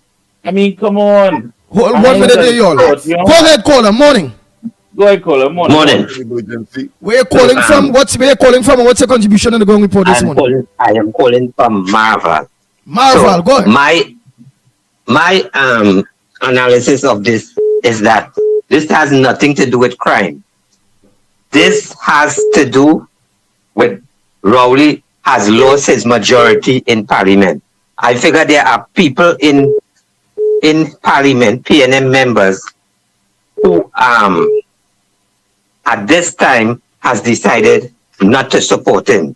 So he is unable to really call Parliament. So what is going to happen is that within the next 3 months, if he doesn't go to, will be unable to go to Parliament to justify the state of emergency.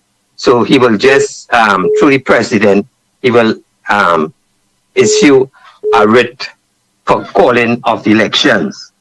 Because I think, because he is down to 21 members support, 21 PNM members. But I feel there are 2 or 3 of them, and because there is this rumor going around that that the death of the minister has to do with some criminal. It was a willful act on the part of criminals, and members of the government probably wants the prime minister to take action on crime, and he is not in favor of doing that, and they are not supporting him. So he has lost his 20-seat support in Parliament. But what I wish would happen is that the EBC will ask the government to provide, to get the police and the army to go from Diego Martin to Barataria and do the verification exercise. Because it is my belief that this crime is deliberate, is linked to election. They don't want to, the PNM don't want us to know the true, the population numbers from Diego Martin to Barataria. And as I have said before, I don't think that the number of seats that they have from Barataria to Diego Martin West is not 8 or 10. I feel there's 2 seats more than they're supposed to have. I just want to say I visited First Citizens on Christmas Eve. Thank you. All right, thank you very much. Next caller, morning caller. Right. Lennox, what are link? Morning, Andy. On report. Morning. Link. Go ahead. Tell you something in this country. This government has reached, the country has reached crisis proportion. And this has nothing to do with crime and what have you. This is a means of what you see in the imposition of dictatorship. And I'll tell you why I say that. When you want to institute a state of emergency and what have you, it does this is early stage of a dictator. You shut up the opposition, you shut up the trade unions, you shut up the media, and in spite of all the things that is taking place with the fiasco, with corruption, with the money that cannot be accounted for, the Tobago issue with the airport, and all other things, the issue with the pension thing and what have you. The government in its thing say, you see, we too much fingers pointing at me, and we find some way to divert the attention of the people. Members of the media and the wider listening and viewing public of Trinidad. Are you hearing me, Andy? Yes, Loud and clear, loud and it's clear. that. And, It's and you are going in a Just now. direction that clearly is rational. just now. The press and conference common going on. sense. Just Go now. ahead. Thank you very much. Let me just go through the press conference by the time. Let's hear. All right, We have it? It's on? Yes, so let us view it. Yes, it's on. It's on. You all hearing me now? Yes. Apologies, it appears as though there was some audio problem. As I was saying, as you would all be aware, the declaration and the calling of a public state of emergency is not something that should be taken lightly, or something that this government certainly takes lightly at all. In fact, in the last just under 10 years that we have been the government in power, it has always been something that has been under consideration for the purposes of dealing with national security. So I'd like to put to rest immediately at the outset any concept or any mischief, as I'm aware, must be taking place with suggestions that this decision that was taken by the National Security Council in the wee hours of this morning, based on information that was brought to our attention by the authorities around midnight of this morning, is anything but something that is not of the most serious of implications. In fact, in the consideration of whether to call a state of emergency, one of the factors that we have always considered is that we have absolutely no desire to affect the economy of Trinidad and Tobago. You all would recall the state of emergency that was called for the purposes of COVID, and during the time of COVID, it was always something that was very prevalent, the management of the economy of Trinidad and Tobago. The government has worked very hard to ensure that the economy rebuilt itself coming out of COVID, and therefore that is always one of the considerations that we have placed emphasis on in the calling of any public state of emergency. However, the current circumstances that dictated and mandated the necessity of this extreme action that we took this morning with Her Excellency, the President of the Republic of Trinidad and Tobago, based on our advice, declaring via proclamation a state of emergency in the wee hours of this morning, was based on information provided to us by the Trinidad and Tobago Police Service that, when considered as seriously as it would, dictated to us and mandated to us the necessity to take the action that we have now taken, and to provide you, the public, with as much detail as we can, understanding it's a national security issue, and therefore there will be elements that we cannot provide specific details on. I'd like to provide you all with as much as we can, because it is important that you, the population, understand why this decision was taken. After I do that, I will then get into the legal parameters of how this state of emergency is expected to affect us, the population of Trinidad and Tobago, and to give you the reassurance which will bear out what I started off by saying, that this government will do all that it can, not only to protect the economy of Trinidad and Tobago, but also to protect you, the public citizens of Trinidad and Tobago, and the population of Trinidad and Tobago. As you may be aware, so far as at the time we had to give consideration this morning as to what was taking place in Trinidad and Tobago, there were 61 homicides for the month of December. 61 homicides. Approximately 623 homicides for the year. However, the focus of homicides and this murder rate is not the main reason why the decision was taken to call this state of emergency. Over the last month or so, and in fact building up to this, the government has been concerned about the use of high-powered illegal firearms, high-caliber firearms, including automatic weapons that unfortunately are scourged throughout the whole Caribbean region. And due to the high velocity and high caliber weapons, the 5.56 and the 7.62 caliber weapons, you're seeing that when the miscreants in our society, the criminal element, are utilizing these types of weapons, the AR-15s, the AK-47s, and indiscriminately shooting at persons, sometimes missing their targets and hitting innocent bystanders, there is very little chance of survival due to the velocity and the caliber of these weapons. This has been a major concern, not only for us here in Trinidad and Tobago, but throughout the whole CARICOM region.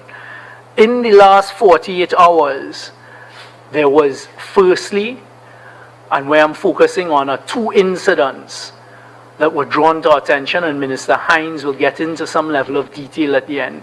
You will recall that on Saturday, just after 3 o'clock in the afternoon, outside of the Besson Street Police Station, there was a shooting with the use of a high caliber automatic weapons. 5.56 shells were recovered afterwards, where one person at the end of it, right outside the Besson Street Police Station, lay dead, and another escaped an attempt on his life, that person being Calvin Lee, who is well known to the law enforcement agencies of Trinidad and Tobago.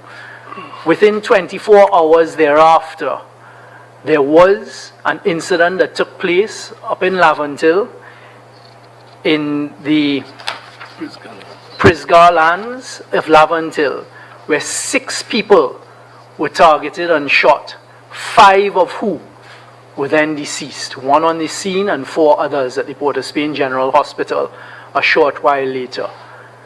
All intelligence and the information provided to us by the Trinidad and Tobago Police Service is this was a reprisal shooting, and that there can be expected heightened reprisal activities by the criminal elements in and around certain places in Trinidad and Tobago that immediately warranted and took us out of what we can consider the norm. So in a nutshell, what we were faced with is a decision being provided with the information by the Trinidad and Tobago Police Service that there was going to be heightened criminal activity with the expected use of high-powered caliber, high-velocity assault weapons in reprisal attacks between gangs. As we now all know, in these types of incidents, very often, too often for us as a government, innocent people would be affected. As a result of that, and after very careful consideration, the decision was taken by the National Security Council and then transmitted to Her Excellency the President, calling for the declaration and the proclamation of a state of emergency. The TTPS intelligence that was provided to the Minister of National Security, who in turn informed the Minister of National Security, who in turn informed the National Security Council, was that certain criminal gangs, and I will leave out the places where at this stage, but I can say throughout Trinidad and possibly Tobago, are likely to immediately increase their brazen acts of violence in reprisal shootings on a scale so extensive that it threatens persons and will endanger public safety. Accordingly, in those circumstances, the National Security Council was of the considered opinion and considered opinion that it was necessary to advise Her Excellency the President of the Republic of Trinidad and Tobago that a public emergency exists. Accordance with Section 8 of the Constitution, which empowers the President to make a proclamation that a public emergency has arisen as a result of action that has been taken, and these are the important words of the Constitution, as a result of action that has been taken or is immediately threatened by any person or persons of such a nature and on so extensive a scale as to be likely to endanger public safety. As a result of that, Her Excellency the President took our advice and issued the necessary proclamation. After the issuance of a proclamation, what then happens in accordance with the law and the Constitution, pursuant to Section 7 of the Constitution, is the publication of regulations that would govern this period. And that is what I'll spend a bit of time informing you all. The regulations have been drafted and in the process of going through the process now. And within an hour or two after the end of this conference will be made public after Her Excellency the President has been presented with them and they are so published. The first thing I'd like to tell you all is that at this stage the government has taken the decision there is not going to be any curfew. That decision is because the targeting of this national public state of emergency is on those who engage in criminal activity with criminal intent of endangering the public safety through the use of these illegal firearms, both high velocity as well as illegal handguns and the other likes. Those are the persons who are being targeted by this state of emergency. So, unlike 1990 and unlike the 2011 state of emergency, this state of emergency at this time will have no curfew. It will also not seek to affect public meetings, public gatherings, excuse me, and public marches as the states of emergency in 1990 and 2011 for some unknown reason did so affect. This state of emergency, I repeat, is being specifically targeted on the criminal elements and their use and their brazen acts, their use of illegal firearms and their brazen acts of violent criminal activity that are affecting not only the gangs but also us, the law-abiding citizens of Trinidad and Tobago. So there is not going to be any curfew. There is not going to be at this stage any restriction on public meetings, public marches, or any meetings of that sort. It is going to be specifically targeted to those engaged in criminal activity. You will see once the regulations are published that the Commissioner of Police will have certain powers, prohibitive powers, that she can utilize and that will be utilized via order. The police service will be given additional powers because basically a state of emergency is the suspension of certain constitutional rights. The police service will be given the powers to search premises without warrants, to search persons without warrants who they have suspicions of carrying out criminal activities, a lot of it associated with illegal firearms, and also to detain persons for periods of time. The regulations are setting out the process and the procedure. We're going to have a 48-hour holding period where persons can be held under these regulations. Thereafter, either a magistrate or a senior police officer can make an order of detention for another 7 days whilst evidence is being gathered with respect to persons held under the state of emergency regulations. It is targeting the unlawful possession of firearms, ammunition, explosives. Persons who are found in the company of anyone with these items will also be detained. As I said, there will be the power to stop and search by the police. They will be allowed to enter and search premises, to stop and search any vessel, vehicle, or individual, whether in a public space or not. They will be able to arrest without a warrant any person suspected has acted or is acting or is about to act in a manner prejudicial to public safety or to public order, or to have committed or is committing or about to commit an offense against the regulations. It will also suspend the ability for bail in the circumstances where you're detained under these regulations and the public emergency.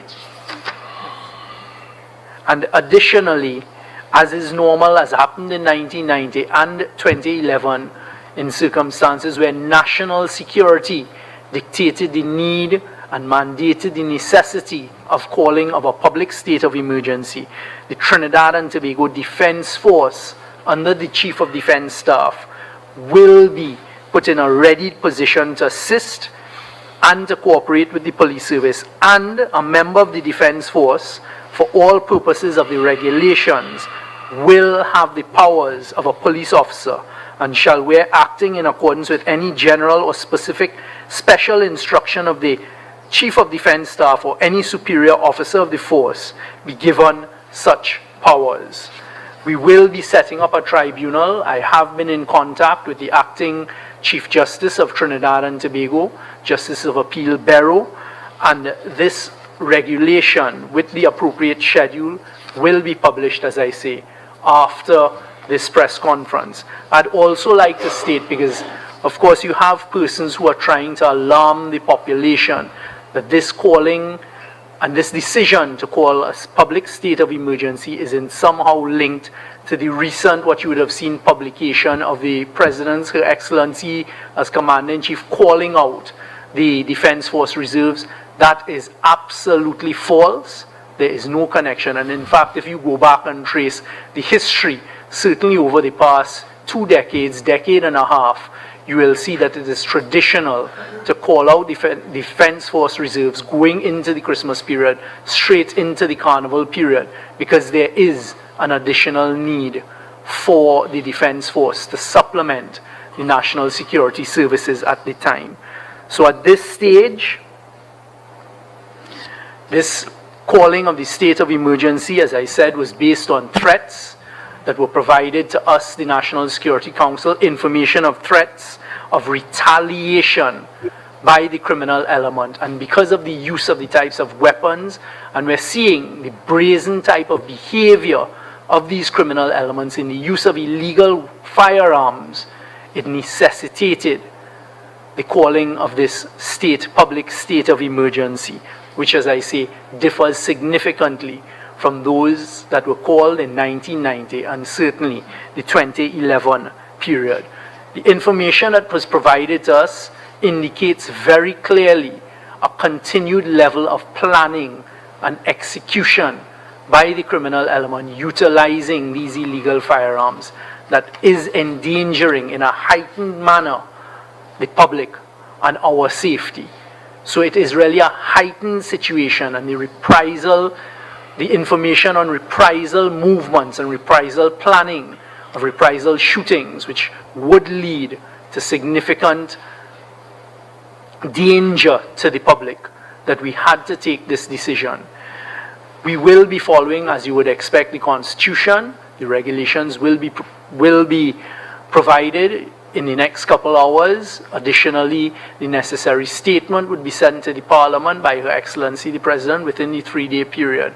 And thereafter, there will be a sitting of Parliament within the 15-day period that the Constitution mandates and the Constitution sets out for the continuation of this state of emergency.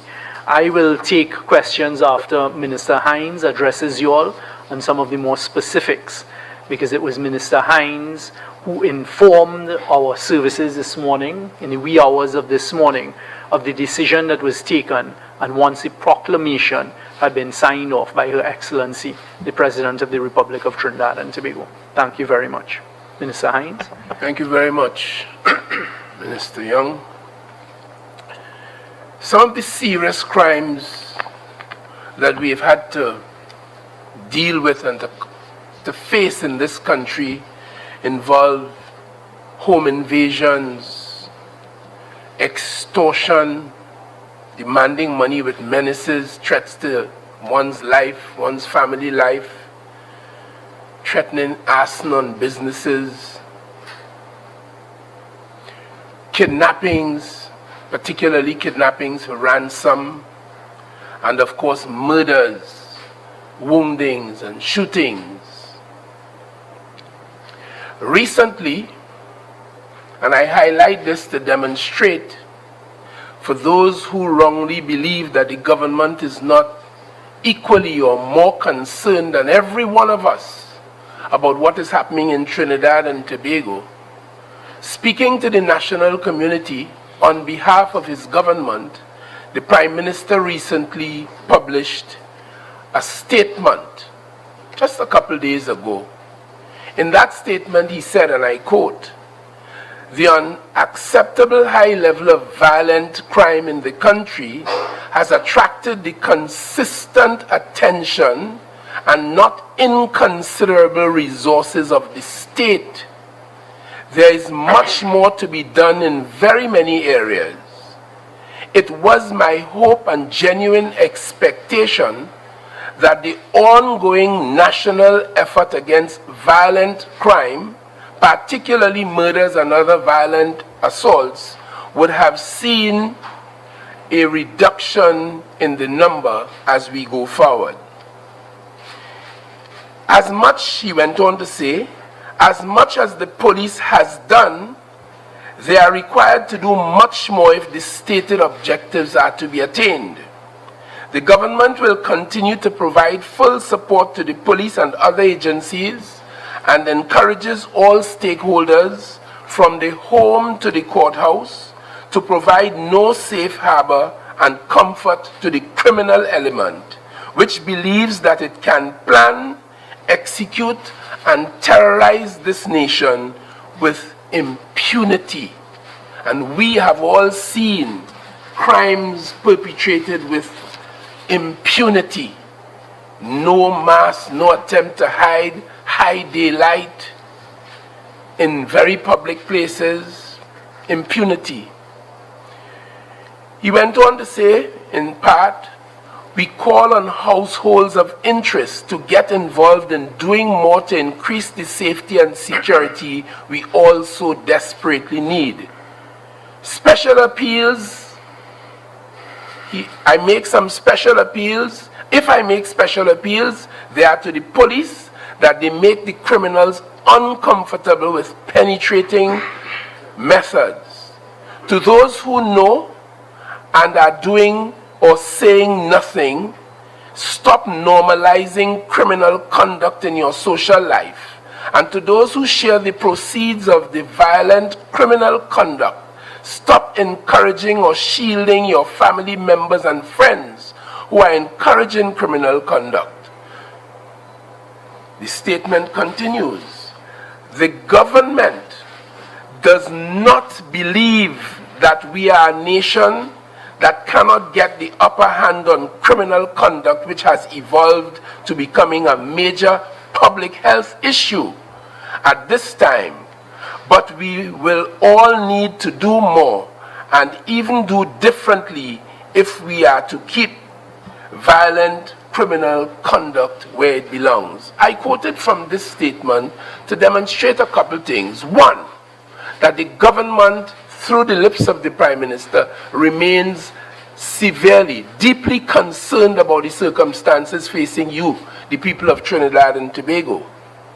But I also highlight this to reinforce his appreciation of the fact, because it was the Prime Minister who led a regional consultation at the Hyatt in 2023 in the month of April, I think the 17th of April and the 18th, where we identified not just Trinidad and Tobago, but the region, violence and crime as a public health concern. So he is calling on all of us, treating it the way COVID-19 was handled by all of us, making personal sacrifices, doing things to deal with this matter. It is not about Dino Brega alone, or Mohammed alone, or Heinz alone. It is about all of us. And I heard, much to my pleasure, the very highly educated and spiritually attuned Archbishop Jason Gordon, the Archbishop of Port of Spain. He, in a recent interview with CNC3, endorsed this approach, the public health issue approach, and called equally on all of us. I was quite happy to see that. In my view, he began a conversation, or continued a conversation begun by this government, a conversation that will only take us into positive places. Recently, two youngsters, a 13-year-old, I think, and a 15-year-old, found a firearm in a clothes basket in a house somewhere in South Trinidad. So it is reported. One of them lost his life, a 15-year-old. On that occasion, the police was able to recover the firearm. But from the reports available to me, it has not yet been able to identify who would have made that firearm. available for access to those youngsters. And I recall several years ago in the Mova district, one All Year's night, someone on top of the roof of his house discharged a firearm down through the roof, accidentally perhaps, most likely, and the life of a 4-year-old was lost. I don't think the police ever recovered that firearm, nor was able to identify from that household who the perpetrator was. So the Prime Minister's words here are very apposite. Minister Young touched on it. So I want to elucidate just a little more about the communication that we would have received from the Trinidad and Tobago Police Service, which highlighted, among other things, that on Friday, the 27th of December, last Friday, we lost 2 lives. One gang-related, another arising out of a domestic situation. On Saturday, the 28th, we lost another life, the one referred to earlier, outside of the Bessel Street station, gang-related. And then on Sunday, you would have heard, to take the figure to 9, 5 persons in the Port of Spain area outside in Prisgalands, all of which are gang-related based on the police's classification as the probable causes. And then one in the Eastern Division, the motive is thus far currently unknown.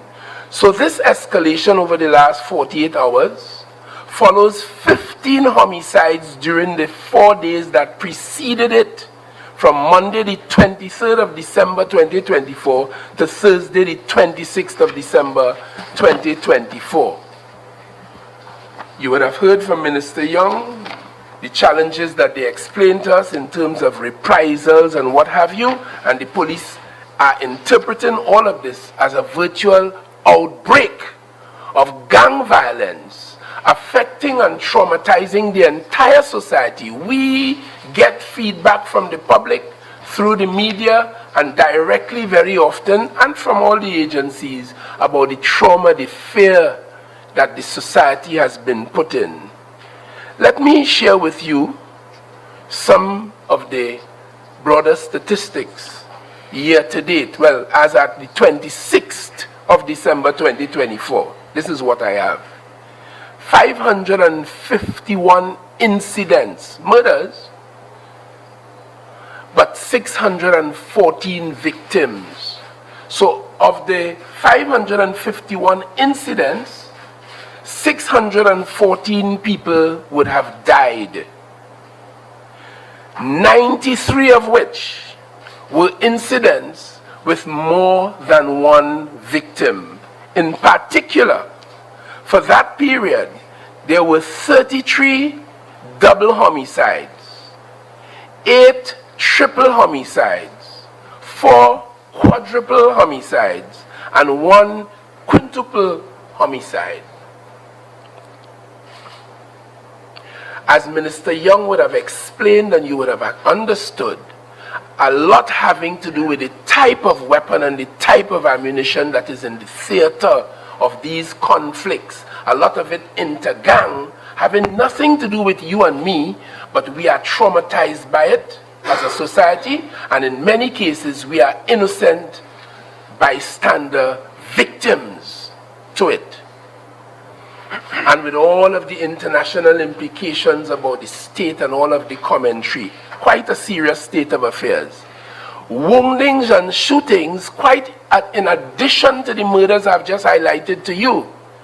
So far, 616 incidents of woundings and shootings, meaning where the person, the victim, is shot, but fortunately did not die.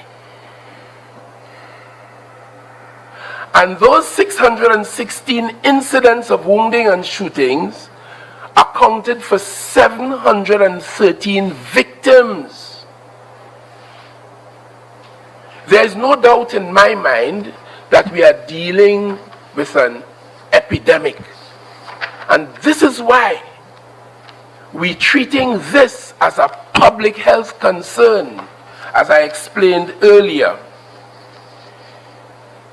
We, at the Ministry of National Security, making our contribution to the deliberations that transpired over the last few hours leading to the declaration of a public emergency, we consider this to be a very necessary and useful development.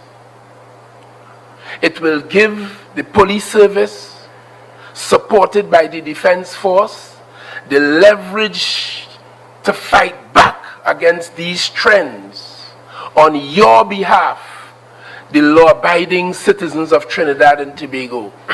The way the regulations are going to be structured, as you would have heard Minister Young elucidate, are intended to deal specifically with the lawless and the lawbreakers, and to allow the law-abiding citizenry, the business operators, individuals, groups, to operate their lives as they would normally and ordinarily do. But by our focus on the criminal elements, they will now be allowed to carry on their lives in the peace that we all deserve, in the peace that we all expect. So this is a welcome development for us in national security.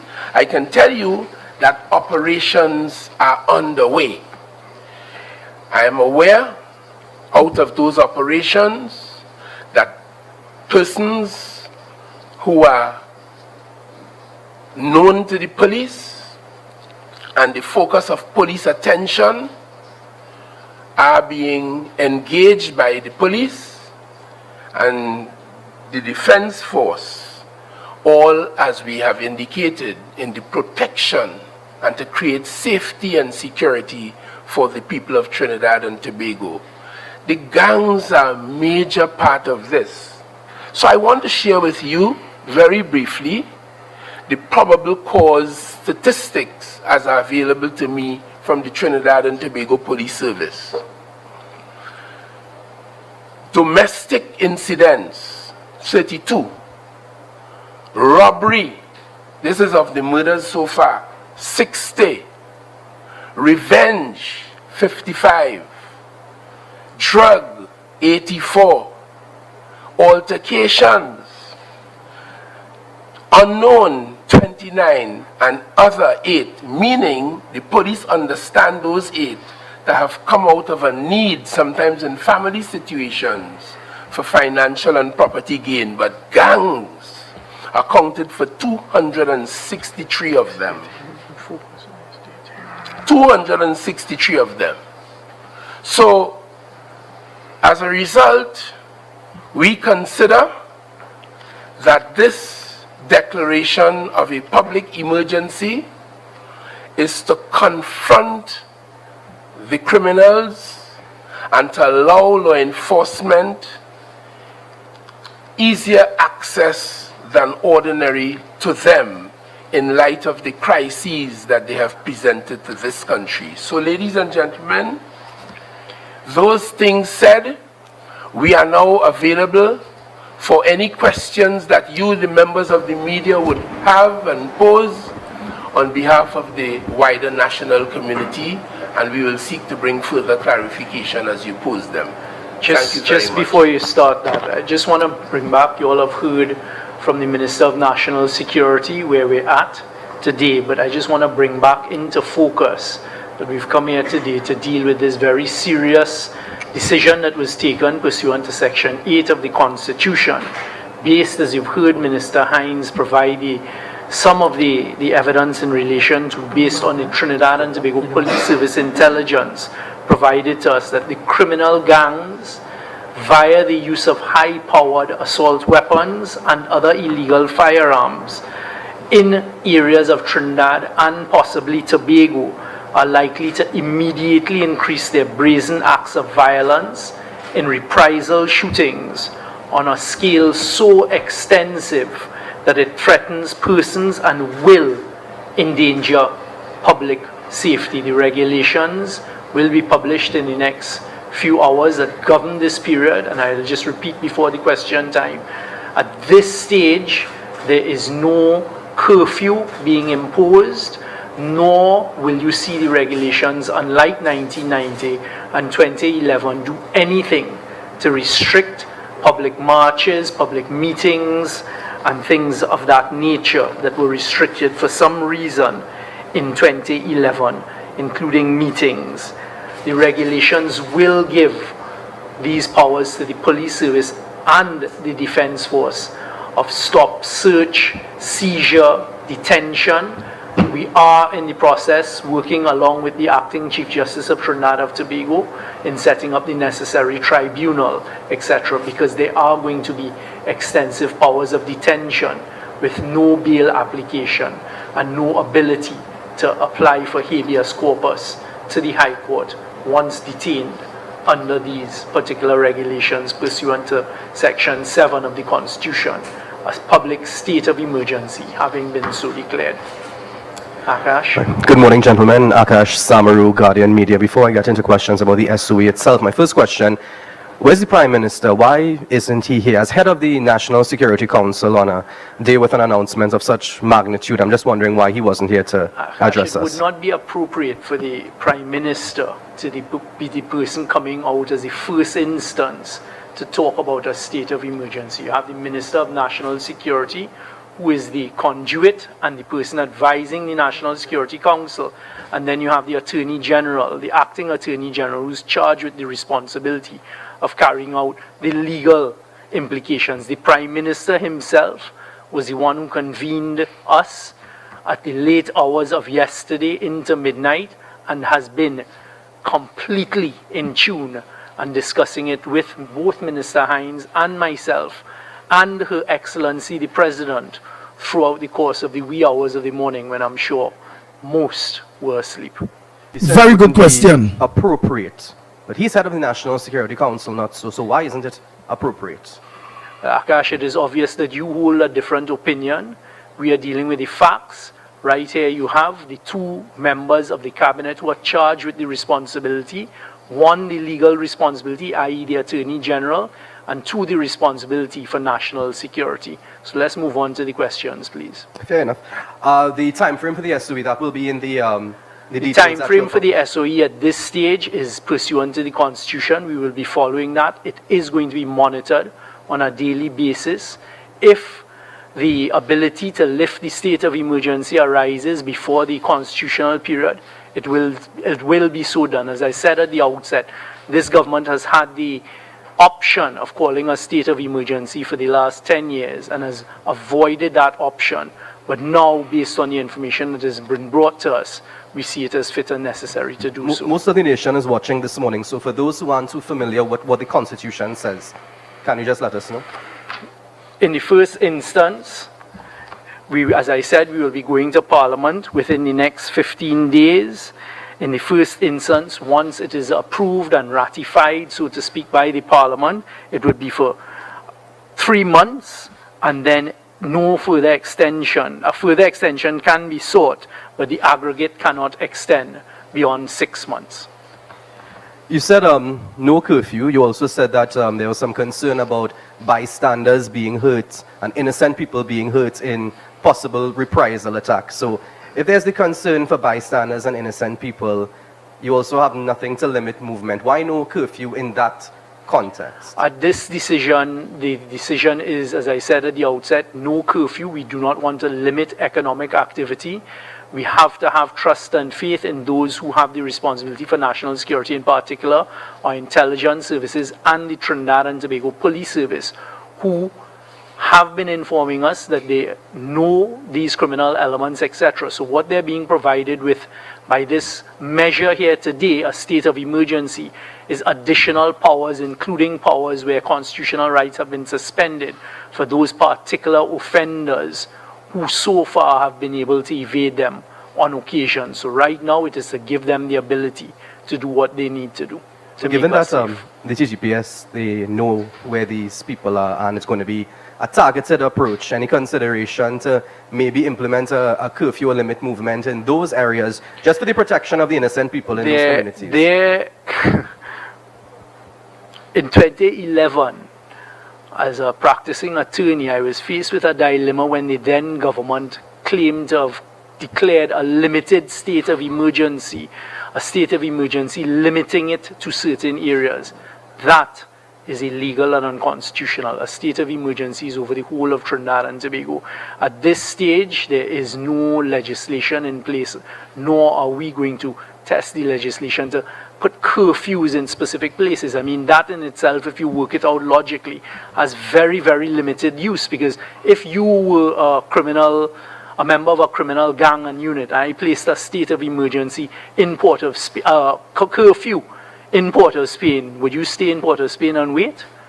You would simply just cross the boundary and to go to somewhere else where there is no curfew. So the curfew would have to be an island-wide, nationwide Trinidad and Tobago curfew to have any usefulness. And at this stage, we don't think there's a need for that. Next. Jules Brown, TV6 News. To both yourself and Minister Hines, the issue of high-powered weapons is nothing new in terms of homicides that have been committed before the two incidents you mentioned that occurred this weekend. So was the government, the NSC, receiving intelligence prior to this decision? What would have been the threshold specifically between this weekend and I heard you earlier, but I'm just saying because people have been concerned about this, and you did specify it's not about homicides, but particularly the issue of the weapons. And then during this period, would there be more focus on preventing as many weapons as possible entering Trinidad and Tobago? So Minister Hines will get to the specifics, but I did notice that you came in a bit late, and you may have been listening, but let me repeat. Because traffic on a roadblock actually, so because other persons hearing on the radio. Other persons like yourself may have missed what we said at the outset. This came after a lot of consideration and the specific facts over the last month that have led us to this. But in particular, the crystallization was the events that have taken place within the last 7 days. So I can repeat it. There have been 61, as at the time when we took this decision in the wee hours of this morning, there were 61 homicides for the month of December. As you just heard Minister Hines point out, there were over 20 in the last few days, including 2 sets of activity, criminal activity that led to certain deaths, one outside the Besseau Street Police Station, another one in Presgar Lands in Lavantil that took 5 lives. So it is, as we say, not about culling the homicide rate, but because the intelligence that we have been provided with is that there are going to be increased and heightened brazen acts of criminal activity with the use of illegal firearms that is going to endanger public safety through reprisal attacks. So it is this increased and heightened activity that we saw coming out of the last week or so, and in particular the weekend period, Saturday and Sunday, that has led to this. With respect to the high-powered weapons, that is something that has always been, and it's not only limited to this government. All you need to do is do a quick search. You will be seeing the prime ministers of the nearby CARICOM countries, Barbados, St. Kitts and Nevis, St. Lucia, Jamaica, all of the countries, St. Vincent and the Grenadines, are talking about the same unfortunate dilemmas. He's starting to repeat himself, Dan. Starting to repeat himself. You're finally starting to repeat himself. Yeah. Lennox, you know. Well, what's for sure is that we were on the button that this was going to be new information. I'm going to take it off there now, man. Yeah, I mean, I think we've heard more than enough. Mm-hmm. Yeah, again, new information. So trying to, seem to omit the activities that has been taking place and talking about something new. Mm-hmm. So this, of course, would then new information that is so common it is now rhetoric. I ain't gonna lie, after you all do gentlemen talk, because everybody had to have the little say quick on this. I suspect what this is about in all you. I go tell all you what this whole CBD is about. But the thing about it is that, again, it's always some convenient narrative, a narrative of convenience for this government, always, flip-flopping on all these issues. It was just, of course, told to us and confirmed that the gangs are the challenge. The gangs are the main challenge. But the former Attorney General back in 2020 said that since the passage of the Anti-Gang Act in 2013, which gives the police extra powers against criminal gangs, the number of gang members in this country, Trinidad and Tobago, has fallen by more than half. According to figures from the former Attorney General Faris Alwari, who piloted the Anti-Gang Bill 2020 to renew the life of the 2018 Act for another 30 months in the House of Representatives, he cited data from the TT Police Service, the TTPS, for 2018 to 2018. And he said, what I can tell you, according to information from the TTPS, is that that number has dropped by 38%, down from 211 to 129 gangs. Likewise, he said, the number of reputed gang members had fallen by 57% during that period, from 2,400 to 1,014 gang members. This is what was sold to us, that the legislative part of this whole thing was being dealt with by this bill, and it was reduced. He even went on to tell us they know everything about these gang members. Who's the outside woman, where they sleep, when they order the chicken, whether it's a side breast, whether it's with plenty pepper, everything. He said they knew everything. And there was a 50% drop in the membership of these gangs. That was sold to us, that was taken care of. Now today we are hearing from the Minister of National Security and the Acting Attorney General that the major issue here and the major challenge still remains the gangs. Wow. Lennox Smith, unmute your mic. Wow. Unmute your mic there, Lennox. I did ask the question whether or not you can, because I know that you could have a state of emergency without a curfew. Clearly, of course, they have confirmed that there is no curfew. But I think the either advertently or inadvertently, the Stuart Young did talk about it is illegal to have a limited curfew, in the country, and therefore, at any rate, when of course the Kamala Prasad Bissessa did in fact institute that, I too thought it strange because people could just migrate to another area. But the point I want to make is that Okasipol was subjected, of course, to a limited state of emergency. Just a home. Just a home. So I was looking for the information before we get on to just confirm as to whether it's a limited state of emergency, because I could recall that, and therefore a curfew as well, because she couldn't move from where she was at all. So we would look at that to see whether or not Stuart Young was either too young to remember, or he of course just did not do his research. No, but not only that. Watch that.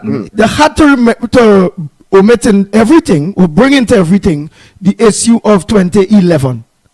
Trying to show the country where the former government was doing something illegal. And a state of emergency is supposed to be for the whole of Trinidad and Tobago. The former government said that in the beginning, but Okasipol was under the Manning administration. No, but what I was bringing across have nothing to do with no Okasipol or nothing. I'm just bringing to the clear to everyone how they had to mention the 2011 when the former government did a state of emergency. They had to mention it, and they also had to put in, which was the smart small pen, smart Stuart Young acting Attorney General. Just now, Lennox, smart, very smart. And he had to put in, which he's suggesting to the public, here it is. It had a government before bring a state of emergency. Because remember the question that was asked by Mr. Samaru, where it will have and how people will still, and he wanted to make sure he mentioned in a smart way, the last government did something very illegal by having a limited state emergency for particular areas, which is to point out the areas in which they was having it is the areas of the government, the present government strongholds, and to move smart to bring in the racial aspect, the racial undertone in a very, very, very smart way to show, well, look, we having it. You notice the tribe hard to keep away from the Port of Spain areas, the PNM areas. They're saying, well, all wrong. Because they don't want, because the election season, to bring in the Port of Spain, however, or to come across like Kamala Prasad, the former government. Watch how they're moving smart. Yeah, they don't want to match toes in this season. They don't want to step on toes. So they wanted their very own step. So they wanted to show their masses. They wanted to show their masses. Here it is. You see, we not racial. We not on this. Look, we not going to organize and put no state emergency. If they don't put a state of emergency in place, where it's restricting people, obviously the state of emergency will be in their strongholds, their constituencies, and which is among the African people, which is most populated. That is the smartness of them. Yeah, I think too, Andy, what you're saying is correct, because when he mentioned about these incidents that took place, they took place in those PNM areas. You know, when you look at Besson Street and whatever. So he mentioned these things as well as reprisals and what have you. Again, just simply buying time. But we were sold on the fact that all of these things dealing with gang members and gang criminal activities was dealt with the the gang bill. That's what was sold to us by the former Attorney General. Now today we're hearing something different on the eve of an election. So what does that tell you? Yeah, but that is why they didn't have an earlier state of emergency. Here it is, of course, the young is trying to tell us that go ahead, they always had that option when the gang bill was supposed, of course, to address that. But more significantly, they are not out of the woods with attempting to prevent or avoid calling where the police will be very active in this time of suspension of constitutional rights. Because when they begin to hold, the news will tell us which community that these people were held in, etc. So they are not out of the woods. So they always have this cobra effect. Always the cobra effect. Saying something now, sounding nice, appealing, but at the same time, it turns out to be the spitting in the sky and falling in the face. So at the end of the day, in all practicality, in all rolling out of this state of emergency scenario, they are going to be focusing on simply those areas that the PNM is in charge of and in control. And therefore, the argument that Rowley stated that, look, it's the African community and those young boys that he had a bleeding hard for, we will see it manifesting itself in this state. They can't avoid that at all. So we don't know that already. So let us tell the people that. Nice. One more thing, gentlemen. I want you all to remember. One more thing I want you all to put a particular eye on. When Akash asked about the end time of this limit of the state of emergency, whereby each and every one of us constitutional rights are technically on the shelf, which means they could come, lock up, detain, do what they want for whatever period. He had no answer for the end time. And remember how vindictive this PNM government is. This government, all I remember, this will lead to them going at their political opponents. That's right. With the state of emergency. All I remember that, and you will see them under the guise of the state of emergency. Boy, watch you go see those sting days. Why he was avoiding it is because this first stage, it is time specific. I can't remember how much days they have. And then they have to call the parliament but they will require, of course, the support of the opposition. That is why he was talking that way, to continue to have an extension. He will have to do that because they only have, in effect, 21 seats. So he knows that. So he has avoided that particular specificity simply because he suspected that the opposition will not support it, having regard to what Rowley said, that you cannot call a state of emergency for crime matters and gang simply because the police in the country has the wherewithal in order to treat it at any rate disrupting. So notice they try to eliminate the disrupting of business. So they say, listen, no curfew. That is the part that they want, of course, to be accountable for. But Lennox Smith, I would like you and Mikey to also engage on after that, because boy, the fact is they don't need the support of the opposition. If they needed the support of the opposition, then the opposition would have needed the support of them back then. Hence the reason we could have the video to show where he's saying the government this and the government that. So either or. That just will be window dressing to hear with the opposition to try to pull out the opposition at the end of the day. But most likely we don't know what direction the opposition will go with that. But remember again, all you think outside the box when it comes to this dirty, taxing, lying, undermining, wicked, them not God fearing, PNM, you know. The next move is to start to handpick the opposition opponents and show that they link with anything coming in the high-powered rifles, or who will be linked with human trafficking and to do that. No, I agree with that. I understand what you're saying there. This is a plot, leading into, of course, the next election because he must call it. So all of that will be in the mix. This is not just a right here thing because the will of necessity, if they're tackling the gangs, must go into the PNM held areas, and therefore that is an embarrassment. He could try to say it's not a limited, they didn't want to implement a limited state of emergency and try to show up, of course, the last administration, which in fact abandoned that approach and had a national state of emergency anyway.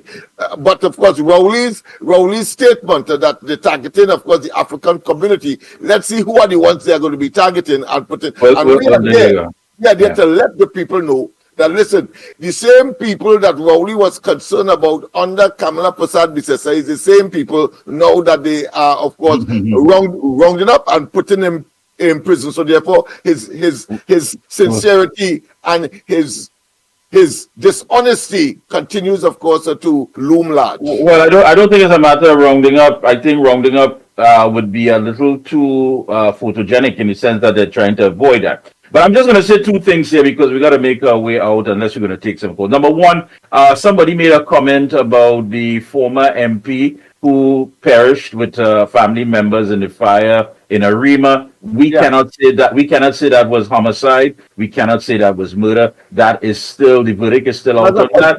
All right. Right. The investigation is out there. So please, we need to be careful with what we say. And on this note, I want to make it absolutely clear. Again, people are going to come and try to razzle-dazzle you and try to blindfold you with nonsense. Mr. Hines said, it was either Mr. Hines or Mr. Young, one of them said, that what happened on Saturday at Besson Street Station, the individual, the main target, is well known to the police. If this individual is so well known to the police, then you would know exactly who's trying to take his life out and who is threatening his life. So on the issue of reprisals, you really and truly don't have to look far. This man is well known. You would know who he's warring with, who are the other warring factors, and you could have simply dealt with it. There was no need for a state of emergency. So again, trying to sell us something that just simply does not add up. But worse yet, how does a state of emergency of the type without a curfew solve that problem? Exactly. You have to have a curfew so you can get inside there. That's right. But the individual is well known. You know who he's warring with. You know the warring factions. You know the people. You know who you're looking for. You don't need a state of emergency. That same thing that you're talking about, the way how this state of emergency has been coined. What's stopping them from going and dealing with it? No. That's right. There's absolutely nothing. There's absolutely nothing. So Andy will have a point there in that Yes. they want, of course, to corral the opposition. I think That's right. these are the people that they are really targeting for their political survival and their electability that has gone through the roof. One of the individuals who may be of interest to us, we realized based on the phone records, he called somebody perhaps on the ground report to get them some information. So that was a breach. So we now become the target. Somebody who's an interest of them, they realized that they had a conversation with somebody in the opposition. So that person now is of interest to them. So here we go after them. Yeah, they are going to use this under the guise of this. When we report what the traditional media do not have in terms of people that would have been held and where, and of course, I anticipate, I could guarantee, is within, of course, the PNM held constituency. They wouldn't want that because they are trying to help to hide through that press conference that they have not limited it because they know they would have had to limit it. Yeah, total nonsense. This was totally unwarranted. This is just another distraction, just trying to deflect from the issues. The government has failed. They are bankrupt with whatever ideas, nothing. They have nothing to offer. You're in a relationship or trying to sustain something when one individual is just simply taking, whether they take from your pocket, your purse, your wallet, they're taking for property tax, they're taking for more TNTech, they're taking for more on WASA, and you only giving. It's a one-sided thing. They have nothing to offer you but lies and press conferences with no substance. You know this man is a man of interest. You know based on your intelligence who he warring with, who want to take him out. Why do you need a state of emergency to deal with reprisal killings if you know the people who are going to commit the reprisals? Come on, man. And they continue to indict themselves because if you hear Hines and you hear Young, they know all what the problem is. That's right. But even the former Attorney General said that. He know where they live, he know where they sleep, he know what kind of food they eat. But now you still telling us that the gang members that drop in 57%, according to Alwari, has just simply risen to the point that you need to call a state of emergency. Look, Andy, have anybody want to make a quick call? Anybody want to call? Let me just take a quick. We gotta go. Yes. So let me look into lock off. So let me just get an all short and sweet. Very, very, very, very short and sweet. Right? Yes, what are your views? What are your comments on what you just heard? Because we said especially for you. Yes. But go ahead, make a point by the time I just hooking up the thing here to make sure that we stayed over just for you. Make your comments, people call in. And of course, one or two probably voicemails we may well consider as well. But we have limited time now that that press conference. We have preempted it because it was more waste of time. I mean, and of course it was just rhetoric and to the point of ad nauseum, frankly. Yeah, and again, the ground report totally from advance. This is going to be something based on some new information, some new development. Something new is a threat, is the biggest threat. And again, they're going to sell to you that, damn if we do, damn if we don't, we try to do we best. Yeah, one man calling from whatever, from a uninsulated basement in the US, telling us about this is not the way. Listen, we live in this reality. Nobody from the outside can tell you. You live in this reality on a daily basis. We have somebody, Andy? Yeah. Go ahead, caller. Pleasant good morning. Short and sweet. What's your thoughts? Morning. Yeah, man. Good morning. I listen to the program, right? You see what the man saying there? Right deflection, number one. And number two, they put a time frame before election. So they're going to go after them politicians.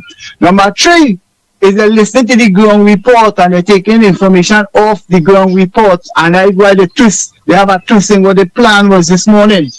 Because I pick up certain things from Mr. Stott and what he was saying. So I'll have to be very careful with the information because you see the 3 months thing they have there, they can raid anybody's house and plant anything in a place because they give the police full power and the army full power. They didn't have to go no state of emergency to do that. They could have called out the police and the army long time. But that state of emergency thing is to get into people's property. You understand? And because they can't get the bill passed in parliament. So I'll have to be very careful of what they're saying. I listen to what he's saying. I have a lot of things I have to say, but I just want to lock off here pretty wide. Thank you very much. So again, to make a long story short, is to take away your constitutional rights, is to be able to lock you up, is to be able to rope you in. They don't have no time limit on how long they will be holding you. They bring it in for the new year, knowing that the new year will be going into election period. They have already talked openly about people within high-ranking people who is MPs and this and that within the UNC that are in human trafficking and who in running this and doing that. They are associated with Maduro, a country that is under dictatorship. What went on there is that he used the legal way. They went about this the legal way to really and truly take away a constitutional right to openly, legally, now all the Senate playing. This is a dictator government because they didn't need it to do that because of that. Yeah. They open the thing to go down like a Maduro on them. Where watch me, all they go see. All of a sudden, all they go see them pulling people here, pulling people so. Holding down people for how long? And the political opponent says this is what they will be going at. And of course, they will target the ground report and warn us because, of course, you are emasculated as well in what you're saying, because the overall concept of a state of emergency is exactly that. Your right to speak. Full control. Go ahead, caller. Go ahead. Yeah, Short and sweet. And the PNM government fall, boy. They gone. And nasty Stuart Young talking about high-power rifles. He talking about Arwari and Ichiran. When you talk about that, elements just think, boy. But the PNM government fall, they're gone. No coming back. Thank you, Andy. Thank you very much. Go ahead, callers. We all don't have much time again. We just want to make sure you're all involved, knowing that all of you all remain locked on. To think, gentlemen, that when we played that clip about Rowley's opposition to calling a state of emergency for the purposes of crime, I noted that Stuart Young was saying, in spite of people saying otherwise, but we did, that was an option a very long time ago, etc. And I suspect that he might have looked at the ground report before he went into that room. Nice. Go ahead, caller. I honestly suspect that. Honestly. Good morning, Andy. Good morning, Mikey. Good morning, Lennox. Morning, Bricks. They're taking all the rights, boy. So the police and the army authorities are going to harass people. And they can't answer the question. Actors going hard at them. Rachel Hine, Stuart Young, small print can't answer the question. All that state of emergency will benefit. We call an election and people fed up on this evil, wicked PNM by. There's more wicked PNM government that to go by. Most of people die here. 4 people die every day. Keep us a state, ISOU, a state of emergency. 4 people get shot in the arm. They ain't do nothing. 5 people get shot somewhere in Lavanti, somewhere. They're keeping this now. The people show the people now. More than about 6 something now. Them people going on in the Guinness Book of the World Record, boy. This evil wicked PNM. And the Mikey Kelly breaks there, they're coming for you. I love to understand. but no assessment of this recently completed exercise wouldn't be complete without our position on the excuse that Dr. Rowley wasn't there. Nice. What's your view? Oh, hold on. The head of the National Security Council. Go ahead. My brothers. Wonderful show as usual. Yeah. There's just something to go against people the government don't like. As the man used the word, targeted people. Bunch of idiots. See, I tell all of that. Let's go again. Just look at these government idiots. The whole Caribbean and the wider world just laughing at them of their stupidity. State of emergency. Trinidad and Tobago is on the national map now, the globe map of a state of emergency where these stupid government officials don't really know what they're doing and how to handle a situation. Man, I'm laughing from Florida here. It's appalling. Boy. Pathetic, it's appalling, it's dunderheaded, it is incongruent, it is irrational. I mean, even the exercise itself and the limitation that they have put on themselves shows that it is for reasons other than what they have told us in essence. Oh boy. Andy Williams and the whole of the ground report and all listeners. I have one question to ask. Who is going to clean up the police force and the army where all the corruption is? All them bad police and soldiers. Who going to clean them up? Wow. Oh boy, oh boy, oh boy. Well, Trinidad and Tobago, all right, any other voice notes? Let me make sure. Oh boy, oh boy. Right, so no other voice notes. We want to tell you all, thanks so much. Yes, for indeed. much, man. Most of them hold on, you know. Most people hold on, they take it in right here from foreign all over. Only make sure and let all the other family members know if they really want the truth. There's no other program to lock on to on a morning while you all out there that is directly you all other than the ground report. You get it as it is. We say it as it is. Many others have restrictions based on how they're saying it because they don't have the experience as us.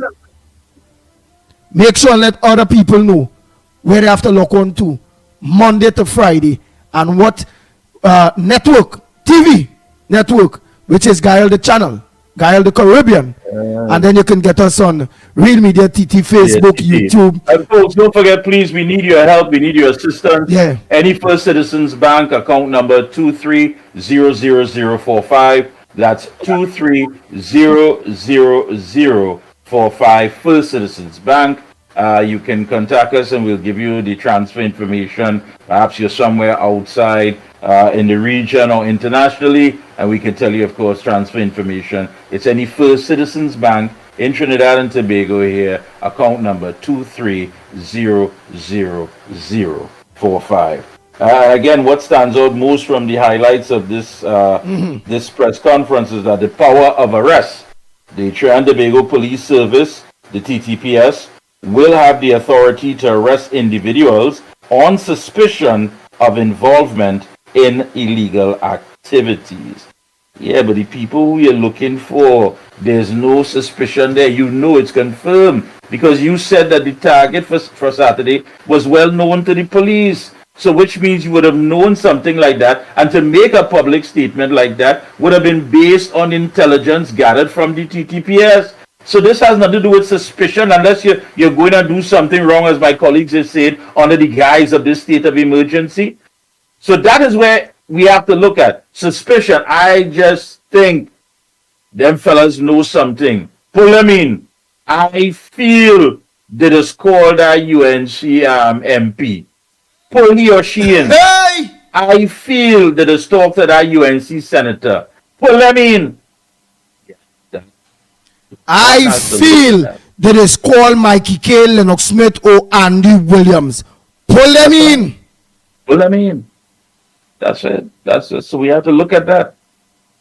It is silly season, and who's leading the circus? Rowley and the PNM. Lennox, you're still muted. You're still muted. We ain't hearing you at all. Lennox. You talk all that talk. We can't read lips. We can't read lips. Go ahead. Sorry, I was saying that they would use the apparatus of the SSA to, of course, tap people's phone, etc., because they would, it would be permissible. So therefore, people from now on, you know what you have to do to prevent, of course, if you have, because they could convert innocuous conversation to one of sedition or contravening, or should I say, giving them the right to come and invade your home. So be careful. Be careful. Be careful. Yeah. You ain't gonna have a clue until they pull in and say, you know why we bring you here? No.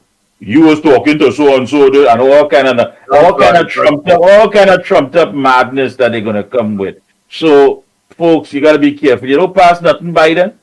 So hey, that brings us to the end of the program. But Mikey, before you go again, and they charged us. Yeah. Before you go again, so that is what they are capable of. All the people have to remember, what the PNM and Stuart Young and them put in we face, all year, it have something deeper to that, because they did not need no case of state of emergency to do just what they're doing. They did not. It goes deeper than that. And the deepness in that is, as he say, with just a suspicion. You hear the man say, and if you in a car or you around people that are known and there's drug lords or there's killers, you can be roping too, you can be this too. This move is about suspending our constitutional rights in order for this elections coming to organize and use the apparatus of the state under the disguise of a state of emergency to go after their political opponents and the people, whether it's talk show hosts, whether it's Mikey, that not singing the tune that they are singing. Welcome and I would, to legal dictatorship. Advise the UNC to put the house in order, because at the end of this exercise, no doubt, elections will be called. Oh yes, I agree with you that. Folks, that brings us to the end of our program. Don't forget, later on tonight, our very own Lennox Smith Corridor Transformation. We have a lot in store for you. Of course, I'll let you know the Observer is going to be back on soon.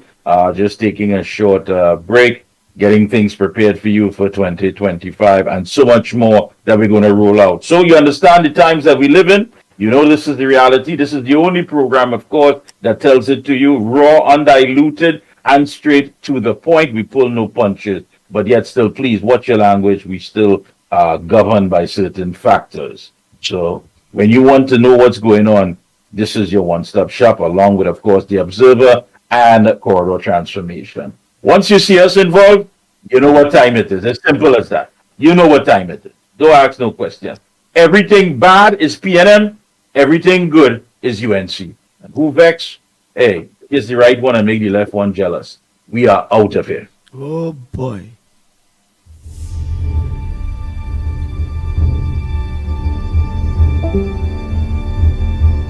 The Ground Report with Mikey K, Andy Williams, and Lennox Smith. Oh, Lord. No!